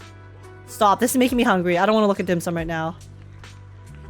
All these years, still talking that old-timey way. What? Wait, he called me... He just said, you know what this guy just said? His voice line in Chinese. He said, 靚仔靚女嚟聽下啲故事 or whatever. He was like, handsome boys and pretty girls. Come listen to the stories. 靚仔靚女. Yo, Lele, what's up? You're here for the storytelling too, right? Okay, I'm just reading this entire thing in my head. Okay. Okay, call me that again, bestie. Oh wait, she's cute. Wait, she has the Yunkwei Summit top. This is like the school, this is like the casual, this is like the teenager hip version of the Yunkwei Summit outfit. Butter pineapple bun, stop. I want pineapple bun so bad. Okay, guys. Let's lock back in. Hope we can get to the final chapter this time. Hello, Shunguang. That's 6. Thanks for translating. Yeah, I mean, it feels so cool to be able to actually translate something small. I love that they have Cantonese in this region. It's so nice. The storyteller's voice resonates throughout the air with powerful energy. Soon, the tale reaches its climax. But listening carefully to the content, the protagonist of his story happens to be Xiao'Guang. Oh? Is this gentleman talking about me? Let's keep listening together. The storyteller recounts Xiao'Guang's tales at Yunkwei Summit with great relish, words flowing like a river, as if they had really been there to witness it all firsthand. That's an exaggeration! This storyteller is making it sound dramatic with all those embellishments. This is so embarrassing. I'm dying here. Alright, let's hurry and try those osmanthus cakes Speedy mentioned. They'll sell out if we wait too long. Come on, let's go. The storyteller is still up on stage, talking up a storm. Yapper? It's a yapper? Guys, am I the storyteller up on the stage that is my stream, talking up a storm? Completely oblivious that the protagonist of his tale just ran off in panic.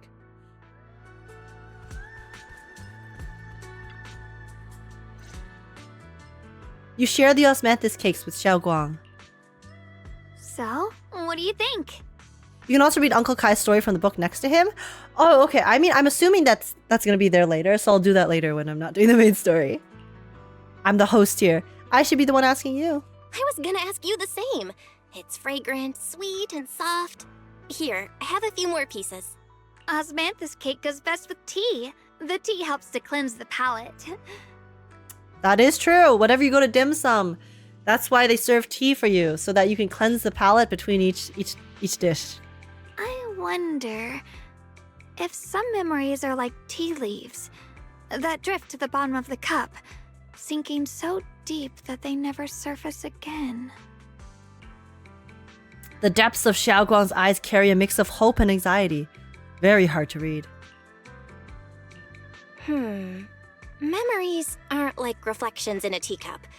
Even when the tea leaves sink to the bottom, they can still float back up if something stirs them one day. Xiao'Guang, what is it you're trying to say? It's nothing. It just feels like time's been slipping by so fast. What COVID does to a motherfucker. Miss, is the taste of our Moonveil osmanthus cake to your satisfaction? It's your first time here. I hope you'll forgive us if the service falls short. Sweetie, the service never falls short whenever you're in front of me, okay? You're too kind, Miss Sweetie. The cake is excellent. Sweet, but not cloying. The osmanthus fragrance blends beautifully without overwhelming the rice's natural flavor. It melts in the mouth and is baked the perfect amount of time to bring out both texture and aroma. I need them to stop talking about food. Like right now, please. A true connoisseur. You've nailed it exactly. Hardly. I just like making desserts myself every now and then. And she bakes? If I had to guess, in addition to fresh osmanthus preserved in honey, you added a touch of roasted sticky rice powder to the filling? It gives the texture a bit more spring. Bro! And at the end, did you add a sprinkle of candied kumquat peel? There's a light citrus note that lingers. Guys, she's also good at desserts. She knows how to make desserts. She also is dessert. Like, she's... Shunguang can make dessert for us, okay? We'll make dinner, she'll make dessert, and then she can be our dessert as well. Wife material 1000%, 10,000%. She's so cute. Whoa, spot on! The sticky rice powder keeps it tender but gives it structure. And the candied kumquat peel is the final flourish. You're a true gourmet, miss. Impressive. Very impressive. Yum-Cha Scene always welcomes guests who appreciate the craft. Please, make yourself at home. I'll leave you two to it. Just call me if you need anything. Oh, sorry. Sweetie leaves with a smile on her face. You're like an expert. Xiao'Guang, you even know all that? You're like an expert. I wouldn't call myself an expert. I used to watch Senior Inhu cook back at Yunquay Summit. I thought it was fun, so I picked up a little here and there. Later, I started experimenting with some desserts of my own. I mean, she has nothing to do, you know, in the mountains, so... Understandable. Guys, okay, I'm sorry. I can't stop staring at her skin. Deadass, if this was her original... If this was, like, the original design... She'd be one of... She is, like... This is one of my favorite designs in the game. This is one of my favorite designs in the game. She would be one of my favorite characters, design-wise, in the game. If this was her original design. Like, her... Not that her original design's bad. It's just, I like this one so much. This one is so nice. I can't. Bro, I'm never taking this skin off. This is definitely coming out as a skin next patch. And I'm buying... Swipe. Instant swipe. But at first, the things I made were really something else. My brother, Shifu, Senior Fufu, and Senior Inhu all ended up as my first victims. The testers. My brother would always tease me, saying eating my desserts was part of his training. Oh my god. To bring the mind through hardship. Senior Ye is really gentle. He must have been even more patient with you. Senior Ye is such a gentle person. He must have been even more patient with you. Yeah. He always looked out for me. Even though he was just a kid himself, he'd always give in to me, and he almost never got angry. He taught me so much. Aww. I still remember when I first arrived at Yunquay Summit. I was mischievous, made a big mistake, and just hid. I was too scared to face anyone. My brother was the one who found me. He didn't scold me. He just asked, an elder at the end of his years, and a young man with his whole life ahead of him, if you could only save one of them, which do you choose? In a famine, a single bag of grain could keep a person alive, but a rare manuscript carries the wisdom of centuries. If only one can be preserved, which do you choose? God damn! Bro is just dropping some philosophical what is life questions on her in the middle of dinner. And when facing a calamity, do you cling to safety and protect yourself? Or do you stand and fight to save others, even against impossible odds? Guys, if Phynon and Cyrene could survive 33,550,337 cycles, then surely we can deal with one sword, right? Right, y'all? Which do you choose? There's no clear answer. Ugh. Why did he ask such a difficult question? There's no clear answer. Yeah. I was so young I didn't know what to say, and it made me want to cry. Those questions felt cruel, like they were tearing my heart apart. But my brother said it wasn't about a clear answer. It was about seeing what you truly want to protect and understanding its weight. Similar situation, very similar, of course, with the same weight. You know, when you're trying to choose what to eat, and then you can't decide what you want to eat, so then you ask someone to decide for you, and then they decide for you, but then you decide that you don't like their answer, and you actually wanted to eat the other thing. You know, sometimes you don't know. Sometimes it's, you know, it's not about what you actually want to eat, but finding out what you actually want, right? Right, guys? You know, very, very similar measures, I would say, to this particular scenario. Hey, it's their fault for talking so much about food, okay? I'm hungry. He told me that our parents always said, the hardest part isn't making the choice, it's living with it afterward. That's kind of why I, after a certain point in my life, decided to live my life trying to make decisions based on what I would regret the least. Like, how I decide whether I want to do things or buy things or just stuff like that is not how much do I want it. It's how upset would I be if I didn't get this. Like, for example, in buying stuff, right? Because when I was younger, I used to want to buy everything. Because, you know, you see stuff and you're like, I want it so bad. But then it's really hard to hold back sometimes if you just constantly have that mindset of, okay, this thing is so cool, I want it. This thing is so cool, I want it. And then, you know, you have limited money and you have to make decisions. So then after I decided at one point, okay, fine, since there's so many things I want, of these things that I want, what would I be upset about in, let's say, like 1 or 2 years that I didn't get now? And then that kind of helped me a lot with trying to hold back and make decisions that were more better for my own life and my own bank account as a whole. But I do kind of apply that philosophy to just general decisions I make in my life as a whole. Is, you know, okay, there's so many things I want to do. There's all these things that I like want and you know, stuff like that. And then, but of the things that I want so badly, which ones are the ones that if I were to not, you know, chase this right now, if I were to not make this decision, that I would, which were the ones that would not make me miserable down the line, you know? And that's how I got M6 Shunguang. Shh, guys. Don't worry. Next patch is not out yet, okay? We're still in 2.4. But yeah, it's just, sorry, that just got me thinking. Xiao'Guang was trying to school Shunguang, but he ended up schooling me instead. Damn. There's no perfect path in this world. Some choices are responsibilities we have to shoulder. When the time comes, be brave. Do what must be done, and you'll carve your way through the thorns onto your own path. I didn't fully understand what he meant back then. I'm not even sure if I do now. He really put a lot of thought into it.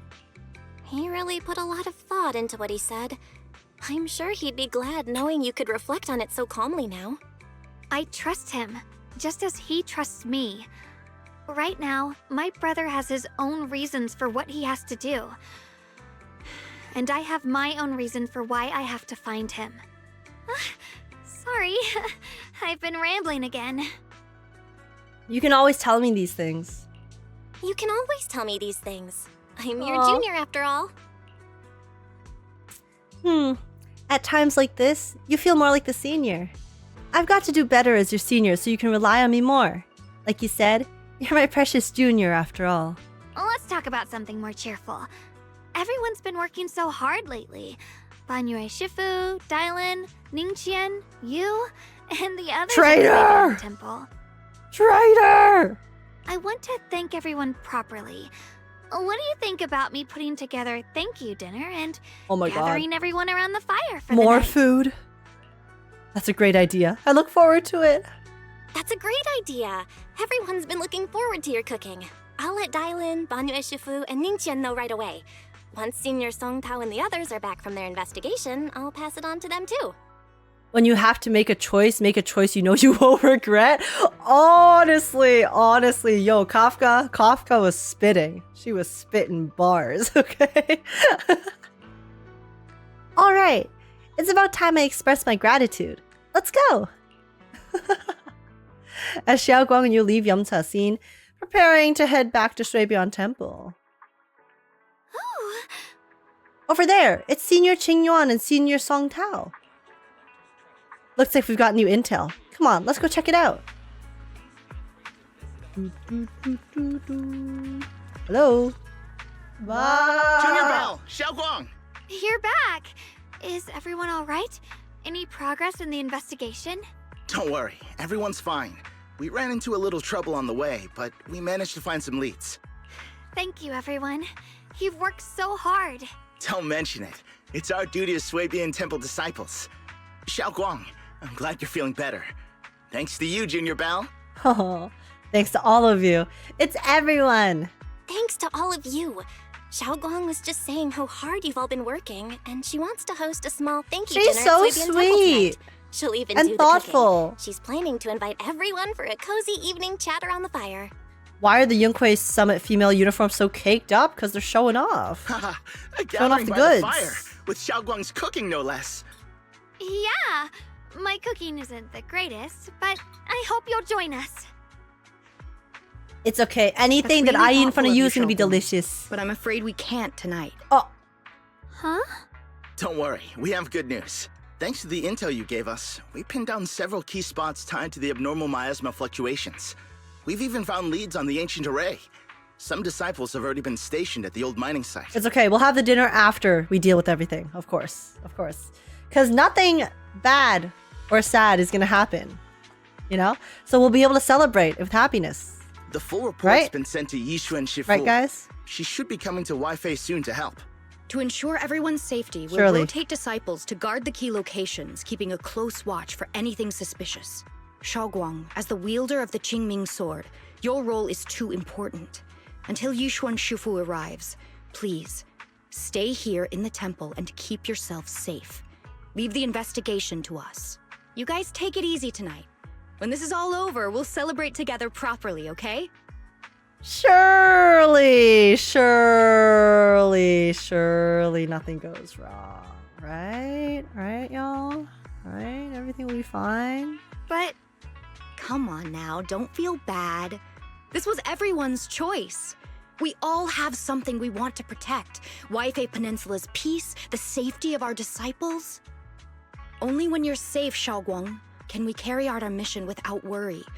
Protecting you is protecting the future for all of us. So now, how about a smile?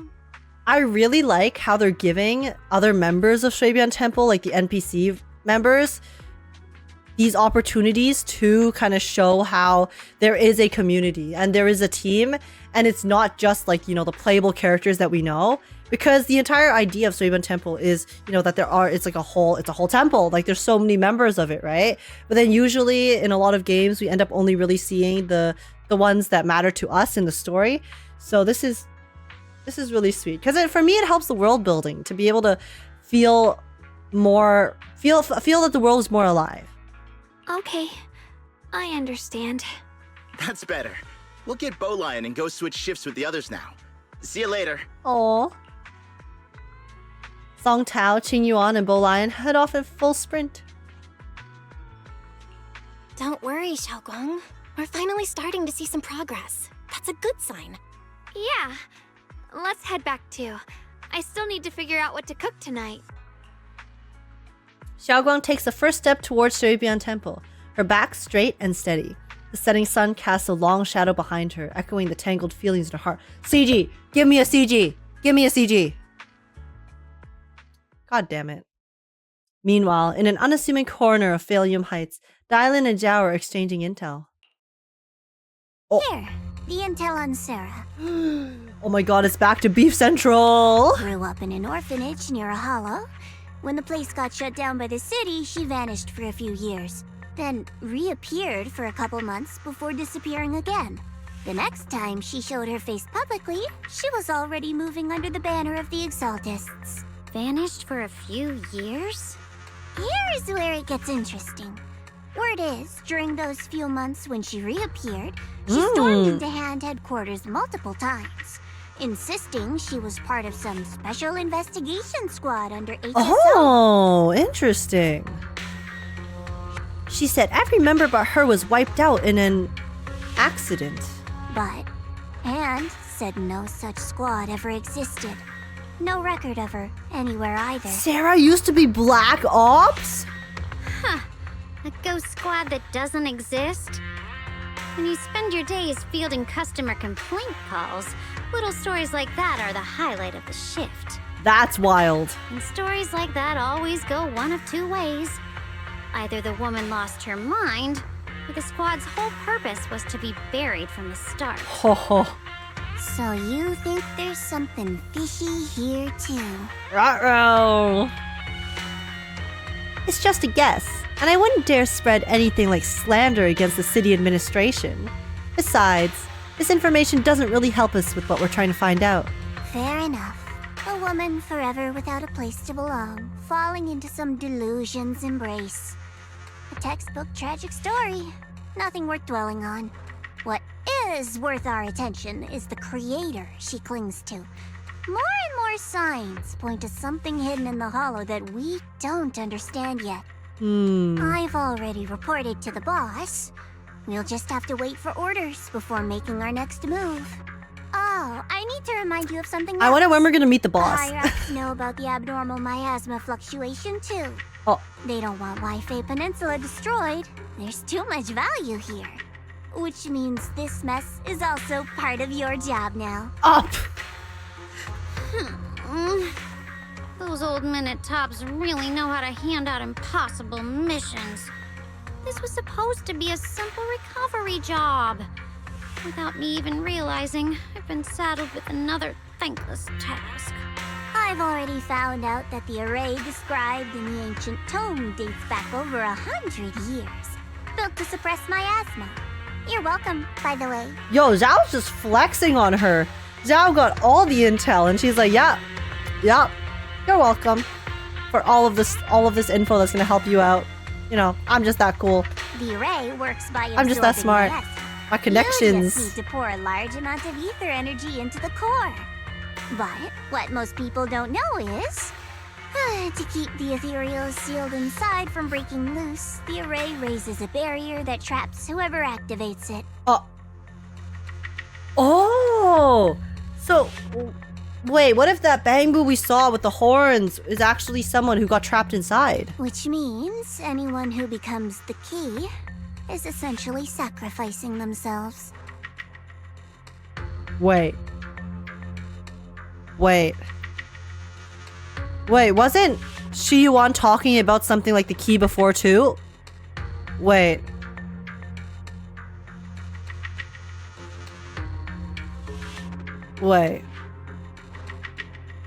Yes, Xiao'Guang's parents once investigated the array, and now he knows far more than his sister. Now, it seems, the secret lies deep within the old mining site. Could Sarah be planning to make Xiao'Guang the king? It's not impossible. That means there's another way for your mission to kill two birds with one stone. I'm sure you've already thought of it. What if you find the array with them and get Banyue to become the key? True, because she wants revenge. Use it to activate the array, suppress the miasma, and in doing so, drain its power dry. Wait, so is Zhao like... are they conspiring right now to get rid of Banyue? I thought they were coworkers. Like, I know Dialyn got beef, but... Then, when it can't hold out any longer, you step in and take its core. Simple as that. And that girl, Xiao'Guang, I can tell you've taken a liking to her, even if you won't admit it. So, why not? You'd be protecting her brother while you're at it. Banyue is not part of Krampus right now? Oh, really? Oh, I thought he was. Oh, okay, my bad. I didn't realize that. I thought he was like already a member of Krampus all along because he was introduced as a Krampus member. So, okay, wait, that's a huge misunderstanding. Okay, that's very important information. Thanks for clearing that up. I thought he was currently a member of Krampus.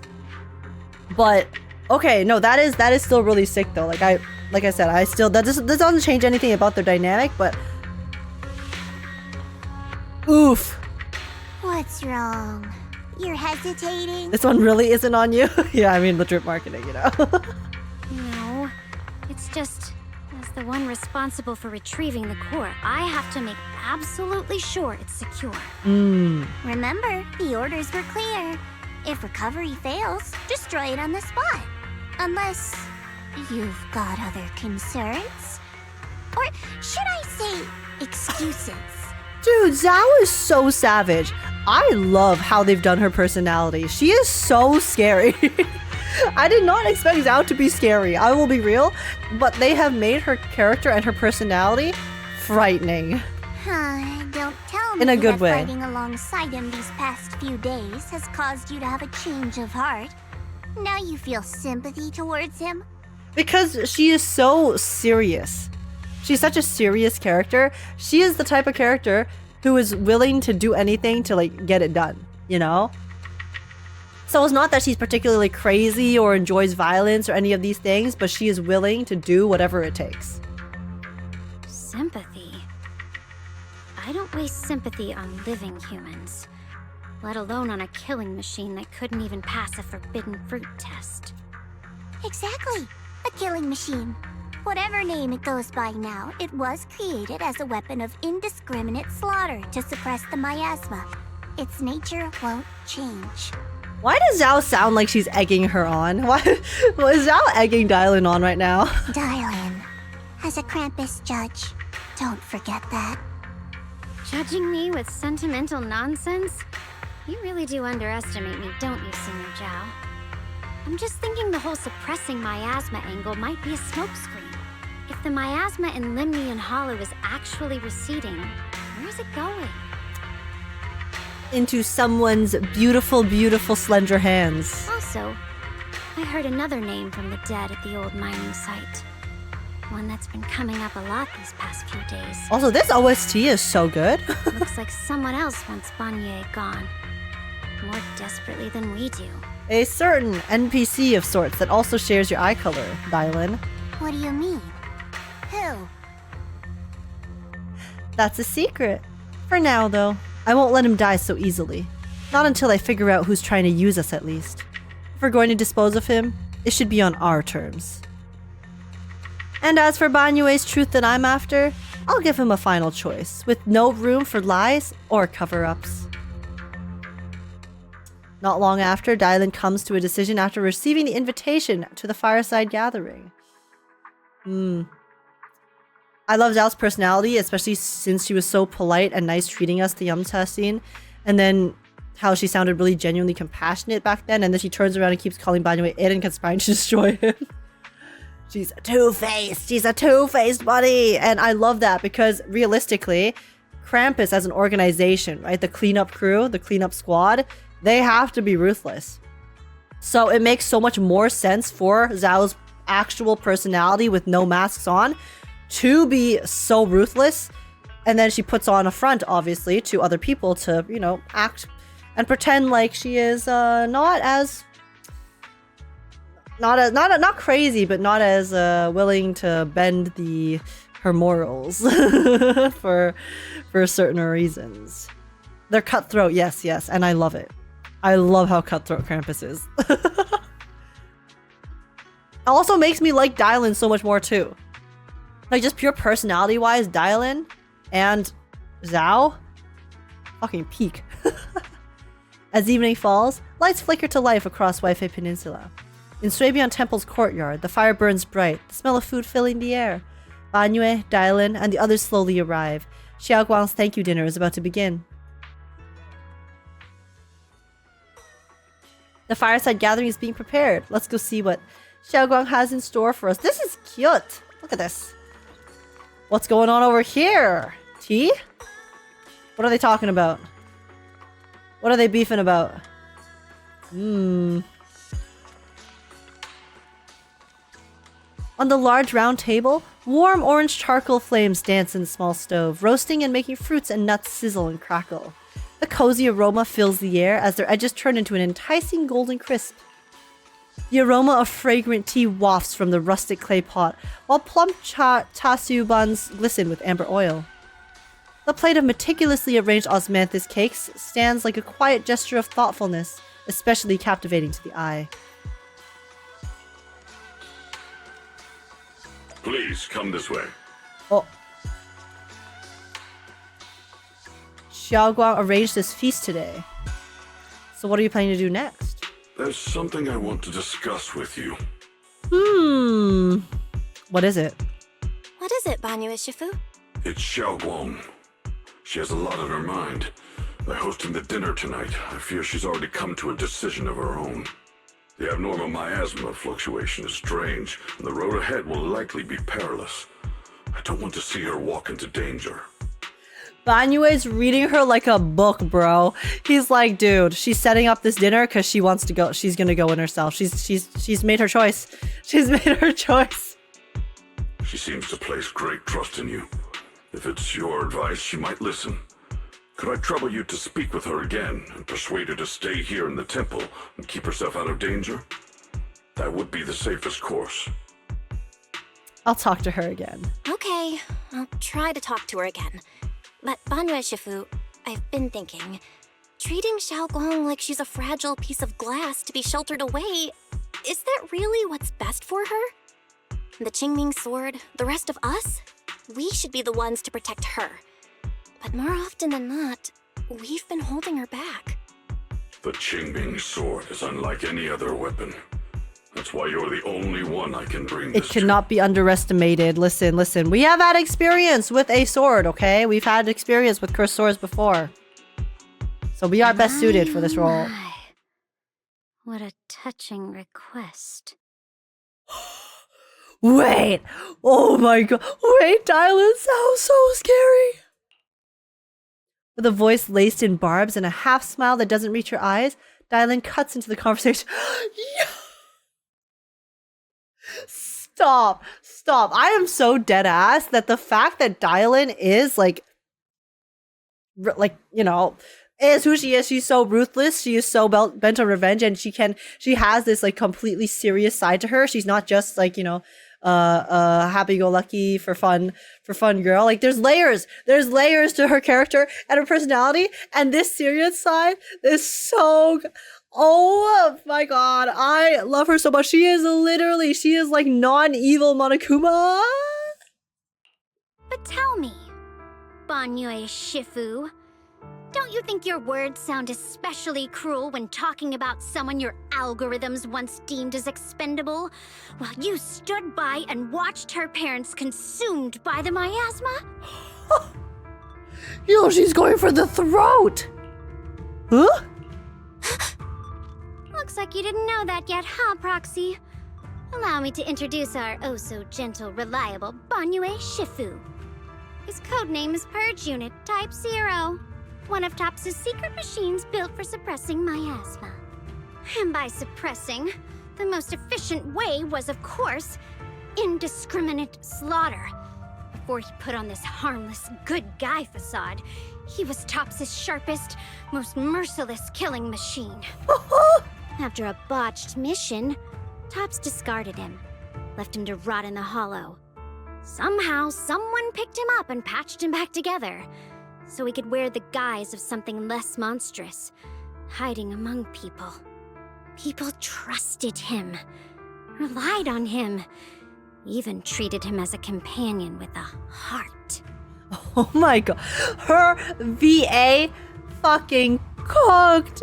Oh my goodness. But 10 years ago, when the miasma outbreak consumed the old mining site, he stood by and watched countless lives swallowed whole. And Xiao'Guang's parents were among them. Back when you went to Silum Bay looking for survivors, why do you think those people reacted to Banyue with such outrage, such hatred? Ask Banyue. Banyue Shifu, is this all true? Let's hear it from his mouth. The marks from the past can't be erased. That much is certain. The past? Such a tidy word for confession. Then tell me, back then, when you failed to save those people, was it because of your so-called algorithmic logic? Suppress the miasma at all costs. The absolute order that made you treat human life like it was nothing. Does it still run somewhere deep in your core? That kind, gentle mask you wear, is it real? Oh my god! Or is it just a performance for us and for your own conscience? So you can forget the blood on your hands even for just a moment? Dot, dot, dot. It is the barely controlled rage. The barely controlled rage is chills. Silence. Actual chills. The reply I hate the most. I don't even know anymore. Am I speaking to a remorseful person trying to atone? Or to a machine that couldn't even pass the forbidden fruit test? Am I just wasting my breath? I must have missed something. I have no idea what this forbidden fruit test is, I'll be honest. I just have been assuming it based on context clues, but I don't remember what this test is. But a suffocating silence hangs in the air until Xiao'Guang's bright voice cuts through the icy tension. It's a catch pot. Oof. Ah, there you are. Banyue Shifu, could you give me a hand? This old stove is the bane of my... It's a test for machines to pass as humans. Oh my god, so it's literally a catchpa. Okay, I got you. It's a test in real life to distinguish human consciousness. Oh, alright. Alright. I'll be right there. Banyue leaves, his back still like a mountain, his steps steady and unshaken. Relax. I have no intention of telling Xiao'Guang about the past. It would only breed hatred and chaos. She just couldn't hold it in. She had to let it out. Krampus wants something from Banyue. The simplest way to get it would have been to tell Xiao'Guang outright. Let her despise him, resent him, or put him to use. Make him the key. She is scheming! Like, we already knew the scheme, but bro, the way she said that. Key? Key? According to the ancient tome, to activate the array and suppress the miasma, all you need is a powerful, ever-flowing ether energy source placed in the center of the array. He fits the bill, doesn't he? Once a killing machine, an energy monster in his own right. Sacrificing a machine that failed the forbidden fruit test to secure Waifei Peninsula's peace? Perhaps that makes the guilt easier to bear for everyone. This is actually... I know the entire theme of this patch is like sacrifice and self-sacrifice. But so maybe... now I'm wondering, you know, like the town that Dialyn was from and how there was that random... That bitch, the mysterious bitch who came to them and was like, yeah, sacrifice someone and then you guys will be safe. I wonder if that was some sort of test or early trial of them trying to find a key for this for the array, you know, because it's similar, you know, you need a person to be the key to be able to harness the energy and unlock the array. So, and then we also know that someone came to the town and taught them about it. So I can only assume that maybe it's old exaltist members or some related party trying to unlock the array back then. And then they were testing it on, like, you know, people inside the hollows or the towns that were near the hollows, things like that, trying to figure it out.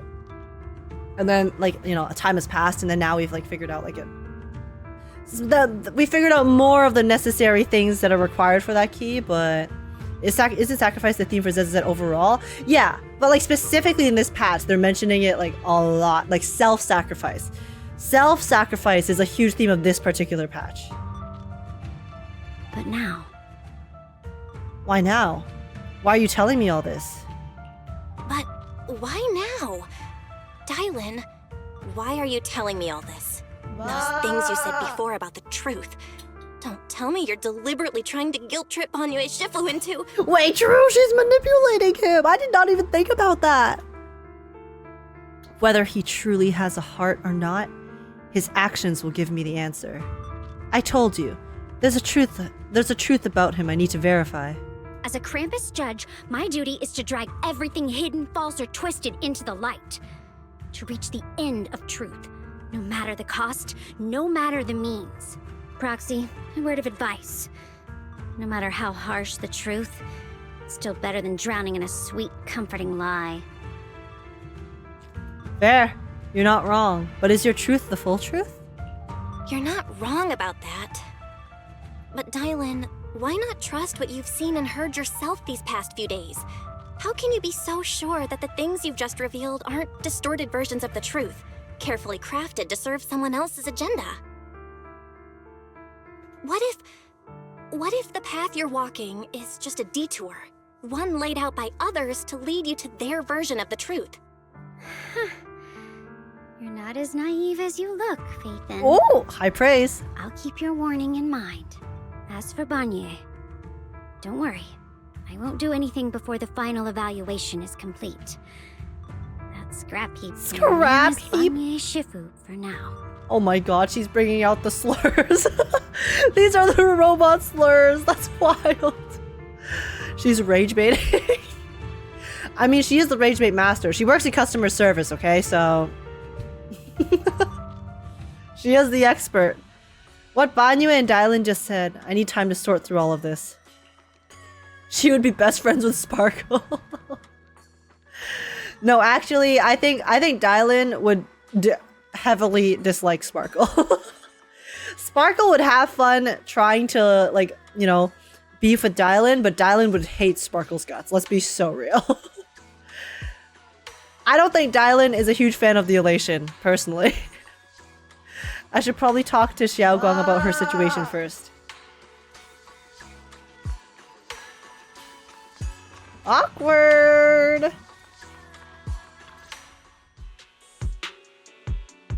Xiao'Guang? What is it? Hungry already? Just wait a little longer. It'll be ready soon. Oh my god, breath of fresh air from all the tension. There's too much tension in this room. Shunguang. Bae. You're hosting this gathering because you've made up your mind.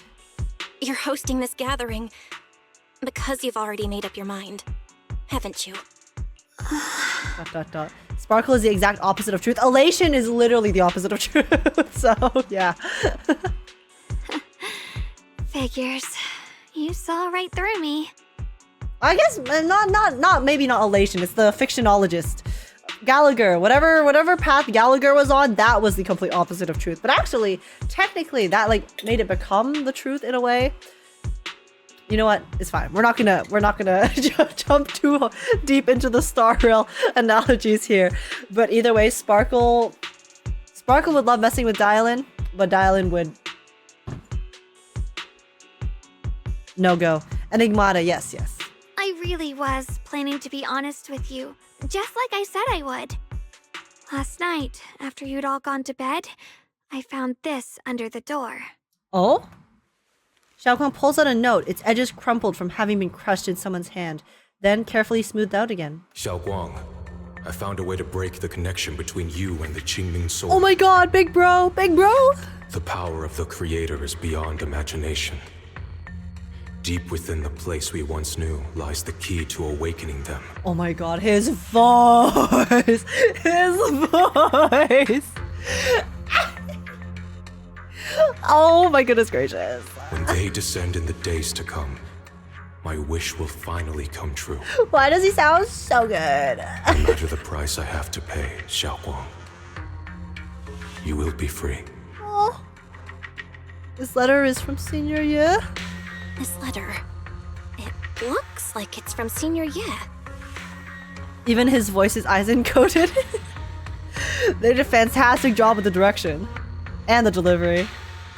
At first glance, the handwriting looks like my brother's, but it's missing little habits he always had in his strokes. And then there's the content itself. Oh, someone's baiting. It doesn't sound like something Senior Ye would say. After all this time with no news from him, he suddenly sends a letter? Yeah. Senior Ye might not even know you're in Wi-Fi right now. And he suddenly sent you a letter? Given how much he cares about you, even if he did decide to do this, there's no way he'd ever tell you. This note looks like... It looks like it's trying to lure me there. I know my bond with the Qingming sword more than anyone. Breaking it isn't something that can be done so easily. Nah, just shove it in a closet. I'm sure it'll be fine, Shunguang. Back when I was chosen by the sword, my brother didn't know about its side effects. He was genuinely happy for me. Man, that would suck. Dude. Because imagine how happy they were and then how excited. It's like, oh my god, it's like she's the chosen one, right? She's the one who was chosen by this legendary sword with all this power. She's like, you know, she's special. She's special. Only to learn that it comes with nothing good. He ruffled my hair, eyes shining, and said, "You're amazing, Xiao'Guang. From now on, your big brother will have to rely on you." Stop! Wait, my heart! I knew what he was really happy about. That I could finally be accepted. Have a real place in Yunquay Summit. A new home. I just imagine that, like how happy he would be and how fond he would be of Wilson. Stop, why am I tearing up? But then, when he learned the truth about the Qingming sword, and what happened to the wielders before me... It comes with dementia, unfortunately. To Senior Ye, how cruel. That's too cruel for him. And becoming the chosen one is a death sentence.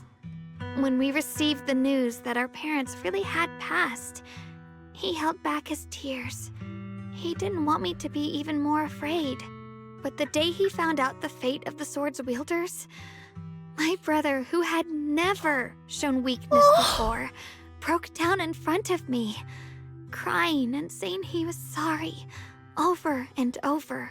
Oh my god, imagine...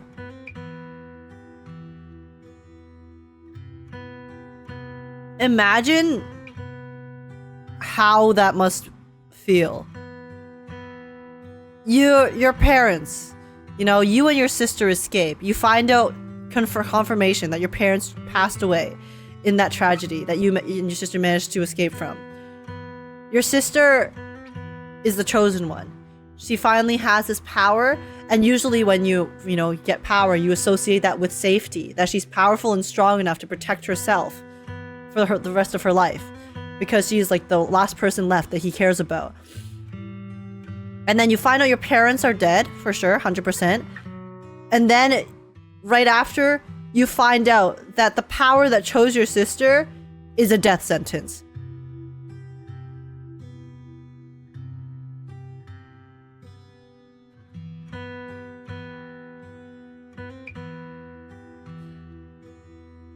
I think this is a testament to just how strong Shuyuan's will is, that he is still able to go out and, work so hard to try to find a way to stop it.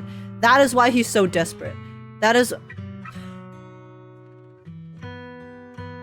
They've done a really good job, I think, at building up the relationship between Shunguang and Xiao'Guang. Because up until now, we know that he cares about her, and we've been told that. And I find it really impressive how they've made me feel so... They've made me resonate with their relationship so much, even though we have technically but we have mostly heard about their Deeper relationship from one perspective, which is Shunguang's, because Xiao'Guang has been gone. He mentioned it, we talked to him a bit before, but not that much. All of this development is happening through Shunguang's perspective, and I feel like that makes it hurt so much more. Because it's we can because we're hearing it from her perspective, we can feel the love and the care that he has given her, because she's the one telling us about all of it and how much it means to her. So I swear to God, guys, I swear to fucking God, Xiao'Guang better live. If Xiao'Guang doesn't live in this if Xiao'Guang dies in the story, that is my 13th reason. That is my 13th reason. I swear to God. I need to no more. I did not even feel this way about Pompeii, okay? Pompeii, you know, I was sad about it, but I was mostly gooning. But no, he has to live, okay? Guys, am I oh my god, is this mean? Is this mean that I was saying, like, you know what, I'll take Banyue. I'll take Banyue sacrificing himself over Xiao'Guang. No, I need the siblings to be united, guys. Not all hope is lost. Not all hope is lost, okay? Maybe it'll just kill. Maybe it will just kill, what's his name? The dude, the Tian Chen, you know, the NPC, you know, NPC death? 07? Yeah? Yeah? Great. Now, if only they could stop mentioning self-sacrificing in this story, I would love that. I would love that very much. I would love that immensely, actually. It would be great, amazing, fantastic, wholesome, heartwarming.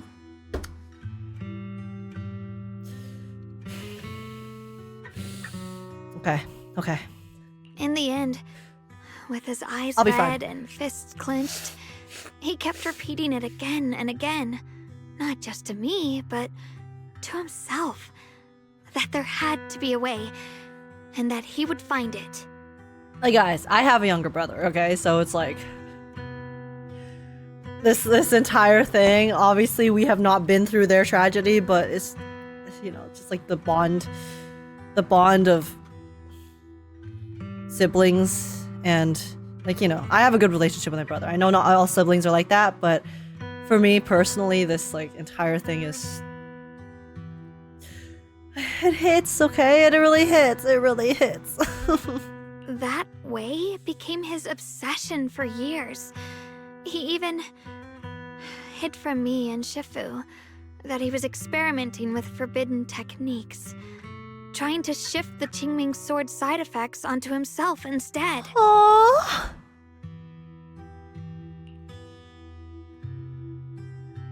Bro was trying to transfer the dementia?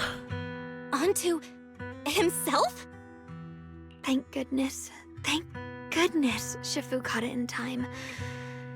That was the first time I'd ever seen her so angry. Not at the forbidden techniques, but at my brother for putting himself in danger. She didn't punish him. She just let out a long sigh, placed a hand gently on his shoulder, and sat with him under the cold moon for the entire night. Senior Yu's state of mind. Shifu must be able to relate to that. Maybe only Yixuan Shifu, who has endured loss and shouldered her own share of burdens, could truly understand Senior Ye's state of mind back then. That heavy weight he was carrying. Yeah. After that day, my brother promised her he would never let his obsession ruin him. Not even for my sake. He lied as easily as he breathed. Shifu poured her heart and soul into crafting the Qingming sword's case after her older sister passed away. With it, as long as I keep training in seclusion and reinforcing the seal, I can live like an ordinary person. But even with the sword case's protection, Shifu and my brother have always been so careful with me. Of course, I understand why. Every part of the seal carries Shifu's lingering pain from her past. And the fear my brother hides deep inside his heart has never really gone away. And they just want you to be safe, Shunguang. That's why, this time, I have to go. My sanity tells me that even when despair first struck, my brother never thought about sacrificing others for my safety. He tried to shoulder the side effects of the Qingming sword himself. So she knows what he's trying to do. She knows that he is willing to throw his life away to accomplish this, which is why she has to go. She has to go protect him. She has to stop him. She has to stop him. I don't believe that the person who made that choice back then would now throw himself into the creator's arms. Never mind. I was wrong, but you know. So there must be something else he's trying to do. He's not Aizen coded, he's actually Itachi coded. Stop. No, guys, he has to turn out better than Itachi, okay? Please, please, give him a better end. Give him a better end. I believe in Senior Ye. I believe in Senior Ye too. But I can't stop the terrible thoughts from creeping into my head. The intrusive thoughts. Trap or not, a path of no return or not, I can't let him face that danger alone. I have to stand beside him.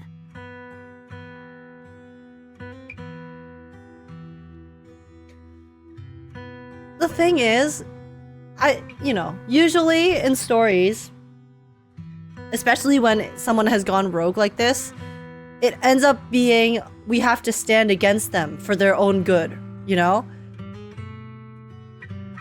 The fact that she says, the fact that like her determination, all of this that she's doing, she has so much faith in Xiao'Guang that he has his own motivations and plans that are for the good, for the greater good, and for her sake, and to do good. He hasn't gone off the deep end. She has so much faith that he hasn't gone off the deep end, that she's not trying to stop him. She's literally trying to she just wants to be there for him. She wants to be there for him. She doesn't want to stand against him. She wants to stand beside him.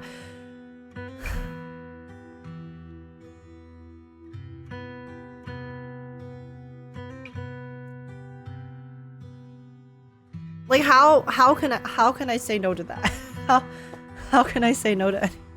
I know it's reckless and dangerous. But with you, I don't always have to be so sensible. I want to choose my own path, to take on the responsibility that's mine to bear. And that is your right. That's within your right. So, since you can't stop me, hide it for me one more time, please?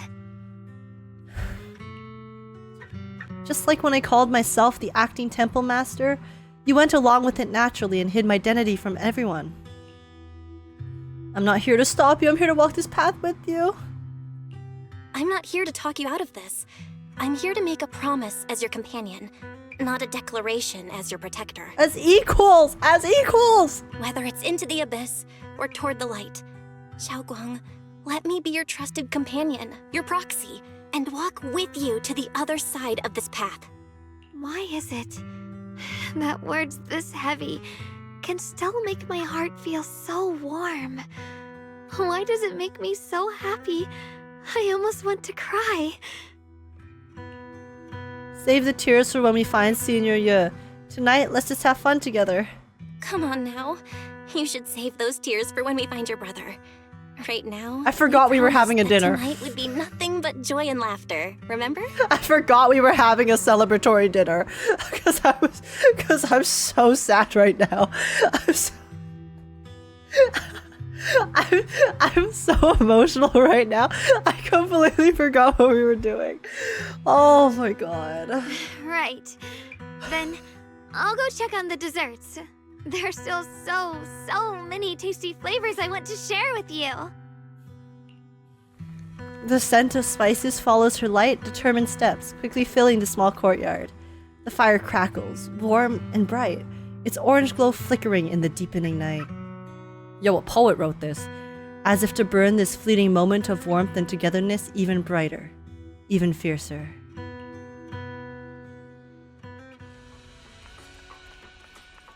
Okay, take a seat. Take a seat, guys.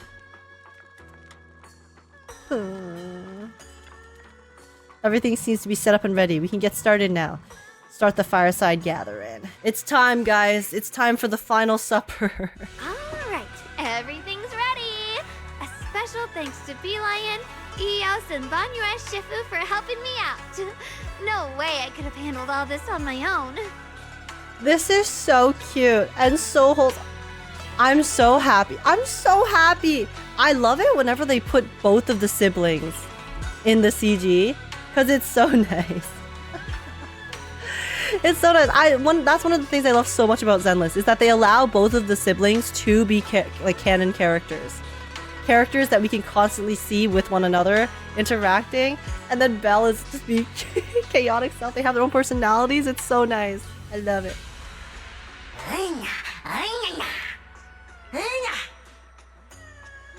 Ooh, try this, Dialyn. I added extra honey, just the way you like it. Also, high-key, why does it look like Dialyn's smiling at Banyue? Oh, you even figured out I've got a sweet tooth, huh? How thoughtful of you. Hey, Bee Lion, look at your paws. They're all greasy. You can't eat. Careful, or a spark's gonna turn you into a grilled lion head. Crispy outside, tender inside. Yo, Dialyn, calm down. Oops, my bad. I forgot we've got another lion head sitting right here. Oh my god, girl is still throwing shade. She's still throwing shade. We're trying to eat dinner, Dialyn. Let's put the beef aside for 2 moments, please. Banyue Shifu, would you like to try a chasu bun? I remember you're not fond of oily food. I want a chasu bun. I followed Senior Inuhu's recipe and added a bit of dried tangerine peel to the marinade to cut the richness. Do you like it? Wait, that's so sweet of her. It's perfect. I'm glad everyone likes them. They're nothing fancy, just some home-style cooking. Hey, Shunguang, sometimes home-style cooking is exactly what you need. Xiao'Guang, you're too modest. With skills like this, you could open a restaurant of your own. The balance of sweet and savory, the juiciness. It takes me back to a taste I haven't had since childhood. Okay, keep yapping, traitor. Nah, well, I mean, Ningqian's... his motivations are the same as Dialyn's. They both want revenge on Banyue, but the difference is that Ningqian is allying with the goddamn exaltist, so no mercy, no mercy. Xiao'Guang, your cooking makes me feel all warm and full of energy. Yeah, it's been a long time since we've had a feast like this. Though I have to say, compared to the way you nearly scorched the bottom of the pot earlier, stomping your feet in panic, you sure adapted fast, Xiao'Guang. Dialyn! The way she said her name? I agreed not to bring that up. That old stove's impossible to handle. The flames keep flaring up and dying down. Luckily, Banyue Shifu's here. Since we're all here, why don't we sit by the fire and chat for a bit? Yeah, and let's bond. Let's break the ice, guys. Water under the bridge. Chatting? I love chatting. What should we chat about? Let me think. Oh, I know. Everyone share something funny or embarrassing that's happened to you recently. Dialyn, you first. Guys, I can't stop staring at this, but Ningqian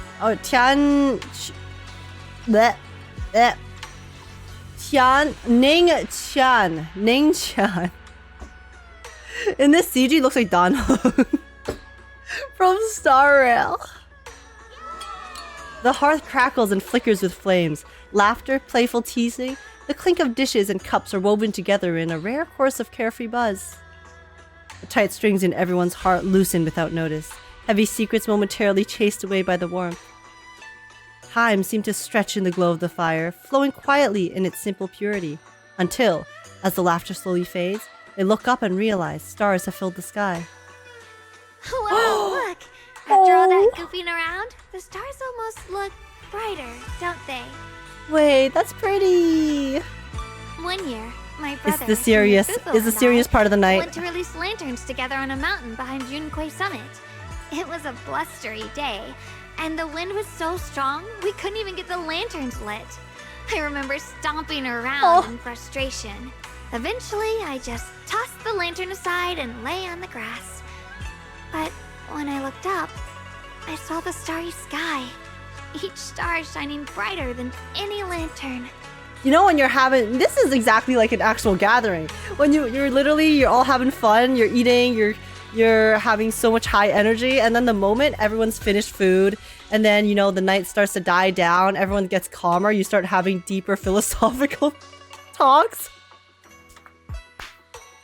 Oh my god, this is bar for bar. My brother said that the stars are the best kind of lantern to carry your wishes. I wonder, What did I wish for back then? Feels like it's been ages since I had a moment like that. No thoughts, no worries, just gazing at the stars and having a quiet conversation. Everyone listens silently, with the crackle of flames the only sound breaking the silence. Meanwhile, the Qingming sword case shimmers almost imperceptibly under the starlight. Bro, no, wrong. Don't do that. Don't do that, please. Please don't do that. Sword case? Sword case? Please lock in. Lock in, sword case? Now is not the time to be faltering. Choices. Such cruel things. Once made, they're like stones cast into a lake. Ripples pushing you forward as they spread. Looking back, those ripples already turned into a tidal wave. There's no turning back now. Ning Chan seems a bit drowsy, mumbling incoherent, fragmented words under his breath.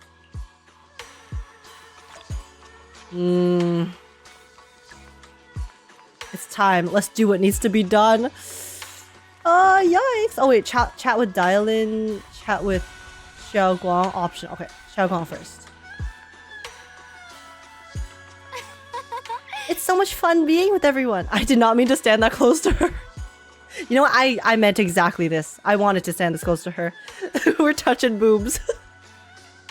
Tonight, I'm definitely gonna have sweet dreams. Sweet dreams. See you in our dreams. Okay. Hello, Dialyn. I'm starting to long for more moments like these. Finally, some peace and quiet. No endless customer complaints, no paperwork, no urgent messages, and none of those voices. Just sitting here, looking at the fire, gazing at the stars, listening to chatter. Just chilling like this. Yeah, not bad at all. Dialyn's expression held an unusual calmness. Seems like the perfect moment to ask those questions she's normally dodged. Oh, we're prying? We're nosy bitches? Since it's so much trouble, why do you like being a customer service rep? Because it's fun watching people get tongue-tied when a fire... Wait, she's actually doing it to... She's doing it to rage bait. She's being a customer service rep to rage bait the annoying Karens. Dialyn's taking one for the team. And because when talking to a living person, no matter what I say, I'll always get a response.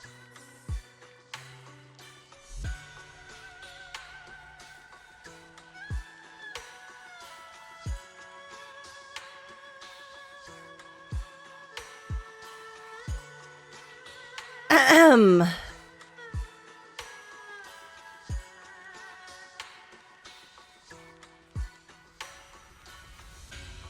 The whiplash. The whiplash I just got.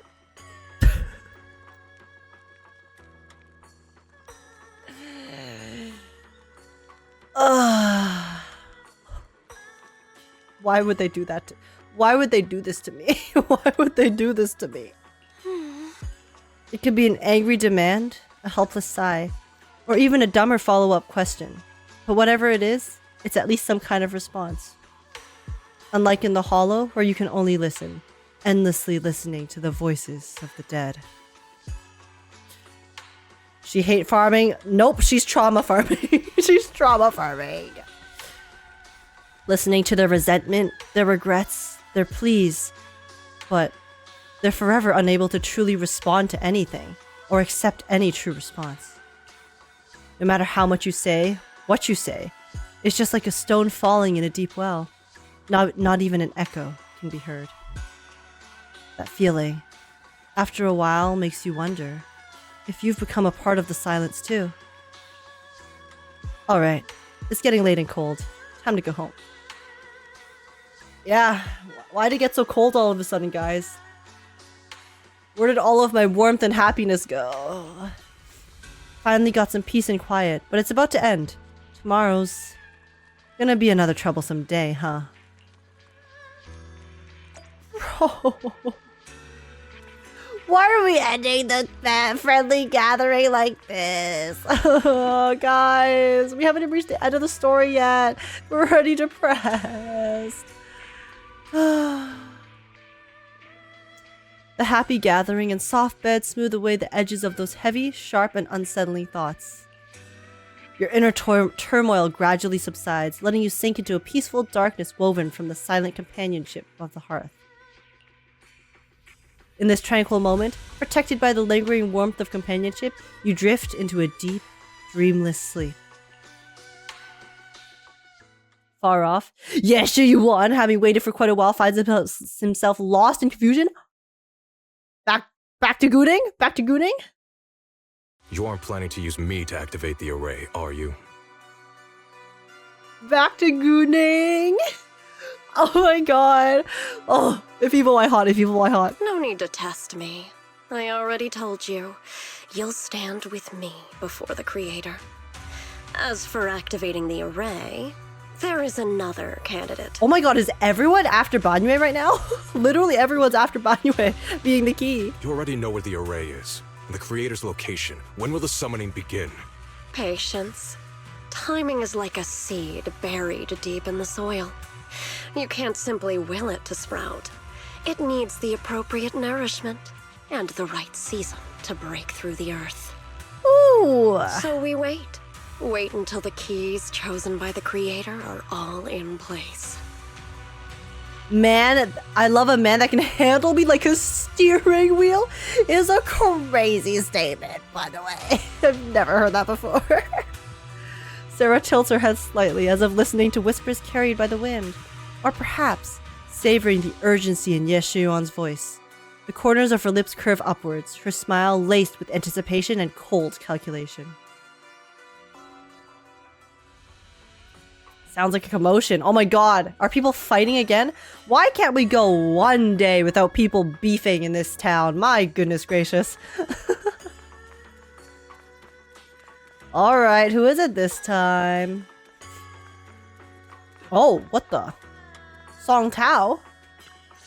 Oh, did he find out that Shunguang's missing? Wait, she's right here. What am I saying? She's right here. We'll get you patched up right away. No, don't Oh, worry true. about me. They went to go Listen, research. Last night, sometime after midnight, the miasma at the old mining site suddenly erupted. The other disciples are all trapped there now. Many of them are severely wounded. Yeah, because they couldn't attend the dinner because they were going to go investigate. Belle, we don't have time to wait for Shifu and the others. Let's get going. Got it. Then let's get going. Wise, we'll leave Senior Son Pao to you and Dialyn. We'll take care of him. Eels will be waiting for you there. I'll go tell Banyue Shifu and Dialyn. But remember, Belle, Xiao'Guang needs to be careful with the sword. Xiao'Guang. Relax, Junior Wise. I promised Belle I wouldn't break the seal lightly. Don't forget, I'm pretty strong.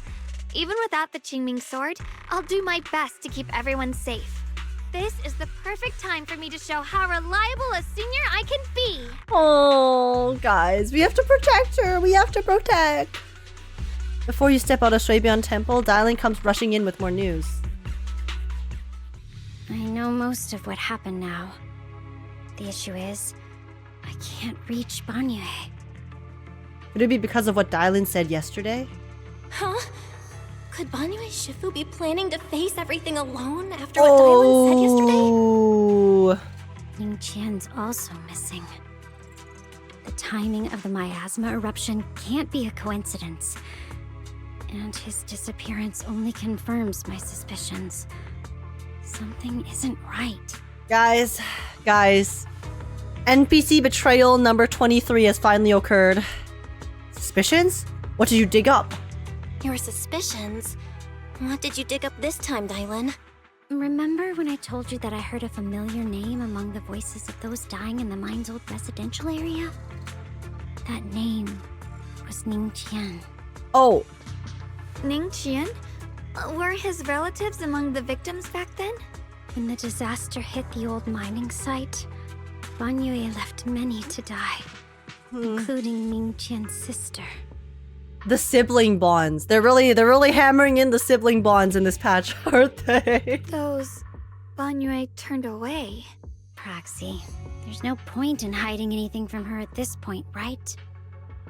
Explain what happened. Xiao'Guang, this is what happened. You tell Shunguang about what Banyue did all those years ago. So, Ningqian concealed his past and joined Banyue's school to get close to him. I found out that he'd contacted Sarah before he first met us. No wonder more clues somehow always appeared the moment we thought the trail was about to go cold. We were being led! Guys, we are being led by the wolf in the woods. We are Little Red Riding Hood. That's Sarah. She must have used the hatred in his heart to strike some sort of deal with him. Us meeting the exaltist remnants, discovering the ancient tome, and learning of the array. None of that was random. Looks like that woman has been secretly orchestrating these seemingly logical events. I got an investigation report on Ningqian this morning.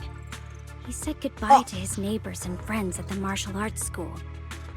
The way he spoke made it sound like he was leaving on a long trip and might never see them again. Never see them again? Does that mean he's out to take revenge? He had his final supper and then said his final farewells, bro. That seems to be the most likely possibility.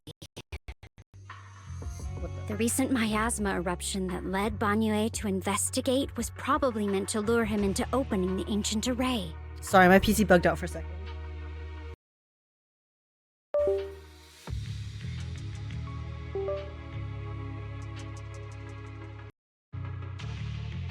My bad. We back? So that note I received? He's trying to exploit Banyue's guilt to lead him into a trap. Was it a setup to exploit Banyue Shifu's guilt toward Xiao'Guang and the others? He tried to keep her safe and stop Senior Ye from activating the array, which made it the perfect bait to draw him in. That's just the tip of the iceberg. I suspect the array and the ancient tome, and even the part about the key to quell miasma, were nothing more than tricks to keep him chasing. Oh. It might all be Sarah's handiwork. Wait, true. So the array might not even need a key in the same way that we think that it does, right? Because at the end of the day, all of this stuff is information that's been fed to us. So we've been led to believe that the array needs a sacrifice to become someone to become the key, i.e. in this case, Banyue. But maybe she actually wants Banyue for a different reason. And not actually to act as a key for the array, because the array maybe doesn't actually need it. Or something is she definitely lied about something, so think about it. Using powerful ether energy to activate the array and purify the miasma? If the array is used to absorb a large amount of ether energy and miasma, then where will all that power go? I mean, but it would still make sense that she would need that power to maybe open some sort of communal device or connection to the creator. Miasma in Limnian Hollow is abnormally receding. Where is it flowing to? What else is behind the residential building in the mines? What if she... Wait a second. Okay, guys. What if the array acts as a conduit, right? So then it's like it absorbs the power, and then what if she's trying to use Banyue as like a conduit to commune with the creator? Because I feel like in order to commune with the creator in a way that we can comprehend, because they've mentioned that you can't just talk to the creator, right? Like, because they're just beyond mortal comprehension. So what if somehow, if you have a like creature or a being powerful enough, that a being that's not human, who is powerful enough to basically encapsulate some of the creator's energy and use that to commune, to talk to the creator through that. So then the creator essentially like possesses Banyue, and then Banyue's body is how we talk to the creator, maybe. And because Banyue is obviously a very strong creation that can hold all the energies. So maybe I don't know what I'm cooking right now, but that's my guess at the moment. And that voice in the hollow, we still don't know why only Banyue and I could hear it, but it's clear that the voice has been trying to use my memories to plant doubts in my mind. So what exactly is hiding behind that voice, trying to influence me and Banyue? Based on Sarah's actions, it's most likely that the miasma and her power is, or will be directed for, a special purpose. For example, sustaining that creator who is soon to descend. Yeah, but Dialyn's power, she can commune with the spirits, and she also has a chakram that can make things big. But I don't think it's gonna be the chakram. I think it's the spirit power, since that's the one that's been mentioned in the story. If that's true, then that array... If that's true, then even if the array once had its use, it's definitely not some world-saving miracle anymore.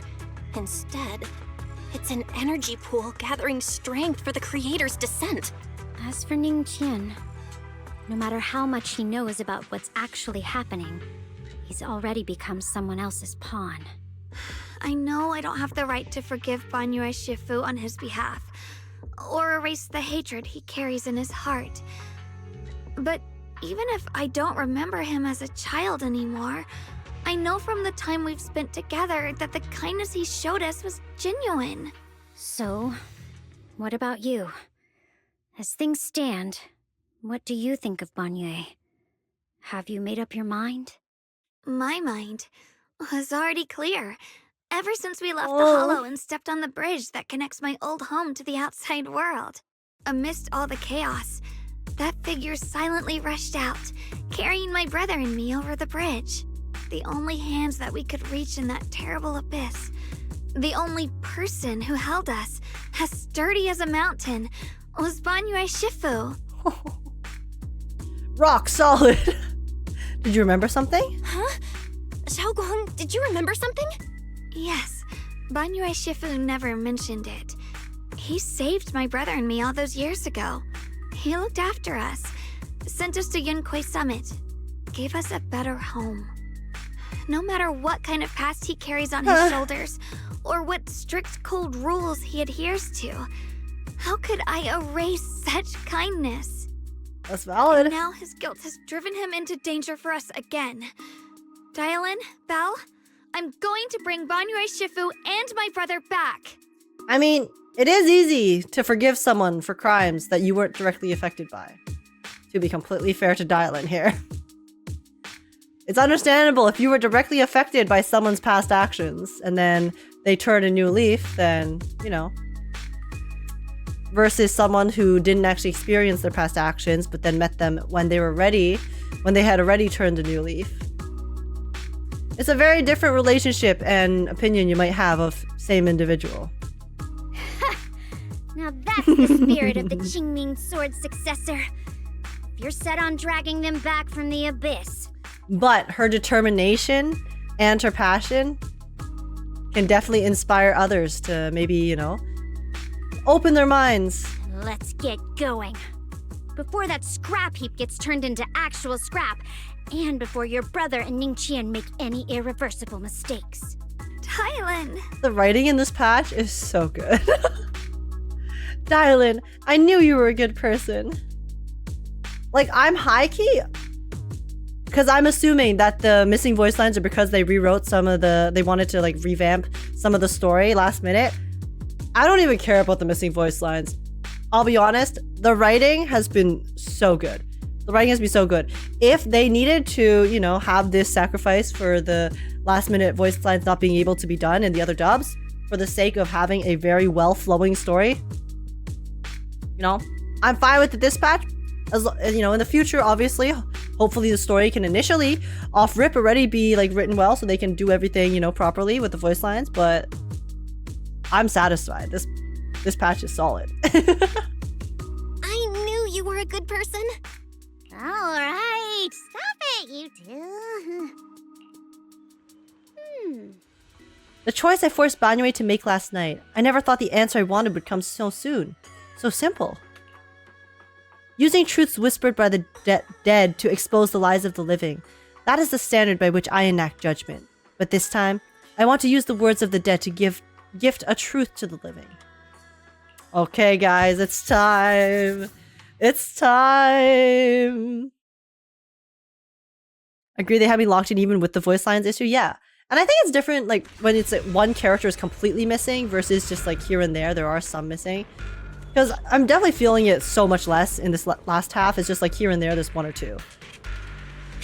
The beginning was basically all, but... Oh! Hello, Qingyuan!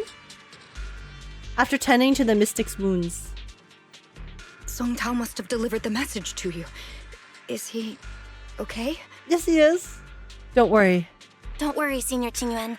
He'll be okay. But he told us that our fellow disciples from Swabian Temple were trapped by miasma. How did you manage to break free? It was Banyue Shifu. Oh! Somehow the sealed gate was opened last night. Some disciples went in to explore, but shortly after, a wave of active miasma came and swept everyone away, leaving us trapped in different places. Later, just as we were about to give up hope, Banyue Shifu came and saved everyone. After he found a safe place for us, he turned and went in deeper. From the look on his face, I could tell that it wasn't just a spur-of-the-moment decision. He seemed as if he had long made up his mind to go in there. Did he say anything before he left? He said that human forces could no longer stop this chaos and that he needed to find another way. So he went to investigate the source. He also said some strange things, heavy words. I don't know if they were meant for us or if he was just talking to himself. Heavy words? What do you mean? Okay.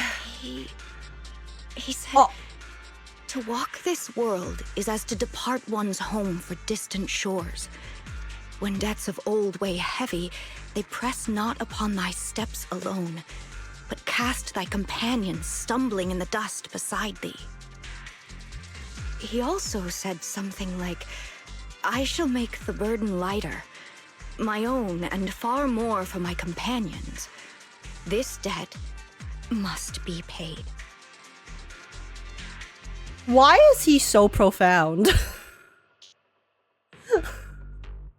Like, they just encapsulate such simple concepts that you don't normally think about in such profound ways. Like, the TLDR of this entire, like, thing, this entire statement is, you know, when you have your own, when you have, like, burdens, things like that, it will affect others around you. Truth. But just the way they say it, like, wow. Perspective change on life.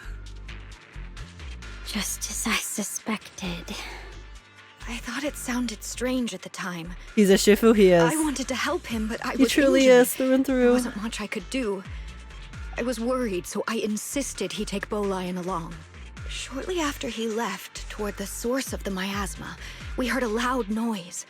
Then, the miasma that was trapping everyone appeared to be drawn towards something else and started to recede. We were all so relieved. Until just a moment ago, when Bolian came back and reported that Banyue Shifu was trapped now. You can try scanning Bolian's memory module to find out exactly what happened, but things aren't looking good.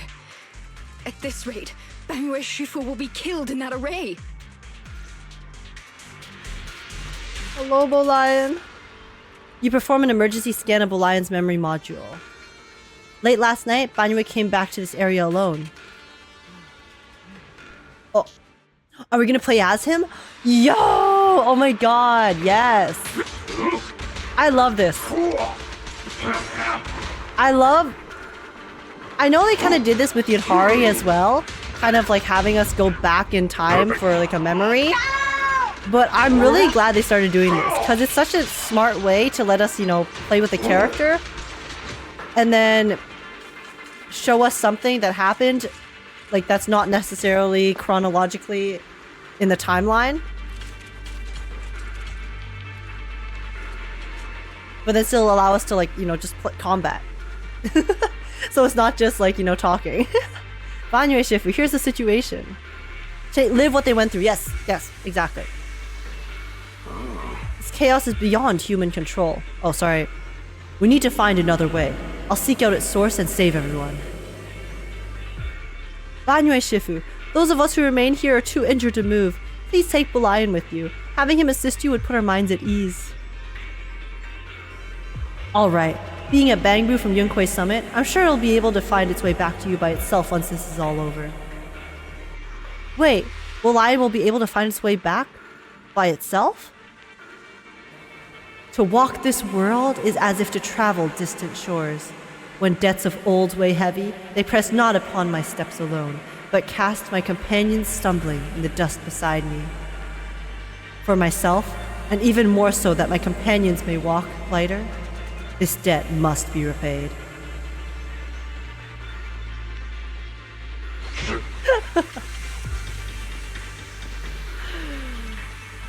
The SFX, guys. It's my Banyue. It's my Banyue impression. Back when I was doing my duty around here, parents would often voice their concerns about mischievous kids sneaking out to play at night. For their safety, special locks were installed. Only adults know how to open them. So are you saying that us being unable to open the door earlier was actually just a skill issue? This must be something he heard in his youth and never forgot. We rarely came here back then. We must make haste and check the area for anything suspicious. Oh, I see a person. Oh, I see multiple people. Never mind. It's all the disciples. What's up? Okay. He's already here? Do we need to send an email to Hoyo so you can work as a VA? Dude, that would be the dream. Nah, I need to practice and get good first. Ningqian. Banyue Shifu. I knew you cared about the mystic's safety and would come here. Great news. Absolutely fantastic news. I think I've stumbled upon the key array core of what the ancient array mentioned in the old texts. It's just that I'm not skilled enough. I couldn't fully activate the array. But now that you're here, surely everything will go much smoother. Looks like this time, the miasma disaster can finally be put to an end. This place won't have to relive that nightmare again. Where is it located? There are several array pillars on the platform nearby. I'll lead the way. Alright, let's go, Ningqian. Be careful. Over here! Banyue Shifu! This way! Alright, definitely not a traitor. Let me follow you, my disciple. Oh. I feel like I don't want to walk on that. Nameless Ancient Array. The array core is ancient, and the patterns carved into its pillars shimmer with an undying will to protect. You know what this array is giving me vibes of? I feel like I'm in Euphorius again. Standing in the center, it's almost possible to feel the long dormant earth pulsing in agony, urging the activation of the array. Upon attempting to guide and fully activate the array with his own ether energy, a cold, malicious will suddenly counterattacked. Fall back behind me! Oh. Why did that hair sound like Sarah? It's probably because Sarah just activated this, right? Will Lion's memories regarding Banyue cut off here? Ina! The array has been activated and is continuously channeling miasma. It seems to be effectively absorbing and suppressing it. Ina! Banyue Shifu is trapped in a miasma sphere of great evil, and even though my training has advanced by leaps and bounds today, I still can't save the two of them. Alas, what a tragedy. Banyue seemed to know what Ningqian was up to, but still activated it anyways? Indeed. You should hurry to save Banyue Shifu, and take Dialyn with you this time as well. Okay. It's time to lock must have been in. the one who opened this door. It's like every inch of this place is etched deeply in his memory. Well, probably because he lived here with his sister before she died.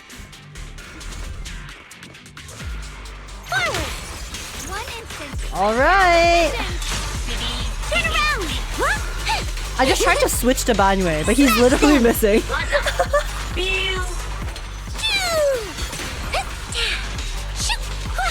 Intercept! Okay.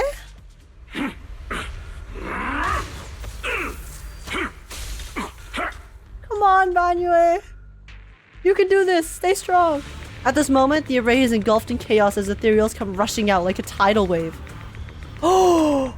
Ningqian's eyes burn with rage. His crazed words are filled with pain, despair, and twisted pleasure. Enough! Stop dragging this on, Banyue! Stop! It's over for you! Oh? How pathetic. How long do you think you can keep up that heroic act? Stop pretending you're a savior. Look at you. Look at the monster you become. What do you mean, monster you've become? He was a monster, and then he stopped being a monster. And then now you've dragged him back into a situation where he has to be monster-like. Ningqian, you did this! You bastard! Can't you see? Stop fighting! Just let me die here! We can both die here! Yo, is this some Romeo and Juliet shit, Ningqian? You should watch me die. Just like how you watched my sister struggle on the brink of death all those years ago. Why are you still playing the merciful saint? I've waited 10 years. 10 whole years! And now the day is here. You don't deserve to save anyone! And you don't deserve to let me live.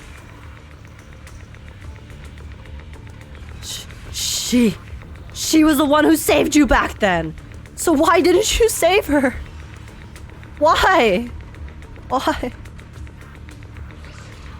These 10 years, every single day, I kept thinking, if I hadn't stormed out that day, if I'd stayed, maybe my sister wouldn't have died alone like that. My life should have ended here 10 years ago. I've been waiting so long for this day. Since you'll be dying with me, then so be it. Guess I can finally avenge my sister. And give myself some closure. Banyue's heavy footsteps create a deep crack on the ground, like a lonely mountain peak, covered in scars and bruises, but standing tall and unwavering. He tenaciously protects Ningqian and the area behind him. His fists swing in a frenzy of energy, every blow hitting like a tsunami, blasting the oncoming ethereals to dust. It's as if Banyue cannot feel the scratches and searing energy marks on his metal frame. The depths of his eyes glisten with the sorrow that pierces his soul, and a resolution that has long known its ending. His low, hoarse voice rings out like echoes in a deep valley, piercing through all the clamor, every word imbued with immense power. Ningqian! I shall repay this debt with my life! Yes, your life is not a bargaining chip. You still have a long road ahead. He still wants to protect him. Go and live! Live and see the world that your sister never saw!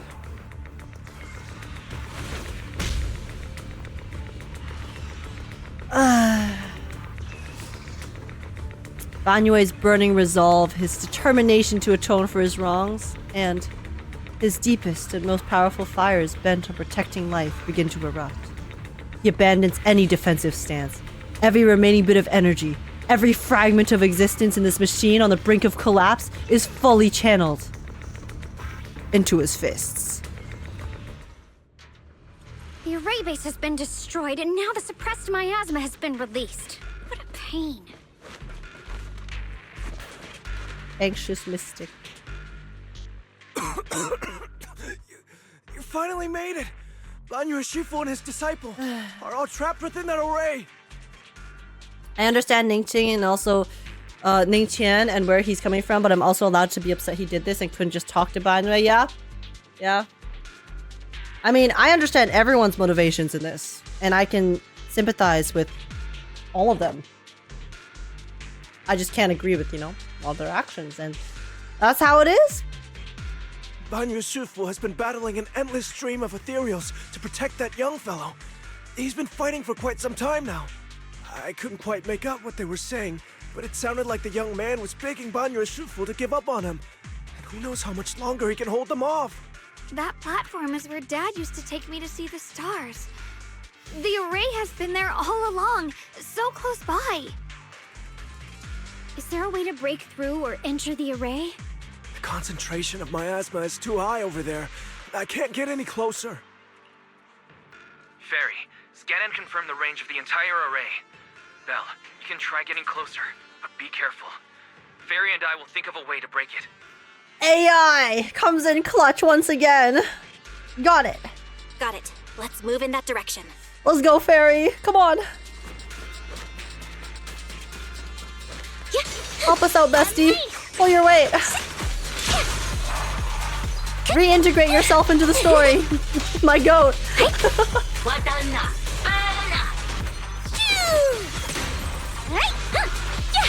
Okay.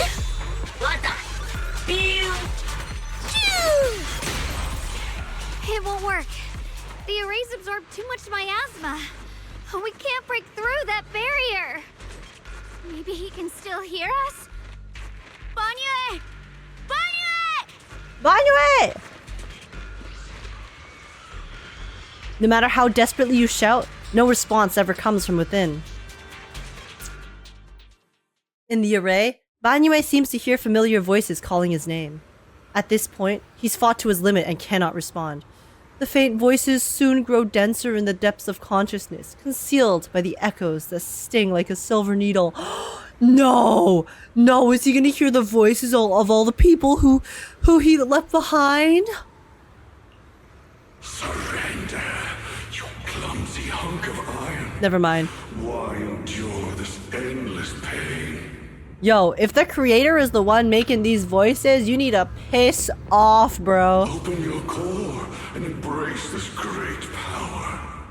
It will grant you rebirth and eternal freedom. This CG is so sick. The voice acting, by the way, from Ningqian and Banyue just now in his flashback. Cinema. Do you hear that? Do you hear the cries of the burden deep within your body? The music. Your bearings are screaming. Your circuits are melting. You have long been covered in cracks on the verge of collapse. Emotion module overload. Forcing deinstallation to clear redundant emotional data. No! No! Don't let it happen! Re-verifying core command. Suppress miasma by any means necessary. Fuck off, Cold Command! Dive in. Sink into eternity. Behold how they long to accept you. Why resist? You are a part of this filth.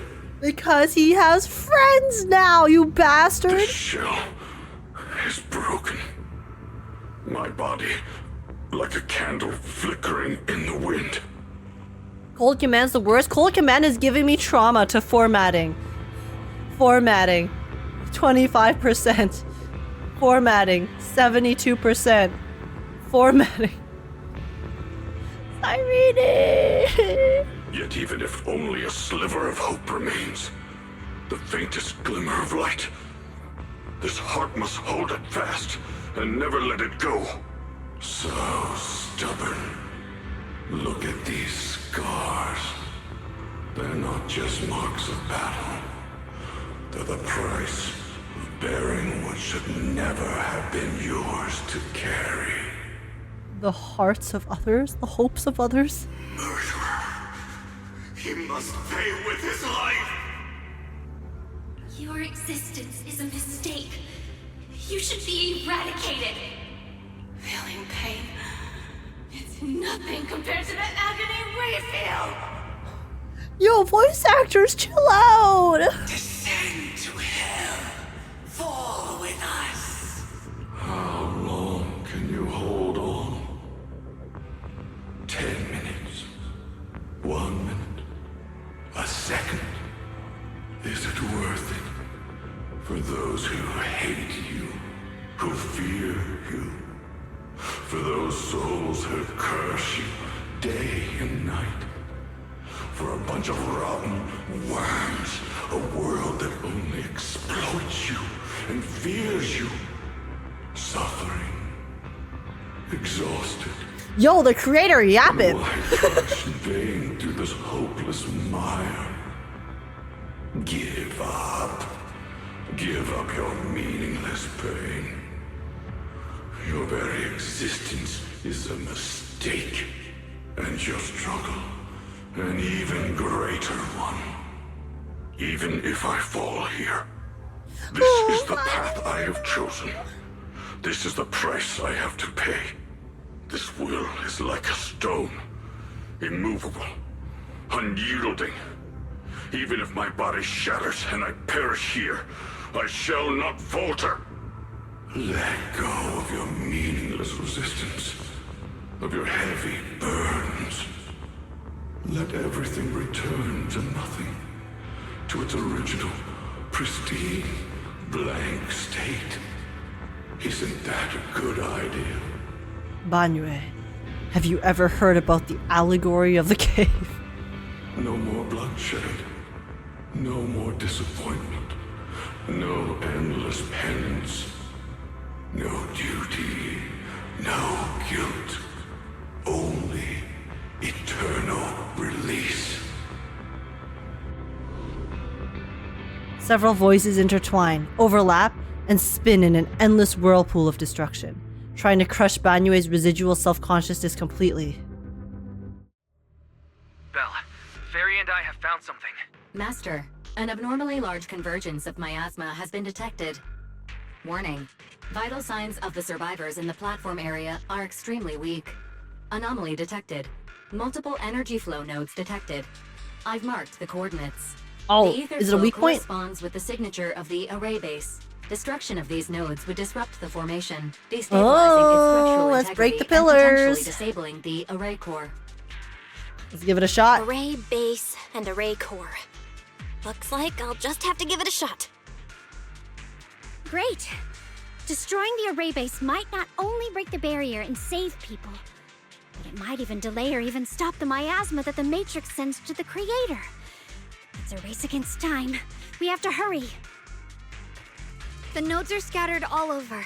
Let's split up. Okay, good idea. Leave this area to me. Proxy, you cover Xiao'Guang. The noise in the array core is getting weaker. Let's go! Wait, so who are we fighting as then? Oh, still Dialyn. I was like, wait, but if Dialyn is not here, or because we're splitting up then, and Xiao'Guang was not actually playable yet. Okay.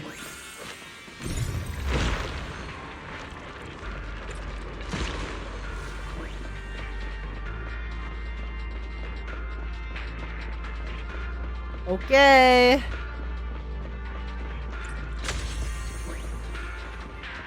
Pillar 2, where's pillar 3? Oh my goodness. Yo, chill. Oh my god. Dial 2 for a chat. I was thinking that this looks like a place where I would fight enemies. Lo and behold. Spot an ethereal. Shout for help. How would Belle cover her? You know what? Maybe we can yell if we see enemies coming. You know, we can be her eyes. This is the last one on my Because we have no end. combat. Looks like it's up top.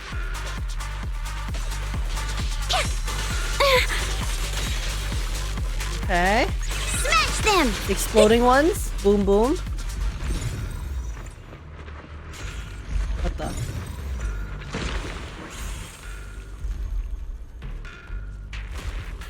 Oh! Oh! Wait!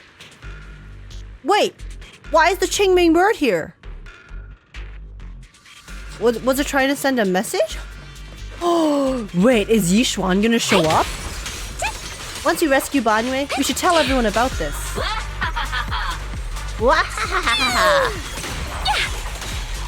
Interesting. Oh my god. That's a lot of miasma. All 3 down. Now it's all up to Xiao'Guang and the others.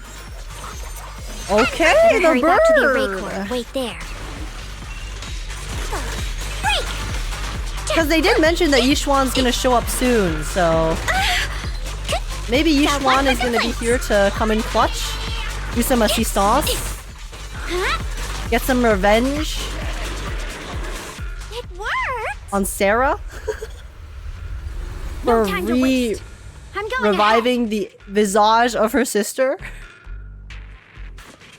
Besmirching her grave, I guess. Okay. Yay, we have Banyue again. Let's go, let's go. What's up, Banyue? Intercept! Seal! Banyue, you will not walk this path alone. We will walk it together, okay? Sacrificing yourself for justice? A life for a life? And you, charging into die over such a lousy trick? Where's that brilliant self-serving logic of yours? Oh, Dialyn! Sins of the past cannot be atoned for. Once Ning Chen is safe, you can take whatever it is you're after. Oh. You knew about my mission all along? Yo, what am I doing? Oh! Okay! Yo! Oh my god, Dialyn's combat is so sick. Oh my god! Banyue, pop off! Pop off! Pop off! Oh my god, this is so cool! Wait, this is so cool! That was it! That was so... Oh! It's not over yet. And you already look this miserable. Dialyn? Let's end it here. She's gonna give him the choice. Please, take it. Taking it to report back, that would be nice. But now, I have a new choice. This time, let the words of the dead grant you a truth that allows you to keep on existing. Oh, does that phone let him hear the voices too?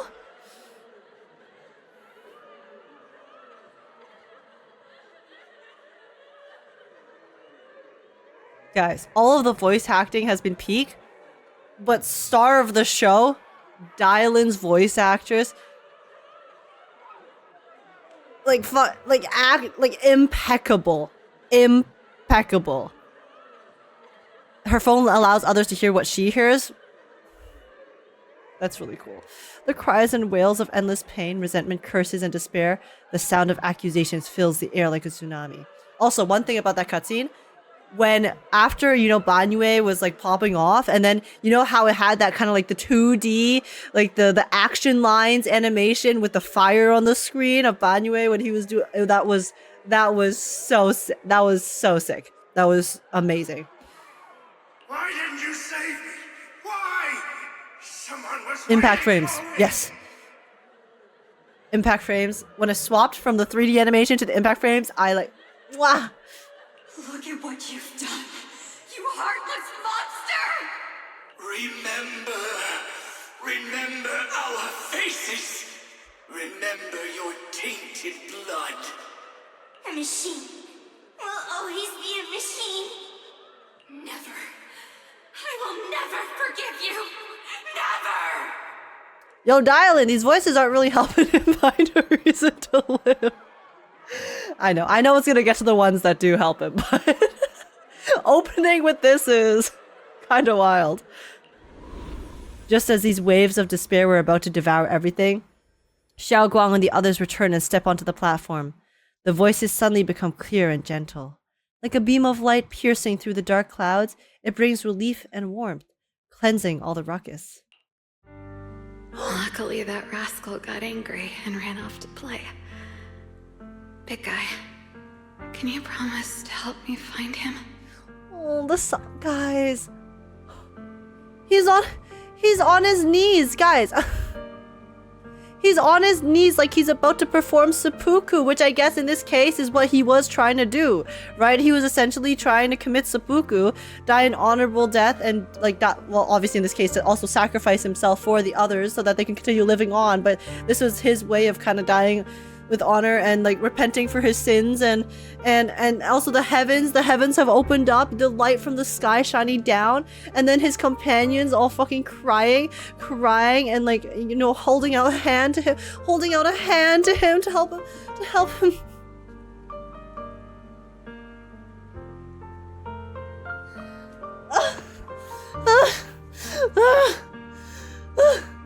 I'm so normal. I'm okay. I'm okay, guys. I'm okay. I promise. Sis? He's so stubborn. Oh, this is his sister. On the smallest things. I know he'll probably hit a few bumps along the way. But hey, just be patient with him, okay? Help him grow up safe, so he can see the better days I never got to. That's all I ask. The peace we found here made me complacent. Oh, yeah, Shunguang's parents! I couldn't bring myself to open that thing. Maybe this is the price I pay. What's this? Wait, open that thing? What is he referring to? Is he talking about the array? Wait, that's lore. That's something important. We'll come back to it. But please, our two children are still so young. We shielded them with a technique just before the explosion. The two of them still have a chance to live. Don't let them watch us leave. Don't let them suffer the despair of seeing their loved ones die. Don't let them grow up alone. Can the voice actors chill, please? I'm leaving them to you, Banyue. Get them out of here. Run straight ahead and leave this place. Just to make sure Agekk and Xiao'Guang survive. Please. I'm begging you. Thanks, big guy. Really. Thank you. Thank you. Thank you. Now, we can go without regrets. One day, when they return to their former home, remember to tell them we left with smiles on our faces.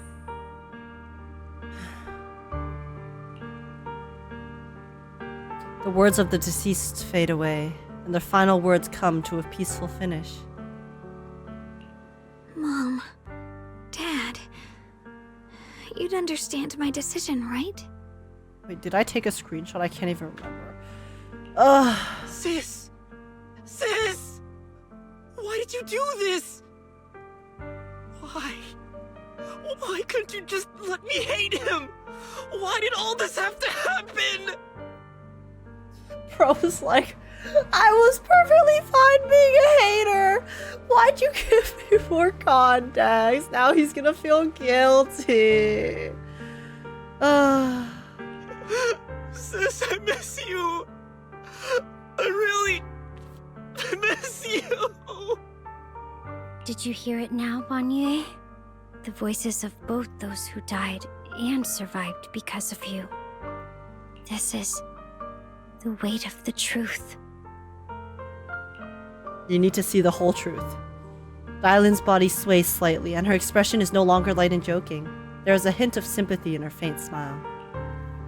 Like a light piercing through the haze, it gently spills onto Banyue's gaunt yet upright body. Your logic algorithms determined that there were only a handful with a chance of survival at the time.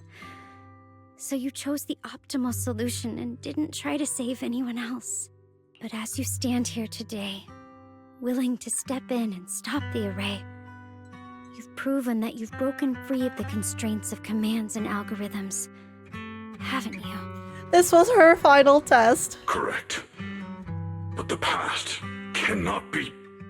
Right. The past can't be rewritten. But you're only holding on to the debt of those who were killed. You have forgotten the promise to live that those who passed entrusted to you at the end of their lives. Does this mean he passes the forbidden fruit test? 100%. Do you really think that falling here and sacrificing your life to repay your debts is something worth commending? You're just trying to run away. The real way to atone for wrongdoing is to live. Living the way you are now. You're talking about this with her. This human form with emotions, self-awareness, and the ability to feel pain. To face the trials of the past day after day, and to shoulder the never-ending guilt. Live. Live with a clear mind.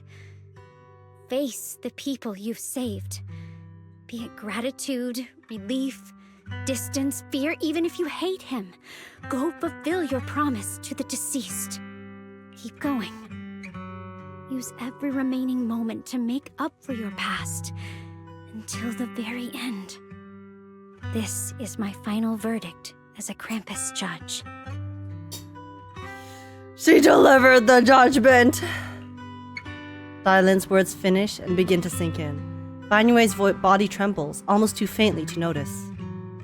In silence, the chains that had bound him for years, forged from cold algorithms, endless slaughter, self-loathing, and the weight of misunderstanding, had nearly crushed his soul. But in that moment, as he stands tall, they shatter with a thunderous crash. Xiao'Guang, Ninja. About what happened all those years ago. You don't need to say anything, Banyue Shifu. Actually, I already remembered it all. Back when we crossed the bridge again. Oh, she just kept silent about it. You might think you're a murderer who didn't save people in their moment of need. But to me, and my brother, you're the path to survival our parents sacrificed their lives for. And not only did they give themselves up for us, but also for your chance to become human. Dialyn is right. Remorse for the dead never really goes away. But we can bear it as we go on. You don't owe the dead your life. You owe them the will to use the hands that once killed, to reach for more life instead. Shunguang, preach! That's why I've never blamed you, Banyue Shifu. I also wanted to thank you, Dialyn, for letting me hear my parents' last words. It showed me that I was thinking the same way they were.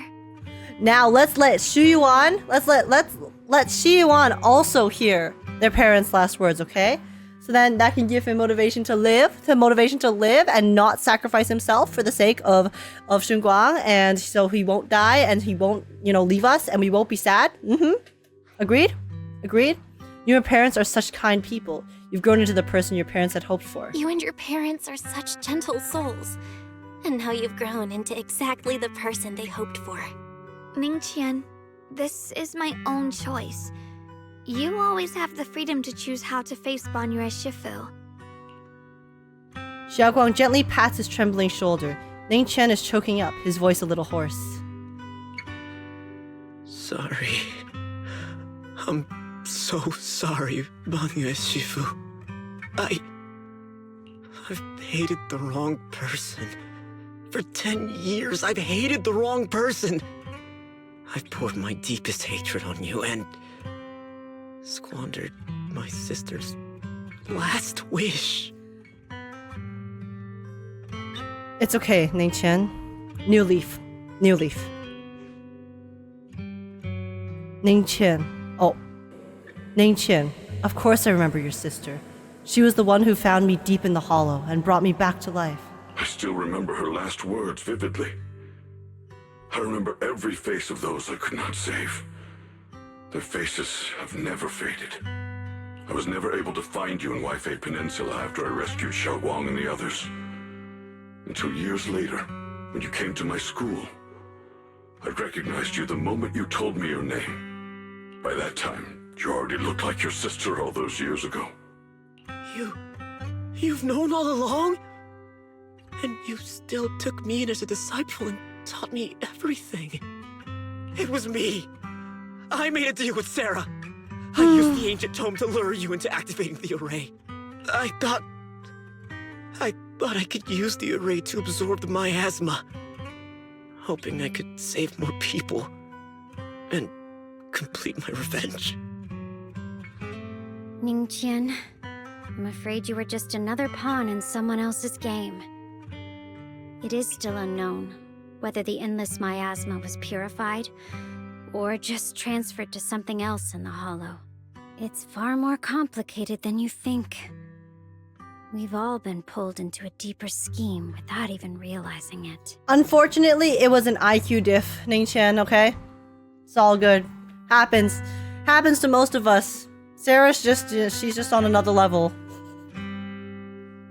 Everyone, it may be too late to say this now, and I'm too ashamed to look Xiao'Guang Shifu in the eye. But there's something I must tell you.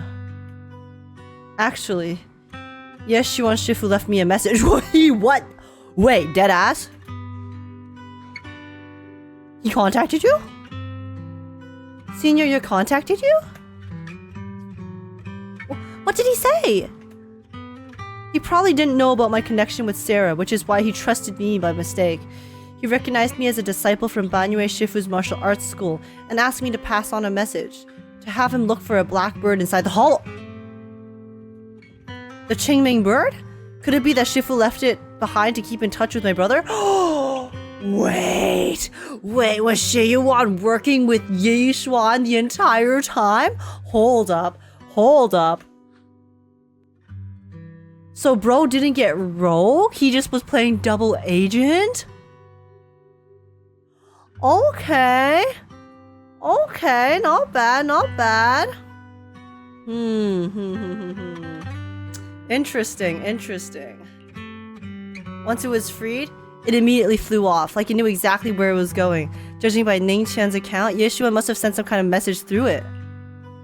But since no response came, he must have started to worry that something went wrong in the transmission. So when he ran into a disciple from Banyue's martial arts school, he decided to entrust the message that way instead. Okay. The only one capable of trapping the Qingming bird would be the creator. My brother must be all alone out there right now. But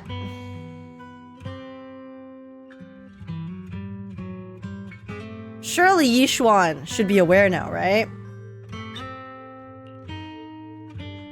Ningqian, Xiao'Guang, this place is dangerous, and you're still unstable. You should leave immediately, return with the others, and wait for Yixuan Shifu's support. Do you remember that vision of Shiyuan waiting for something earlier? Oh, yeah. He was waiting for the bird. I will only become a burden if I stay. Banyue Shifu. Everyone, please be careful. I'll deliver the news. And if Yixuan Shifu arrives in time, I'll inform her immediately. This double agent angle has to be what was rewritten, right? They seem to be consistently unvoiced in this patch. Wait, you might be onto something, actually. Hold up. You might be right, because from what I remember, at least in this specific scene, right? The only part of this scene that was wrong that was not wrong, but that was different is the double agent part.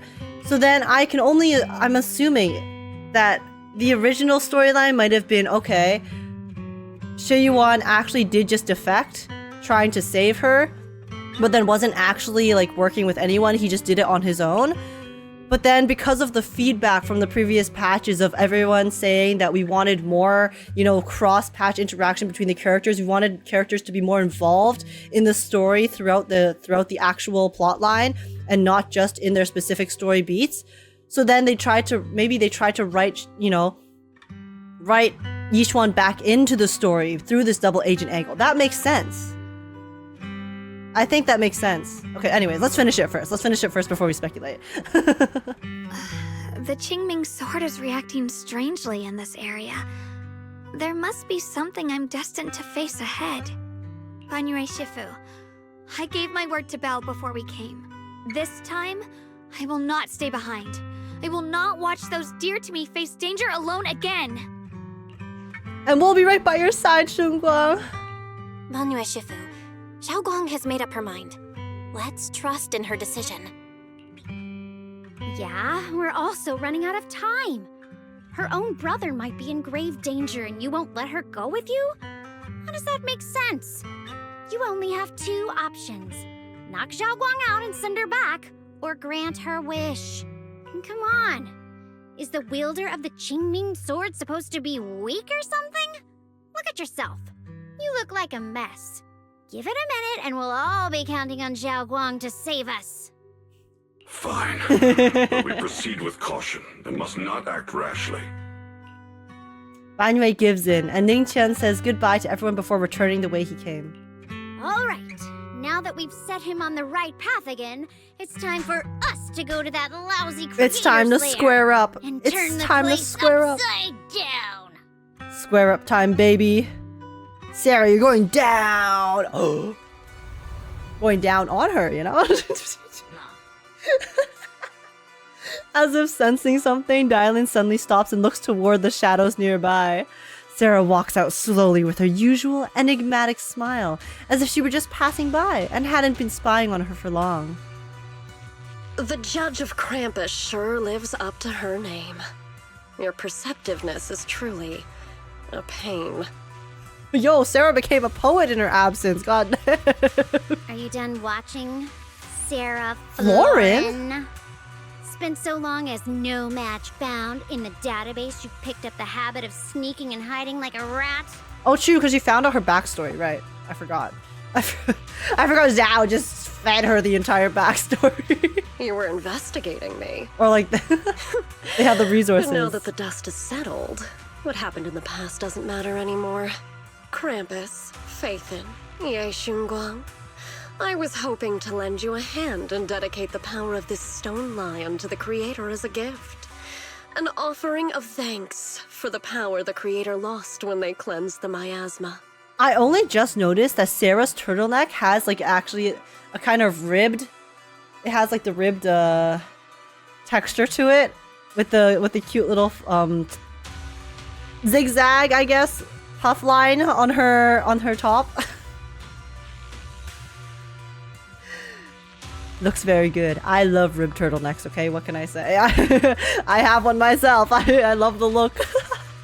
I'm not biased. Pity, all these changing plans. But no matter. That'll be enough. Almost everything's been purified in this place. Where is my brother? Look at you. You're just like you were in his nightmare. Pure, naive, and ignorant. Oh my gosh, he's talking shit. Naturally, your brother is. Oh, well, look who it is. They finally get reunited. A familiar yet strange figure appears nearby. It turns out to be Xiao'Guang, but different. If by different you mean hotter, yeah, hell yeah, he's fucking different, dude. Jesus. Oh my god. His face is filled with shock when he sees Xiao'Guang. Xiao'Guang, what are you doing here? Weren't you training in seclusion? Who sent you here? I gotta say, their parents had the genes, okay? God damn. They must have had... I mean, we saw them in the CG earlier, but dude, they had some attractive-ass parents if they made siblings like this. Brother, judging from your looks, are you also... Go back. You shouldn't have come here. Senior Ye, we're all worried about you. Senior Ye, we're all worried about you. Are you in? You didn't write that letter, did you? About how to break my connection with the Qingming sword. Note? What note? What did you do, Sarah? Why is my sister here? No need to be so anxious. You helped me find the Creator in order to save her, didn't you? So what's wrong with organizing this moving reunion beforehand? What does she want? I'm so scared. Is there any point in pursuing such trivial details at this stage? Don't forget, I'm the one chosen by the Creator. Only I can open the door for the Creator's arrival into this world. Your obsession, the answer to fulfilling your tragic wish, is just ahead. The time is nearly upon us. Since you're willing to give everything to save your one and only sister, you'll definitely come, won't you? Yo, Sarah's asking me to come? Sarah's asking me to come. Caught! Yo, listen. Any day, ma'am. Time and place. I'm there. Pause. Ma'am, at least let's go to dinner first. Hey, guys. This is maybe if we does anyone bring snacks, then we can have a meal and some entertainment. Otherwise, all our hard work will be in vain. Pained, Xiao'Guang glances out at Xiao'Guang, who has her hands anxiously extended towards him, and suddenly closes his eyes. As he opens them again, you see a look of determination. Xiao'Guang, listen to me. Go back with the others. Trust me. And don't follow me anymore. Junior Bell, everyone. I'm sorry, but I have to go. I've already come this far. I have no other choice. What do you mean? I'm asking you one thing. No matter what, do not let Xiao'Guang follow me. I'm counting on you. Yes, Xiao'Guang turns around without looking at Xiao'Guang again and disappears into the ominous darkness with Sarah. How could I possibly just stand by and do nothing at a time like this? Using someone's loved ones as leverage? Despicable, yet effective. The begrudging respect. Stop stressing out. Let's go after them. Not Dialyn's begrudging respect for how good Sarah's plan is. Track Sarah and Xiao'Guang. Do you know where they went? Can you track them down? Tracking route confirmed. Path recalibration complete. It doesn't look like they've gone far, but the miasma concentration in that direction is higher than anywhere we've been before. We have to be careful. Okay. Xiao'Guang, can you keep going? Yeah, let's go. We're bringing my brother back. Oh, the delivery of that line. Hello, Lion. Inna. Wait up, little master. The aura ahead feels sinister. I fear it may be a dangerous place. It's best to be prepared for going. Oh. I may be slow, but I still have 2 fists to swing. Yo, okay, bestie, slay. Who am I sticking in here? I guess Lucy can come along. As per usual. Alright, guys. It's time. Meanwhile, Sarah, who is not far away, welcomes the moment she has been longing for. Answer me. What's going on? What did you do to Xiao'Guang behind my back? Why did you lead her here? We agreed she stays out of this until the Creator descends. You broke your promise! Oh, yo, Xiao'Guang's mad. Promise? Faced with the divine edict of the Creator, the promises of mortals are as light as a goose feather. Sarah's literally just ID gaff, bro. I don't give a fuck about what you're saying. You're just a puny mortal. I am resonating with the Creator, you see. I have ascended to a higher purpose. There's no need to get so worked up. Your sister's presence is just a necessary component in the process. Xiao'Guang, you actually betrayed me? Surprise Pikachu face. You see, you, your sister, and I are all keys that have been gathered here. The grand descent is about to begin. Releasing your sister's shackles and fulfilling your deepest wishes. Those are the only reasons you were willing to abandon your companions and walk with me, right? Sarah, what exactly are you trying to do? I swear to God, if Sarah's about to say something like, oh, I'm going to release your sister of her shackles because she'll no longer exist. You fucking bitch. What am I trying to do? My plans have never wavered since the very beginning. She wants the Creator. The time has come. All things shall return to their source. Come, all you lost children who seek answers and redemption. Embrace your fate. Move age, you're blocking the asset. I'm sorry. Here, I'll just sandwich myself in between them. Never mind. The text has arrived. Sarah doesn't look at him anymore. She raises her hands high in one direction, and her voice suddenly rises, chanting in a cryptic rhythm that nearly pierces the soul. O supreme and sacred creator, by thy blessing and thy call, I lay forth this offering. Why does he look so good here? Oh my god, listen, if this was the sights that the creator's gonna see on arrival, refine me! Obliterate the vows of traitors, the avenger's cries, the defiler's lament, and the mourning of the dead. Almighty creator, hear my plea. Voice actor. I beseech thee to manifest thy truth in the chaos of this world. I beseech thee to wield thine eternal dominion and reshape the order of the universe.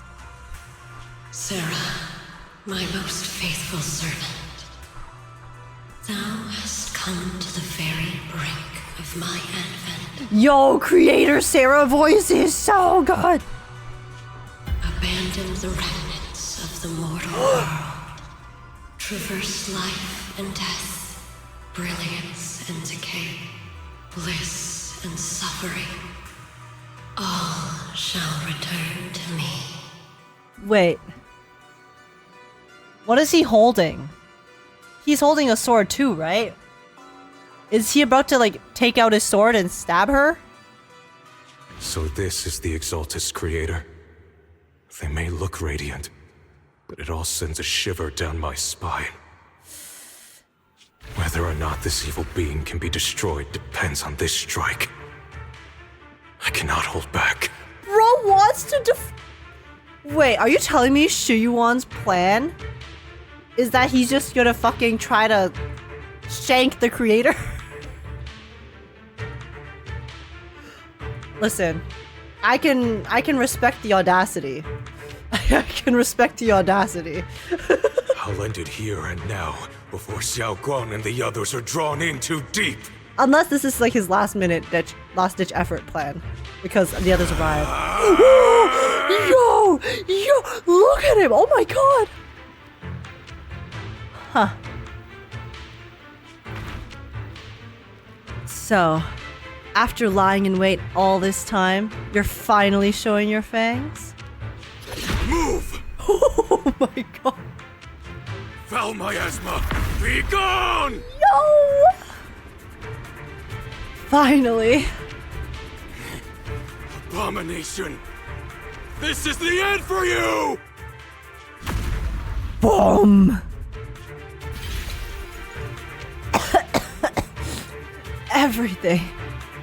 Everything is under your gaze. Yo.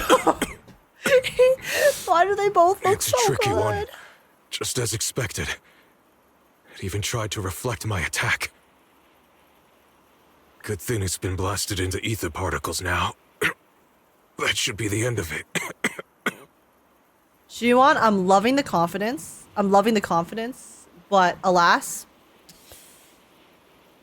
this is the guy who does the refining, okay? So I would stay locked in if I were you, my friend. Abandon the mortal world. She's too pretty. No, wait, Sarah, you can't die here. Sarah.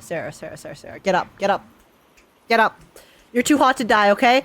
Your character arc has just started. It just started. So please, get up, friend. Stand up. Walk it off. It's just a flesh wound. Traverse life and death. It's just a flesh wound, Sarah. Come on. Shall return.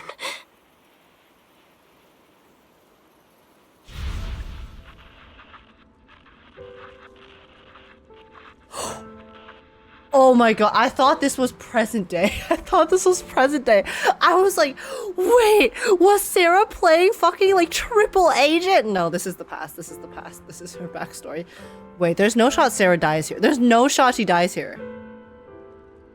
No, her character arc just started. There's no shot they kill her off here, okay? We're just getting the backstory, because sometimes they give us the backstory ahead of time. That's all. It's fine.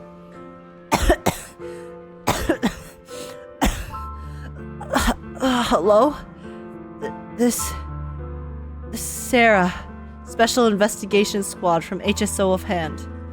Our team was caught in an operation against a notorious ethereal. I've lost contact with everyone. What? Wait! Don't leave!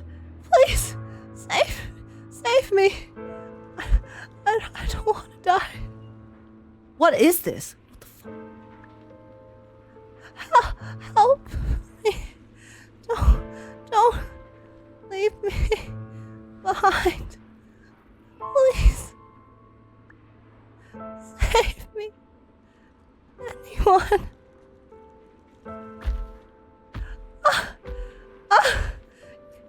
Can no one hear me?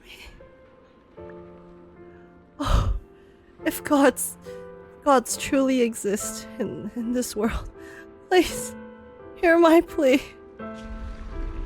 Where am I? Am I saved? That makes sense. That's why she converted, because the previous overseer saved her ass. No, understandable. Lucky child, chosen by the will of the Creator. You were restored to the living before you turned into an ethereal. The blood of the Creator flowing through your broken body is the best proof that you belong here. Colonel Dan? Oh, okay. The silhouette from before. That's what you guys were responding to, right? Because I was like, I swear I've seen this. From the teaser way back when, the teaser where they showed all of the old, like the Void Hunters and all of like the creators or founders of New Eridu. Wait. So that some of them are still alive. Lieutenant Dan. Sorry, not Colonel. It's Lieutenant. Lieutenant Dan.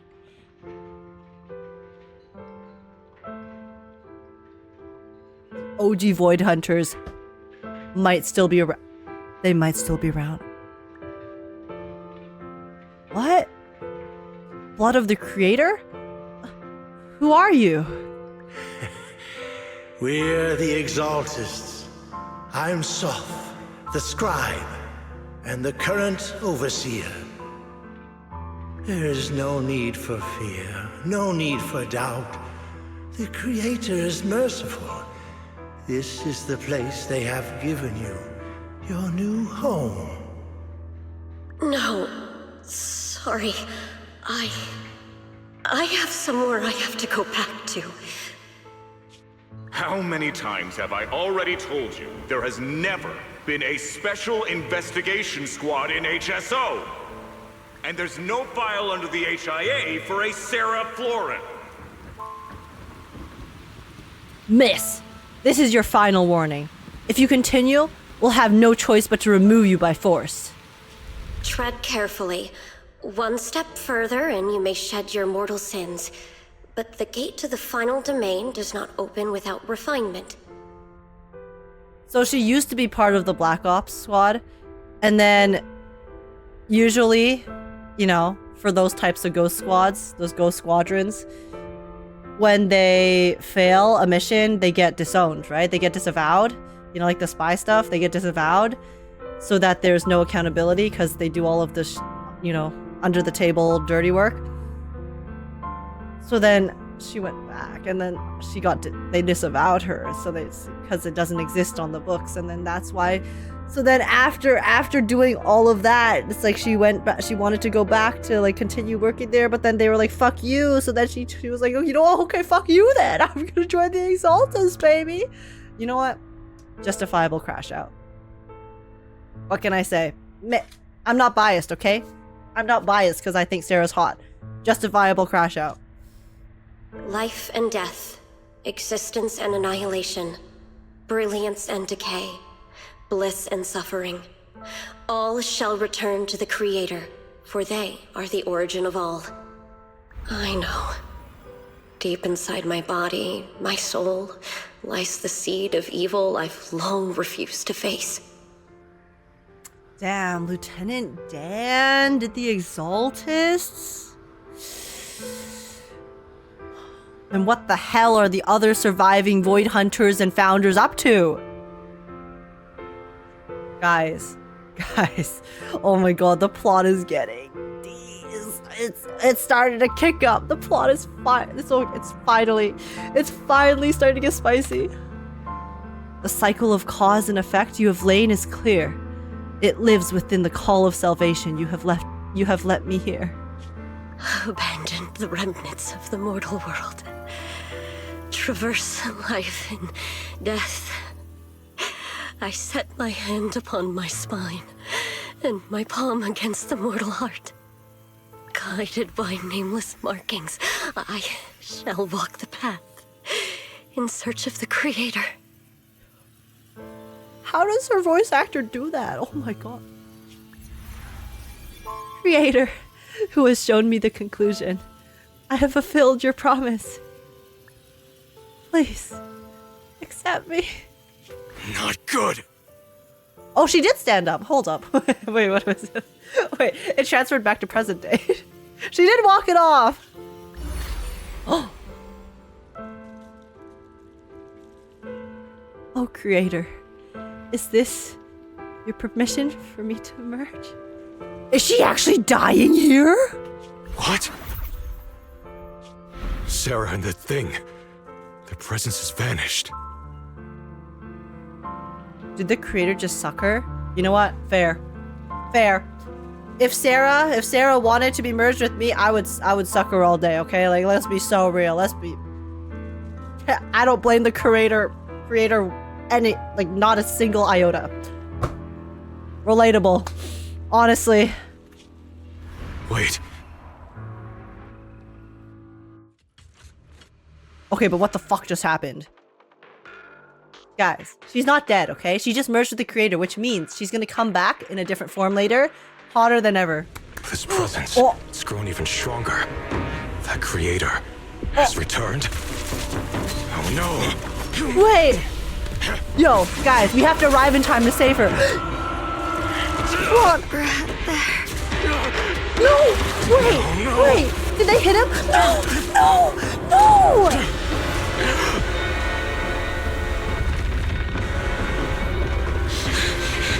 Brother, wait for me!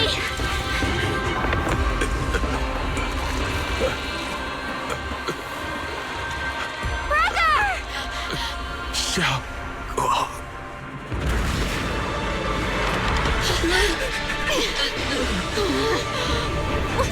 What is this? I don't care what you are. Give me back my brother! Okay, let's beat it up and it'll spit him out. Okay? He's fine. He's still fine. Anyone important to me again? He's fine. Let's beat the shit out of this thingamabobber and it'll Sarah's been searching for? yak him up. Right back into our arms. It is all thanks to Xiao'Guang's foolish act of defiance. Where? Oh my god, Sarah's become omnipotent. Sarah's voice? This hatred! Fortunately, my most devoted follower has accomplished what I have foreseen, paving the way for my descent into this world. Okay, this is the Creator's voice. As for Xiao'Guang, fret not. I have other plans for him. Bitch, I don't want to see your plans. Talk. Once you're gone, it'll all be over. This OST.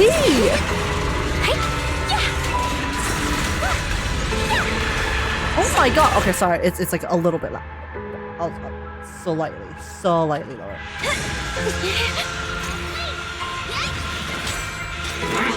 Make the earth tremble! Oh.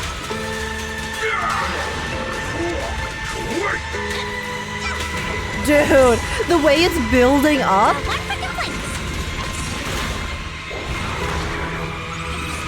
Oh, I feel like the beat's about to drop. Wait, should I wait for it to finish before I go to the next phase? Okay, well, I'm just going. We're going.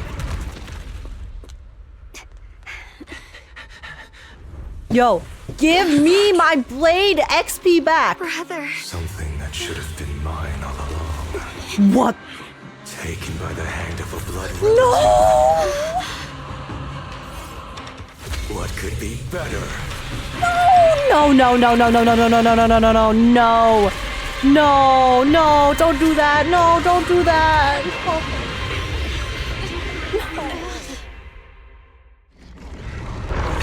Guys, this isn't actually him. This isn't actually him, okay? Jesus Christ, what is going on? Oh my goodness.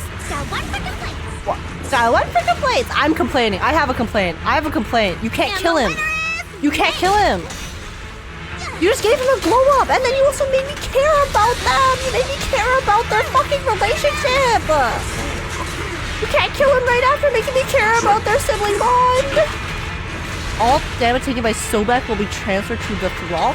Who the fuck is Sobek and who's the Thrall? I'm assuming this is Sobek, and then the Thrall is the thing that looks like Xiao'Guang, but is not actually Xiao'Guang. It's not Xiao'Guang, guys. It's just a vision. This is just, it's like, you know how Sarah made Yishuan's sister, okay? Sarah made Yishuan's sister, and then it wasn't actually her sister. So this is actually just, this is like an illusion. This is an illusion Xiao'Guang, and he's actually okay. He's just like stuck in that like miasma pool that we can just fish him out of, okay? We'll get a very long fishing rod, and we'll fish him out, and it'll be totally fine. He'll be okay. He'll be okay.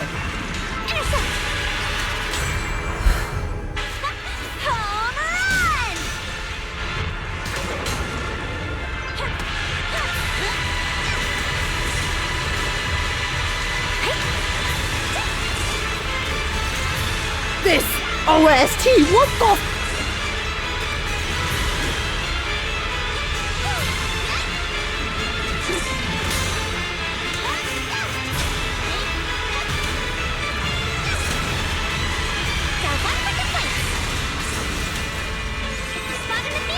Oh, the violins!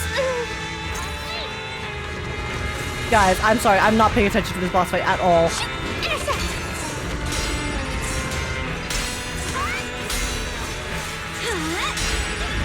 Awake! Mountains fall, earth shatters! Know your place! Guys, like, I can only cope so hard. I had a sliver of hope. That, you know, this wouldn't happen, but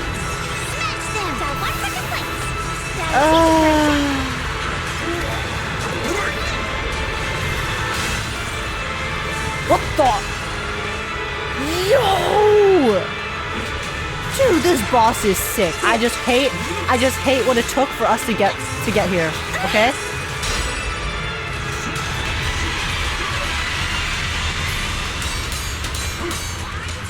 Did you just parry me? Okay, I'll parry you back.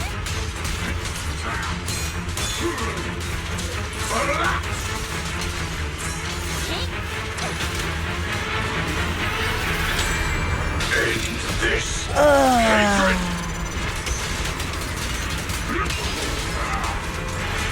Dreadful death! The verdict is unforgivable. Guys, is there any hope? Is there any hope that we can get a semi-happy ending from this outcome? Like, he's turned into the boss, but you know, theoretically, he could like unmiasma, you know? Right? Oh. No! With the power of plot? Still afraid to draw the sword? If you keep running, your loved ones will all be buried here! Oh, Sarah wants to draw Some choices are the... burdens, and we must bear them. Do what must be done. I trust you, just as you trust me. No. Oh my god! If I were the one being controlled instead, I believe my brother would make the same choice. Holy shit! Oh my god! You trust me, This is so just cool. as I trust you. Somehow, I'm not afraid anymore. The seal is broken. Great! Yeah, good luck, buddy! Oh my god!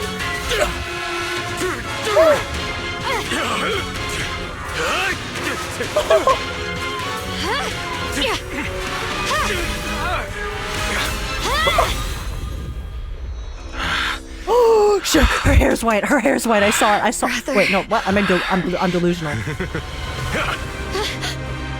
Such a splendid power. I'll happily accept it. How could that be? A mere evil spirit, and you dare speak so arrogantly. Oh my god, it's the Shunguang, wielder of the Jingling sword of Yunhui Summit. Oh my This god! sword, with heaven and earth as its guide, shall cleanse all evil! Cleanse all evil! Xiao'Guang, I already know. This voice. Did I really bring my brother back? Please forgive me for leaving again. You must wait for me. Trust me. I will save you. I swear I will. Brother.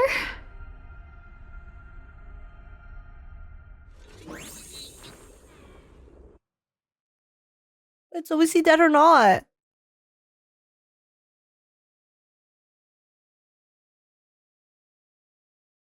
So was he dead or not?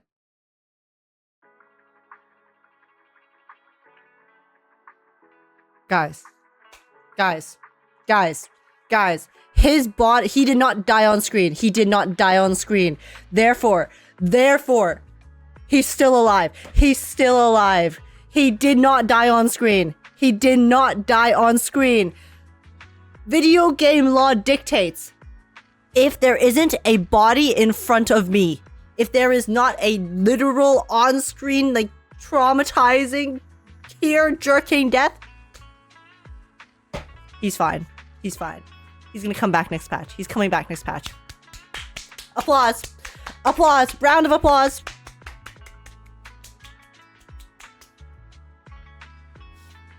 That cutscene was so cool. That cutscene was so cool. Holy shit. And then when Shunguang locked the fuck in, when she a mere spirit dares speak to me so arrogantly. Oh my god. I actually just like that was insane. That was insane. Holy sh- Oh my goodness gracious. Oh my goodness. A few days later, the long silence finally breaks. Xiao'Guang finally wakes up. Yeah, wake up so we can go find your brother because he's not dead. He's not dead. Best news I've heard all day. Xiao'Guang's a wake bell. You should go check on her first. Dialyn and Banyue Shifu will be here shortly. We'll wait for you to check in on Xiao'Guang before we start a discussion. Guys, listen. If he was dead, they would have said final farewells at the end of that cutscene, okay? They also made it very, very unclear. They also did not show the two of them saying goodbye on the screen. Like, I'm not coping. Like, I'm dead ass. I'm not coping, okay? I know, like, I was coping during the fight, but then after seeing that cutscene, I'm actually not coping anymore because he's literally still alive. He will return in the story.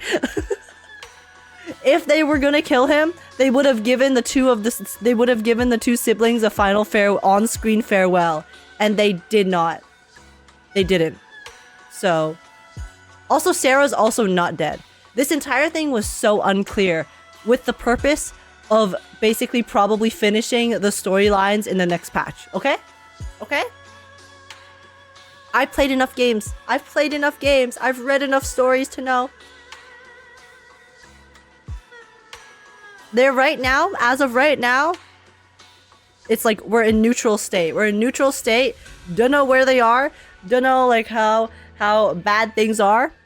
Things are still bad. Don't get me wrong, okay? Things are still bad. But it's not the permanent death cutoff bad yet. If they're gonna do that, next patch. Next patch. Surely. Look around the room first. Soft bedding.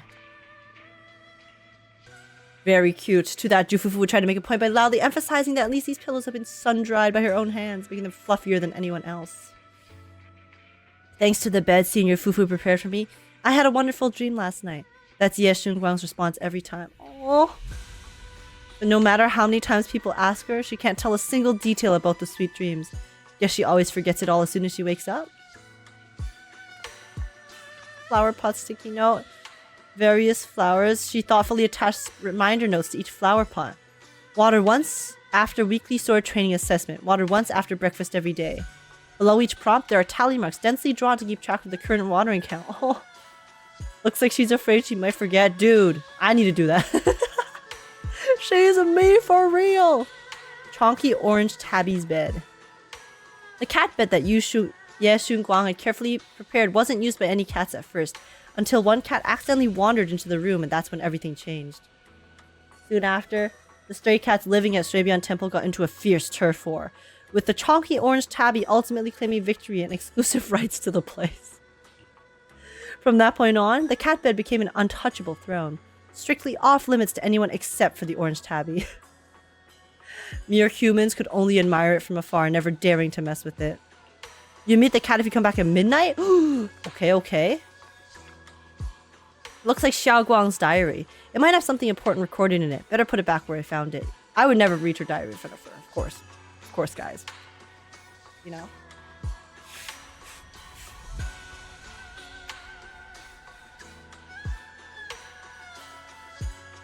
Okay.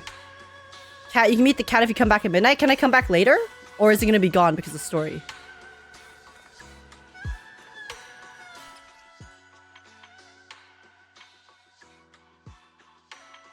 I can't switch right now, so okay.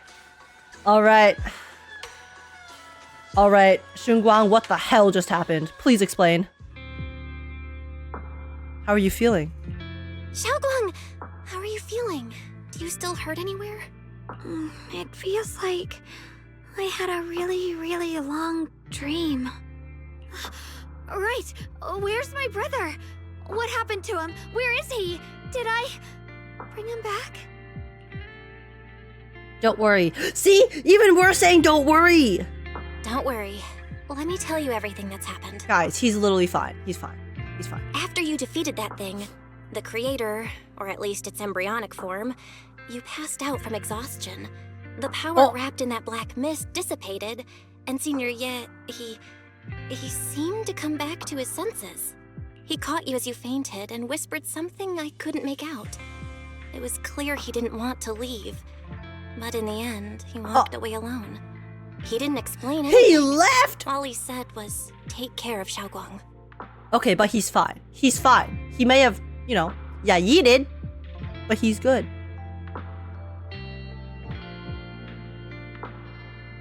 Banyue, Shifu, and Dialyn were both injured and couldn't stop him. But at that moment, from Senior Ye's expression, it was like he suddenly realized something that he had to confirm right away. He left alone?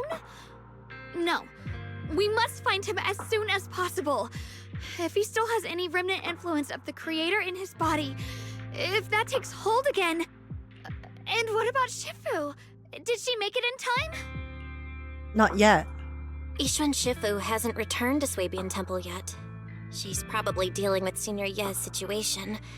I heard that Yunquei Summit will be sending people over soon to investigate the creator incident.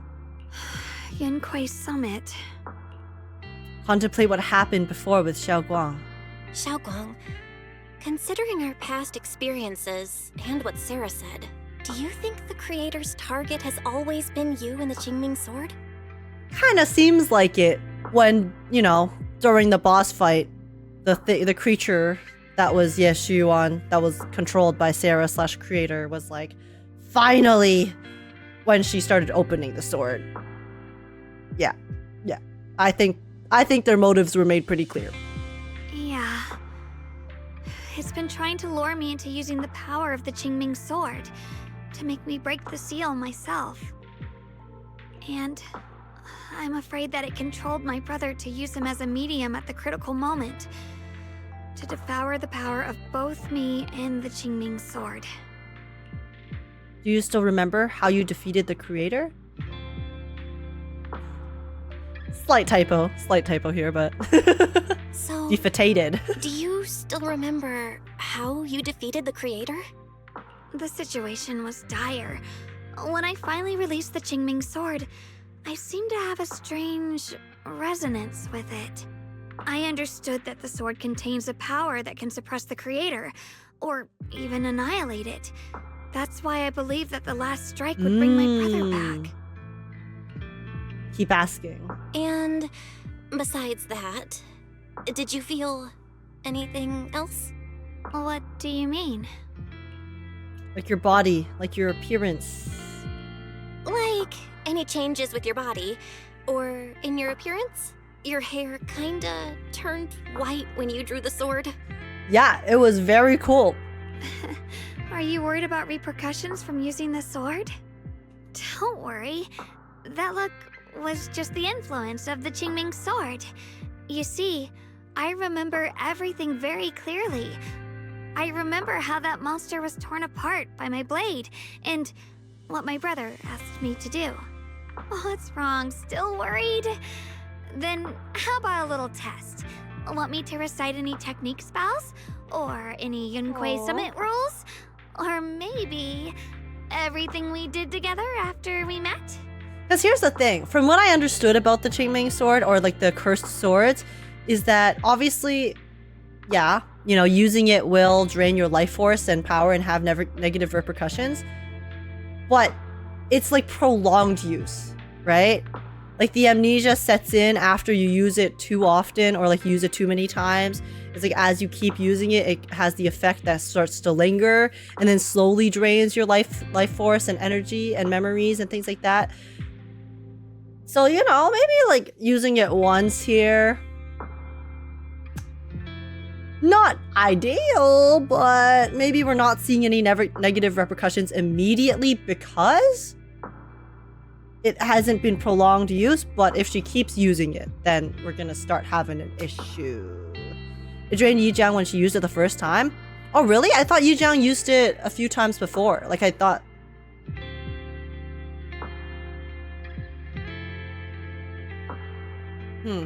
Or maybe when you use too much of the power at once. I guess it depends on how much power you use, right? Like, maybe when Yijiang used it, she had to, like, do, like, she had to do the big nuke. She had to do the big nuke to essentially save everyone in that instance. So then maybe, like, in the one... It's like, you know, the certain power level, okay? You know, it's like Deku.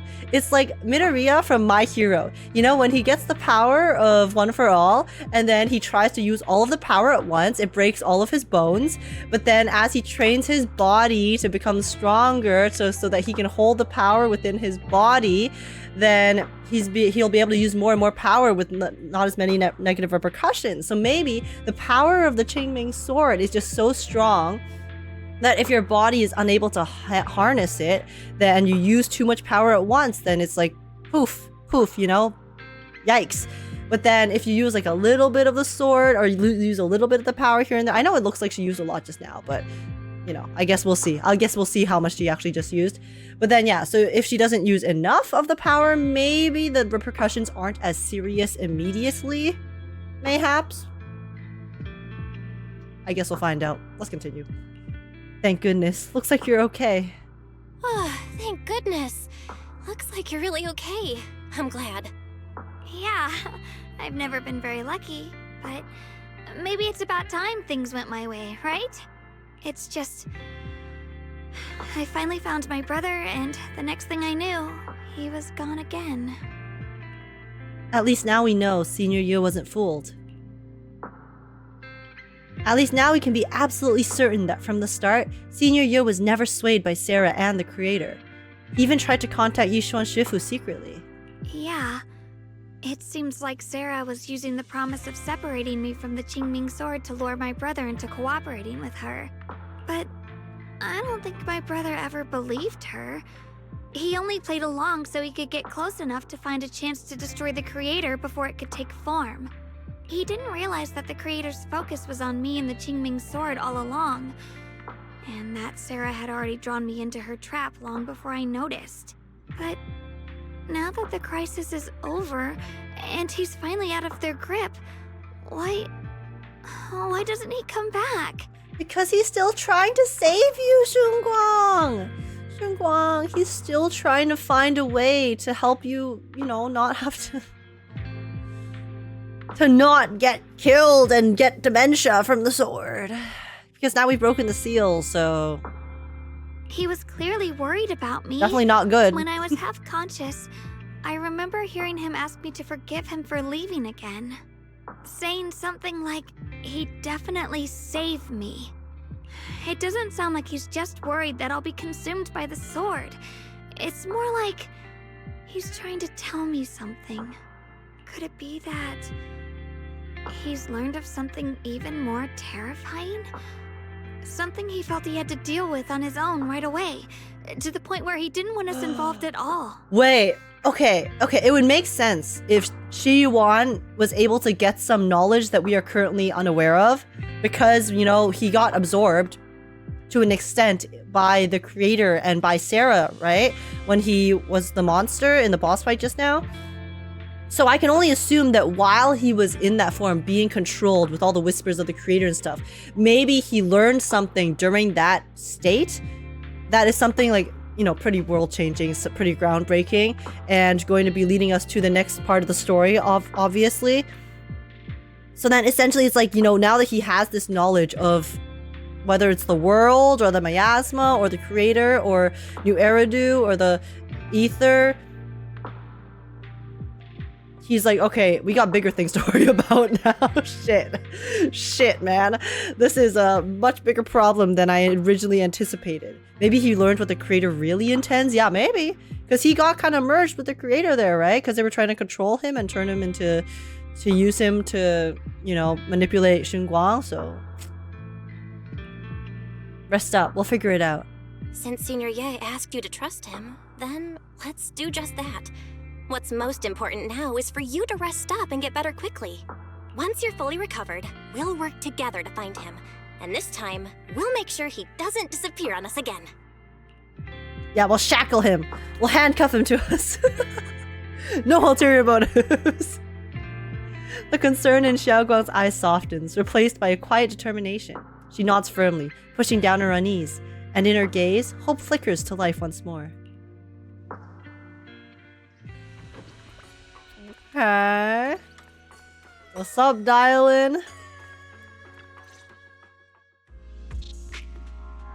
How's Xiao'Guang doing? She just woke up, so instead of bugging her with questions, we figured we'd give her some peace.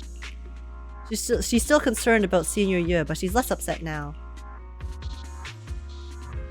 But after hearing that the creature was repelled and that her brother made it out safely, she's calmed down for now and is resting. I'm afraid I'll have to trouble you to keep a closer eye on Xiao'Guang's state of mind these next few days. Please don't worry, Banyue Shifu. I'll keep an eye on her. Please don't worry, Banyue Shifu. Xiao'Guang only drew her sword for Senior Ye and all of us. I'll be sure to keep an eye on her condition. She's always been tougher than we think. But that's also exactly why it's hard to not worry about her. Back to business. What's this resonance signal you two mentioned earlier? Right. There was so much happening so quickly that we didn't have time to investigate further, which is why we couldn't tell you right away. This OC is so good. Yeah, what is this song? If anyone knows this song, let me know in the comments. Dude, I need to know. This is a banger to add to my stream playlist. When the creator, or rather that power Xiao'Guang fought off, was first awakened, 4 areas in Lemnian Hollow simultaneously emitted extremely brief but highly similar energy resonance signals. 4 areas. Which 4 areas? We can only locate 3 general areas at the moment. One was right where the creator appeared at Okay, the makes old mining sense. site. Another was the area where we confronted the exaltist overseer Mevarok. And the third one was the town. The Yidhari town? What a coincidence. These are all places we've been before. Yeah. Coincidentally, these are all places Wise and I have been before. Because we were following the exaltists. You've been to all 3 places? Oh, don't tell me these are all popular attractions. Yeah, Dialyn. I think you should visit them too. They're very nice. Very lovely atmosphere.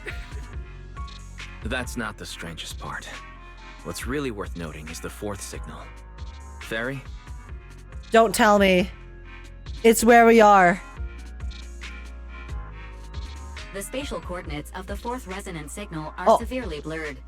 Existence confirmed, but precise location cannot be confirmed due to high-level energy interference. I thought it was gonna be like our town, like where we are right now, where everyone lives, because that would be a yikes. Warning. Though brief, the peak value No, but they said of it's within the signal's hollow, miasma so actually, energy that wouldn't work. exceeded all known records within Lemnian Hollow. It's almost like there was some kind of response, then it hit itself again. Is it another one of the AIs, you think? It was like some kind of distant, indistinct response. Then it quickly went silent again, as if hiding from something. Because we know some of the other AIs exist, but that not all of them, most of them, all of them except for Fairy, are not very friendly to humanity. 3 of the signals came from areas we've been to recently. No way that was a coincidence. But that last one, it's hidden so deep that even Fairy couldn't pinpoint it. Where could it be? Like, it has to be, because if it is a entity that is capable of hiding from Fairy, who is literally one of the 4 AIs, that means it has to be something on the AI's level or more powerful. 4 resonating signals. There must be some underlying connection we haven't uncovered yet. That disgusting miasma creature we fought, and the Ye Shuyun controlled by the Creator, might have just been the opening move. The Creator testing the waters. Poking the bear. Whatever it is, it's still out there, lurking, scheming something. I'll report this to Krampus and closely monitor any changes inside the hollow. I will also investigate further. Things will go much better with your help. We'll keep an eye on it too. With Krampus and Banyue Shifu helping out, things will definitely go more smoothly from here. Wise and I will keep an eye on the situation too, while we keep Xiao'Guang company. Let's all stay sharp, everyone. This calm might just be the eye of the storm. Brief moment of respite before everything gets thrown into chaos again. Dialyn, oh Dialyn, does she know? The answer is no. The finale approaches.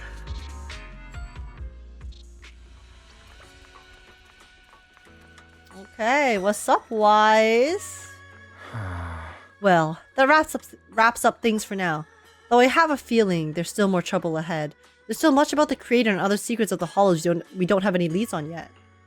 But at least this time, all those times before, we pulled through, didn't we? No matter what lies ahead, at least we've got reliable companions by our side. Yeah, at least we'll never have to fight alone. Well, anything else can wait until sunrise. Right now, all I want is a nice hot shower and sleep. Belle, you should get some rest too. You'll need your energy for our next adventure. Okay, interesting. Oh wait, we have to go to bed first. Hold up. EP time. Those heart-pounding battles and unsolved mysteries gradually fade into a distant, blurry memory. Meanwhile, as Dialyn compiles her mission report, she's greeted by a familiar guest. Oh, are you here to criticize me, Senior Zhao? I thought they'd send the cold, heartless executioner. Wait! No, never been able to get along with her. Wait, is this a tease for a future Krampus member? Hold up. They are 100% teasing a future Krampus member right here. Right here. The boss hasn't issued any new orders yet. Naturally, she Executioner? won't do anything. Besides, it's too late for you to feel guilty now. Cold and heartless executioner? Oh my god. The moment she drops, it's over for me. It is over for me. I'm just here on my own behalf to ask you for an explanation. After all, we've provided you with important intel, but the result of the mission was a little underwhelming. The orders from the higher-ups are to retrieve Banyue's core data and erase this unstable factor. But as for you, not only did you not get the core, but you also seem to have made him more complete and dangerous? Is this negligence of duty or self-inflicted downfall? Zhao's ripping into her. Huh? Who said I didn't finish the mission? I have exercised the ultimate authority granted to me by Krampus as the judge. The verdict is as follows. Banyue's core consciousness has tentatively proven that it is controllable and of great value. Hence, I deemed there is no need to erase it. Guys, Dialyn pulled rank. She pulled rank. I know she's technically a lower rank than Xiao, because Xiao is the one in charge, but she's spitting. As for retrieving said core, don't worry. I will introduce Banyue to Wait, Krampus. she's a genius. Wouldn't you call that a different kind of recovery, in a sense? Wait, she's actually so smart. Because obviously she had to recruit. So Krampus still gets the core. I love her. I love her so much. Huh? You want to let him join Krampus? Yeah, wouldn't that be more interesting? If he joined, then his power, along with all of the information he has, would be of service to Krampus. Yo, Dialyn just pulled the ultimate job recruitment scheme. In the long run, that's way more valuable than a one-time core data extraction, don't you think?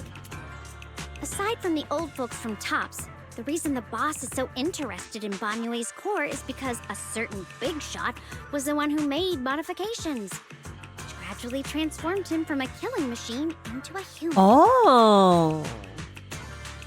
A certain big shot. You sure know how to wiggle out of a tough situation. However, your proposal does actually have some merit. I hereby approve your verdict.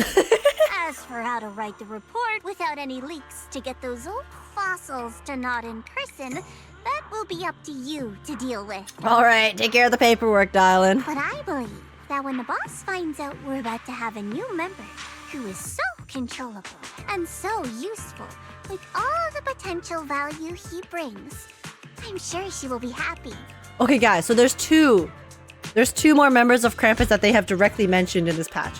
Their boss, who is a she, who is their boss, right? Their literal, like, the one in charge. And then there's also another member who is, like, probably, I would assume, on the same level as, you know, Dialyn, Zhao-ish, who is the executioner, who is also a she.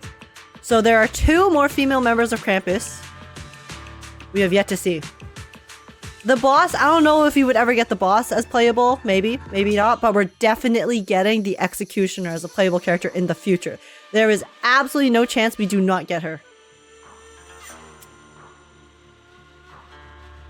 After all, this is much more worthwhile than recycling a pile of scrap metal, right? Alright, I'll leave the rest of the procedures to you. I look forward to hearing good news about our new member. I'll still be relying on you to help me persuade the others. The conversation comes to an end with sweet but cold farewells. Dialyn remains where she's standing and exhales softly. Banyue, your path to redemption begins with Krampus. And it will be a long road. Don't let me down. The skies over Wi-Fi Peninsula remain heavy and gray. But for Banyue, the path toward a new life now lies open, and one less shadow stands in his way. The night deepens, and all is silent. As Suebian Temple is shrouded in hazy moonlight, a single room is lit with a dim yellow light, like a stubborn little firefly in the darkness. On the day I secretly snuck into Suebian Temple, I saved a chubby cat. Wait, she looks so sad. I mean, understandably so. But The next time I came to the temple, I tried to pass myself off as the acting temple master, only to get caught red-handed by Junior Belle. The day we went to Yamcha-sin, I was wearing that casual dress. Junior Belle said it really suits me. The storyteller at Yamcha-sin told fascinating tales. We ate osmanthus cakes made with fresh petals preserved in honey, sticky rice powder, and kumquat peel. Banyue Shifu doesn't like greasy or spicy things. When handing him hot tea, the cup handle should be to the right. Dialyn really likes honey. She took all these notes on everyone. Senior Inhu's secret marinade. Grind the dried tangerine peel into fine powder. Use just a pinch when seasoning the meat. When we gathered around the fire that night, we looked at the stars together and exchanged embarrassing stories. I talked about...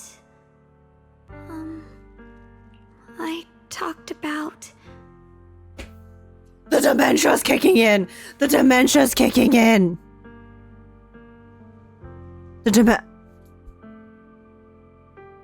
Wait! She was leaving notes on her plants too! Wait, so that means that she's... Okay. Wait, does that mean that she's already, even before she used the power of the sword, she already started losing her memory? Or was she doing that because she was scared of losing her memory? Because that means that even when she wasn't using the power of the sword, it was still sapping stuff from her, right?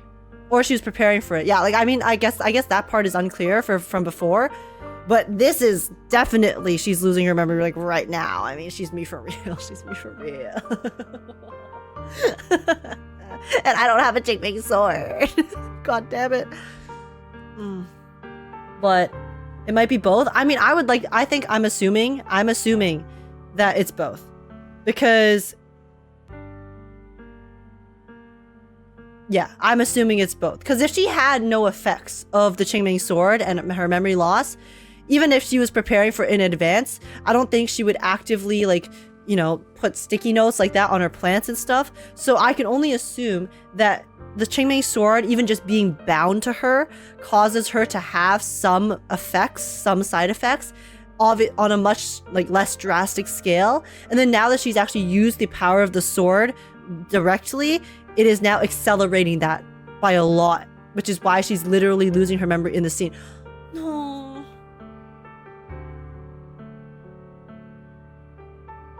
Yeah, so that means Yishuan's case in this scenario is only capable of suppressing the power. So the power is still seeping her very slowly. It's just that it's like a band-aid solution, right? Of making it last a lot longer than otherwise without the it's like a radiation. It's like radiation, right?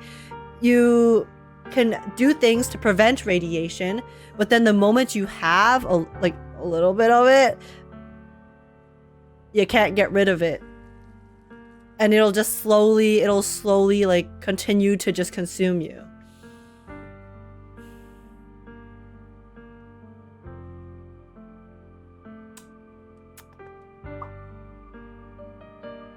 Yeah.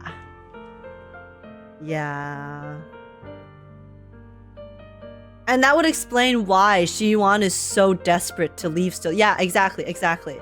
Because if the case was 100% foolproof, then, you know, while it would still be better to find a permanent solution, I don't think he would have the same, I don't think there would be as much desperation to find a solution as soon as possible, unless it was already affecting the person in question, Shunguang, I think there's enough clues that we can assume that it is true that she was already feeling the effects of it.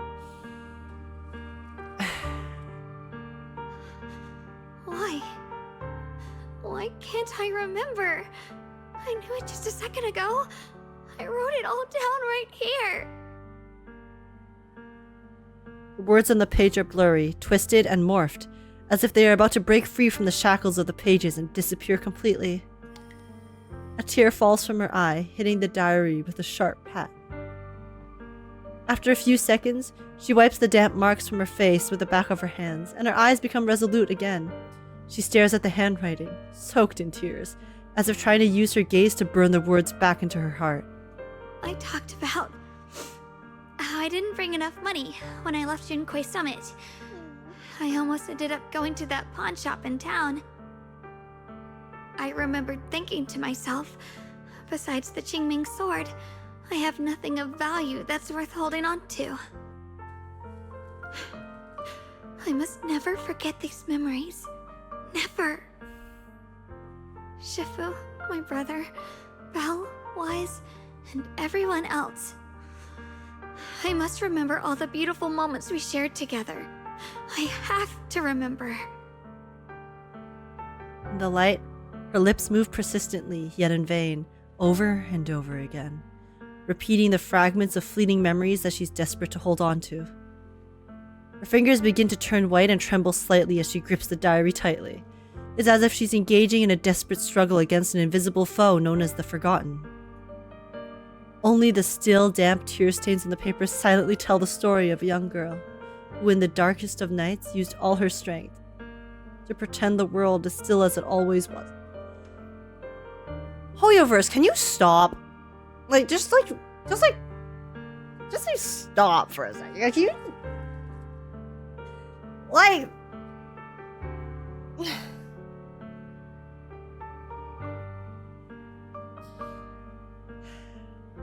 Put that sword away? She can't. She's bound to it. To pretend she's still the same Ye Shunguang, whole, unscarred, unaffected by the Qingming sword.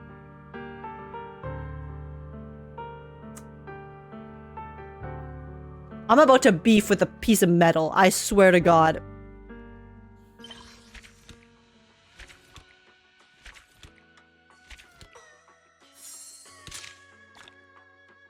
Bruh.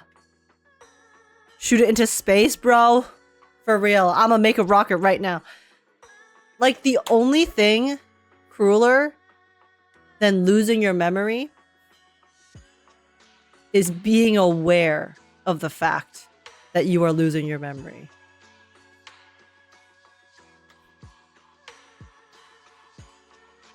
Like, if you're just losing your memory, then you just forget. You just forget it. But if you're aware that it's happening, then there's the, it's like, you know, ignorance is bliss type beat, you know? If you're ignorant that you're losing your memory, it hurts less than if you know that it's going. Surely Shuyuan will fix it next patch, right? Exactly, guys. Shuyuan left to go save her, okay? So clearly he's gonna save her next patch. It'll be fine. It'll be so fine. We'll be all good. All good. It's...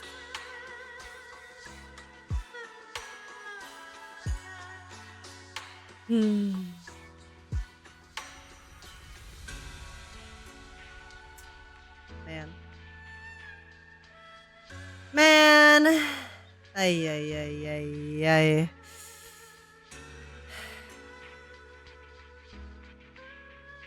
Like, I was happy with the ending, you know, after the Sarah stuff happened, after the Shuyuan stuff happened and we learned he was alive. I was like, yeah, fantastic fucking patch, amazing. Fuck you, Hoyo. Screw you. Was that last scene necessary? How dare you? How dare you leave it off on the sad note? Why could you not leave it off on the happy note, huh? We could have lived in peace. We could have been happy and hopeful and excited for the next patch. Instead, now we have to be depressed. Now we have to be depressed knowing the truth of what's going on and how we did not get away scot-free. We didn't get away scot-free with the sword. Nope. She used the power and it's immediately fucking us over.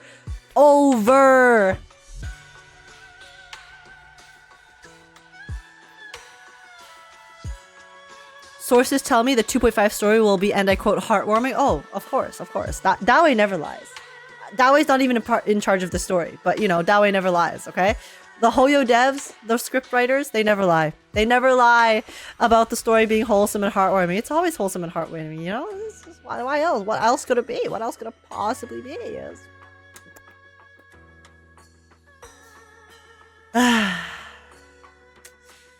Well, anyways. Post-story thoughts? That was fantastic. I think this is the story. I feel like I say this quite a few patches, but like as of right now, this patch 2.4, I think is the story in Zenless Zone Zero that I have enjoyed the most. Even with missing voice lines, I had the most fun playing this. Obviously, part of the fun was voicing the missing voice lines, but even just the story itself, the writing, the way that they developed the characters, and the balance that they also had with the character development and also being like relevant to, you know, the actual main story plot line here was super, super good. Everything was super well done in the sense that it made sense. Nothing felt forced. The pacing was really good.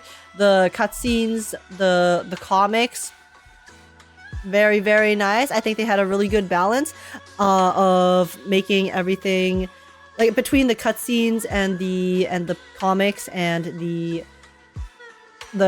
like voice line dialogue stuff, like the heads, the talking heads. There weren't really any. There was very minimal unvoiced dialogue in terms of like actual like unvoiced dialogue, like literal, you know, like the black screen, the black box on the screen dialogue, okay? And yeah, I mean, I'll always ask for more cutscenes. I think there could have been maybe like 1 or 2 more cutscenes, even just super short ones, nothing too crazy. I think that could have elevated the experience even more, you know? I'll always ask for more cutscenes because you can never have enough.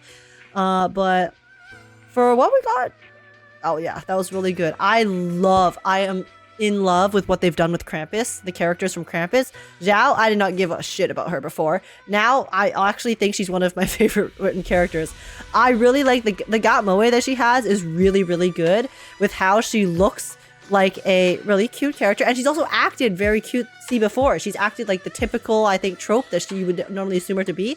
But then we got to see the serious side to her here, which was really amazing. Serious side to Dialyn as well, which completely makes sense too. I'm so glad that they're staying true to what role they're supposed to play within their org, within the story, within the world. Because if you have people from Krampus who aren't super serious, locked in type of, you know, people, then it's gonna make Krampus feel a lot less serious as a whole. So yeah, very, very good there. They did also a pretty good job with Banyue and his story. Very, very fantastic. Well done. In terms of his relationship with the others. And I think it was really nice too with Banyue's story specifically, how they showcased the different sides and the different reactions to him and his actions, right? Because some people, you know, like Shunguang are going to be a lot more forgiving. And then some people like Dialyn are going to be a lot less forgiving, right? But then also might still give him, you know, the opportunity to redeem himself or prove that he is worthy of redemption, right? So yeah, very fantastic there. Xiao'Guang, I talked about this earlier, the relationship between Xiao'Guang and Shunguang, amazingly done. And overall, Sarah as well. I'm actually really happy with the ending of this patch, that Sarah and Xiao'Guang both ended up kind of still up in the air for what's going on, because this is way too soon. This was way too soon for their characters to have ended. I think if Xiao'Guang, like unironically, like gooning aside, my like for his character aside, if Xiao'Guang died in this patch, I would have found that like way too predictable, way too late. So the fact that he's existing still and is able to have a role in the next patch as well, you know, do I think he's going to survive the next patch? Probably not. But at least we have a bit more time to actually see his development and see his role in the story, and then have that relationship with him and Shunguang still kind of extend into, like, you know, more time. Oh my god, I just got jump scared by this dude who's walking. So yeah, really, really cool. I mean, his new look is fantastic. He's very, very, very beautiful. What can I say? And I am also glad that Sarah didn't die here too, because I mean, I still think, honestly, I think Sarah dying at this point in the story, even next patch, is way too early.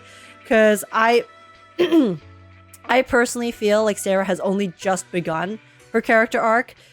Up until like the past like 2 patches, Sarah, like up until 2.x, Sarah has literally just been she has been a what's the word?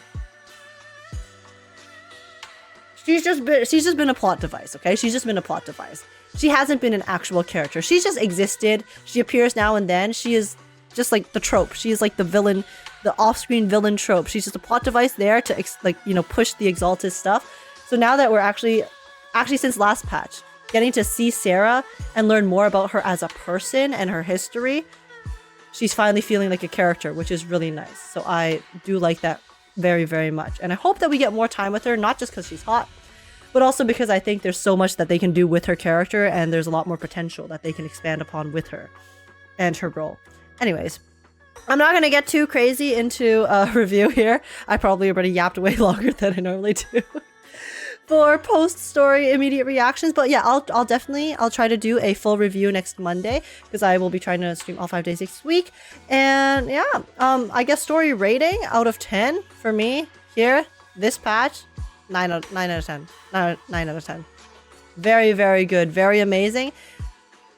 And yeah, I hope that they keep this up. I hope they keep up the writing. Obviously, I hope that they don't have this voice line last minute writing fix issue next patch or in any future patch. But the writing changes that they've made here, I don't know what it was like before, but what they had here was really, really well done. So they're listening to the feedback and it is working, I think. So yeah. Yeah, cannot wait to play 2.5. I'm very glad that this patch is a bit shorter so we can get the 2.5 story faster. But yeah, if you guys enjoyed my reaction, please make sure to smash like, subscribe. Let me know in the comments down below what you guys thought of this story as well. Did you guys enjoy it as much as I did? I had a great time. And join the Discord server if you want to come chat and have a good time. And apart from that, thank you guys for putting up with my scuffed ass voice acting. I tried my best. I tried my best for most of it. But I hope you guys had fun with that. And yeah, I'll see you guys in the next one, YouTube. Thanks for watching. Peace out. Bye-bye.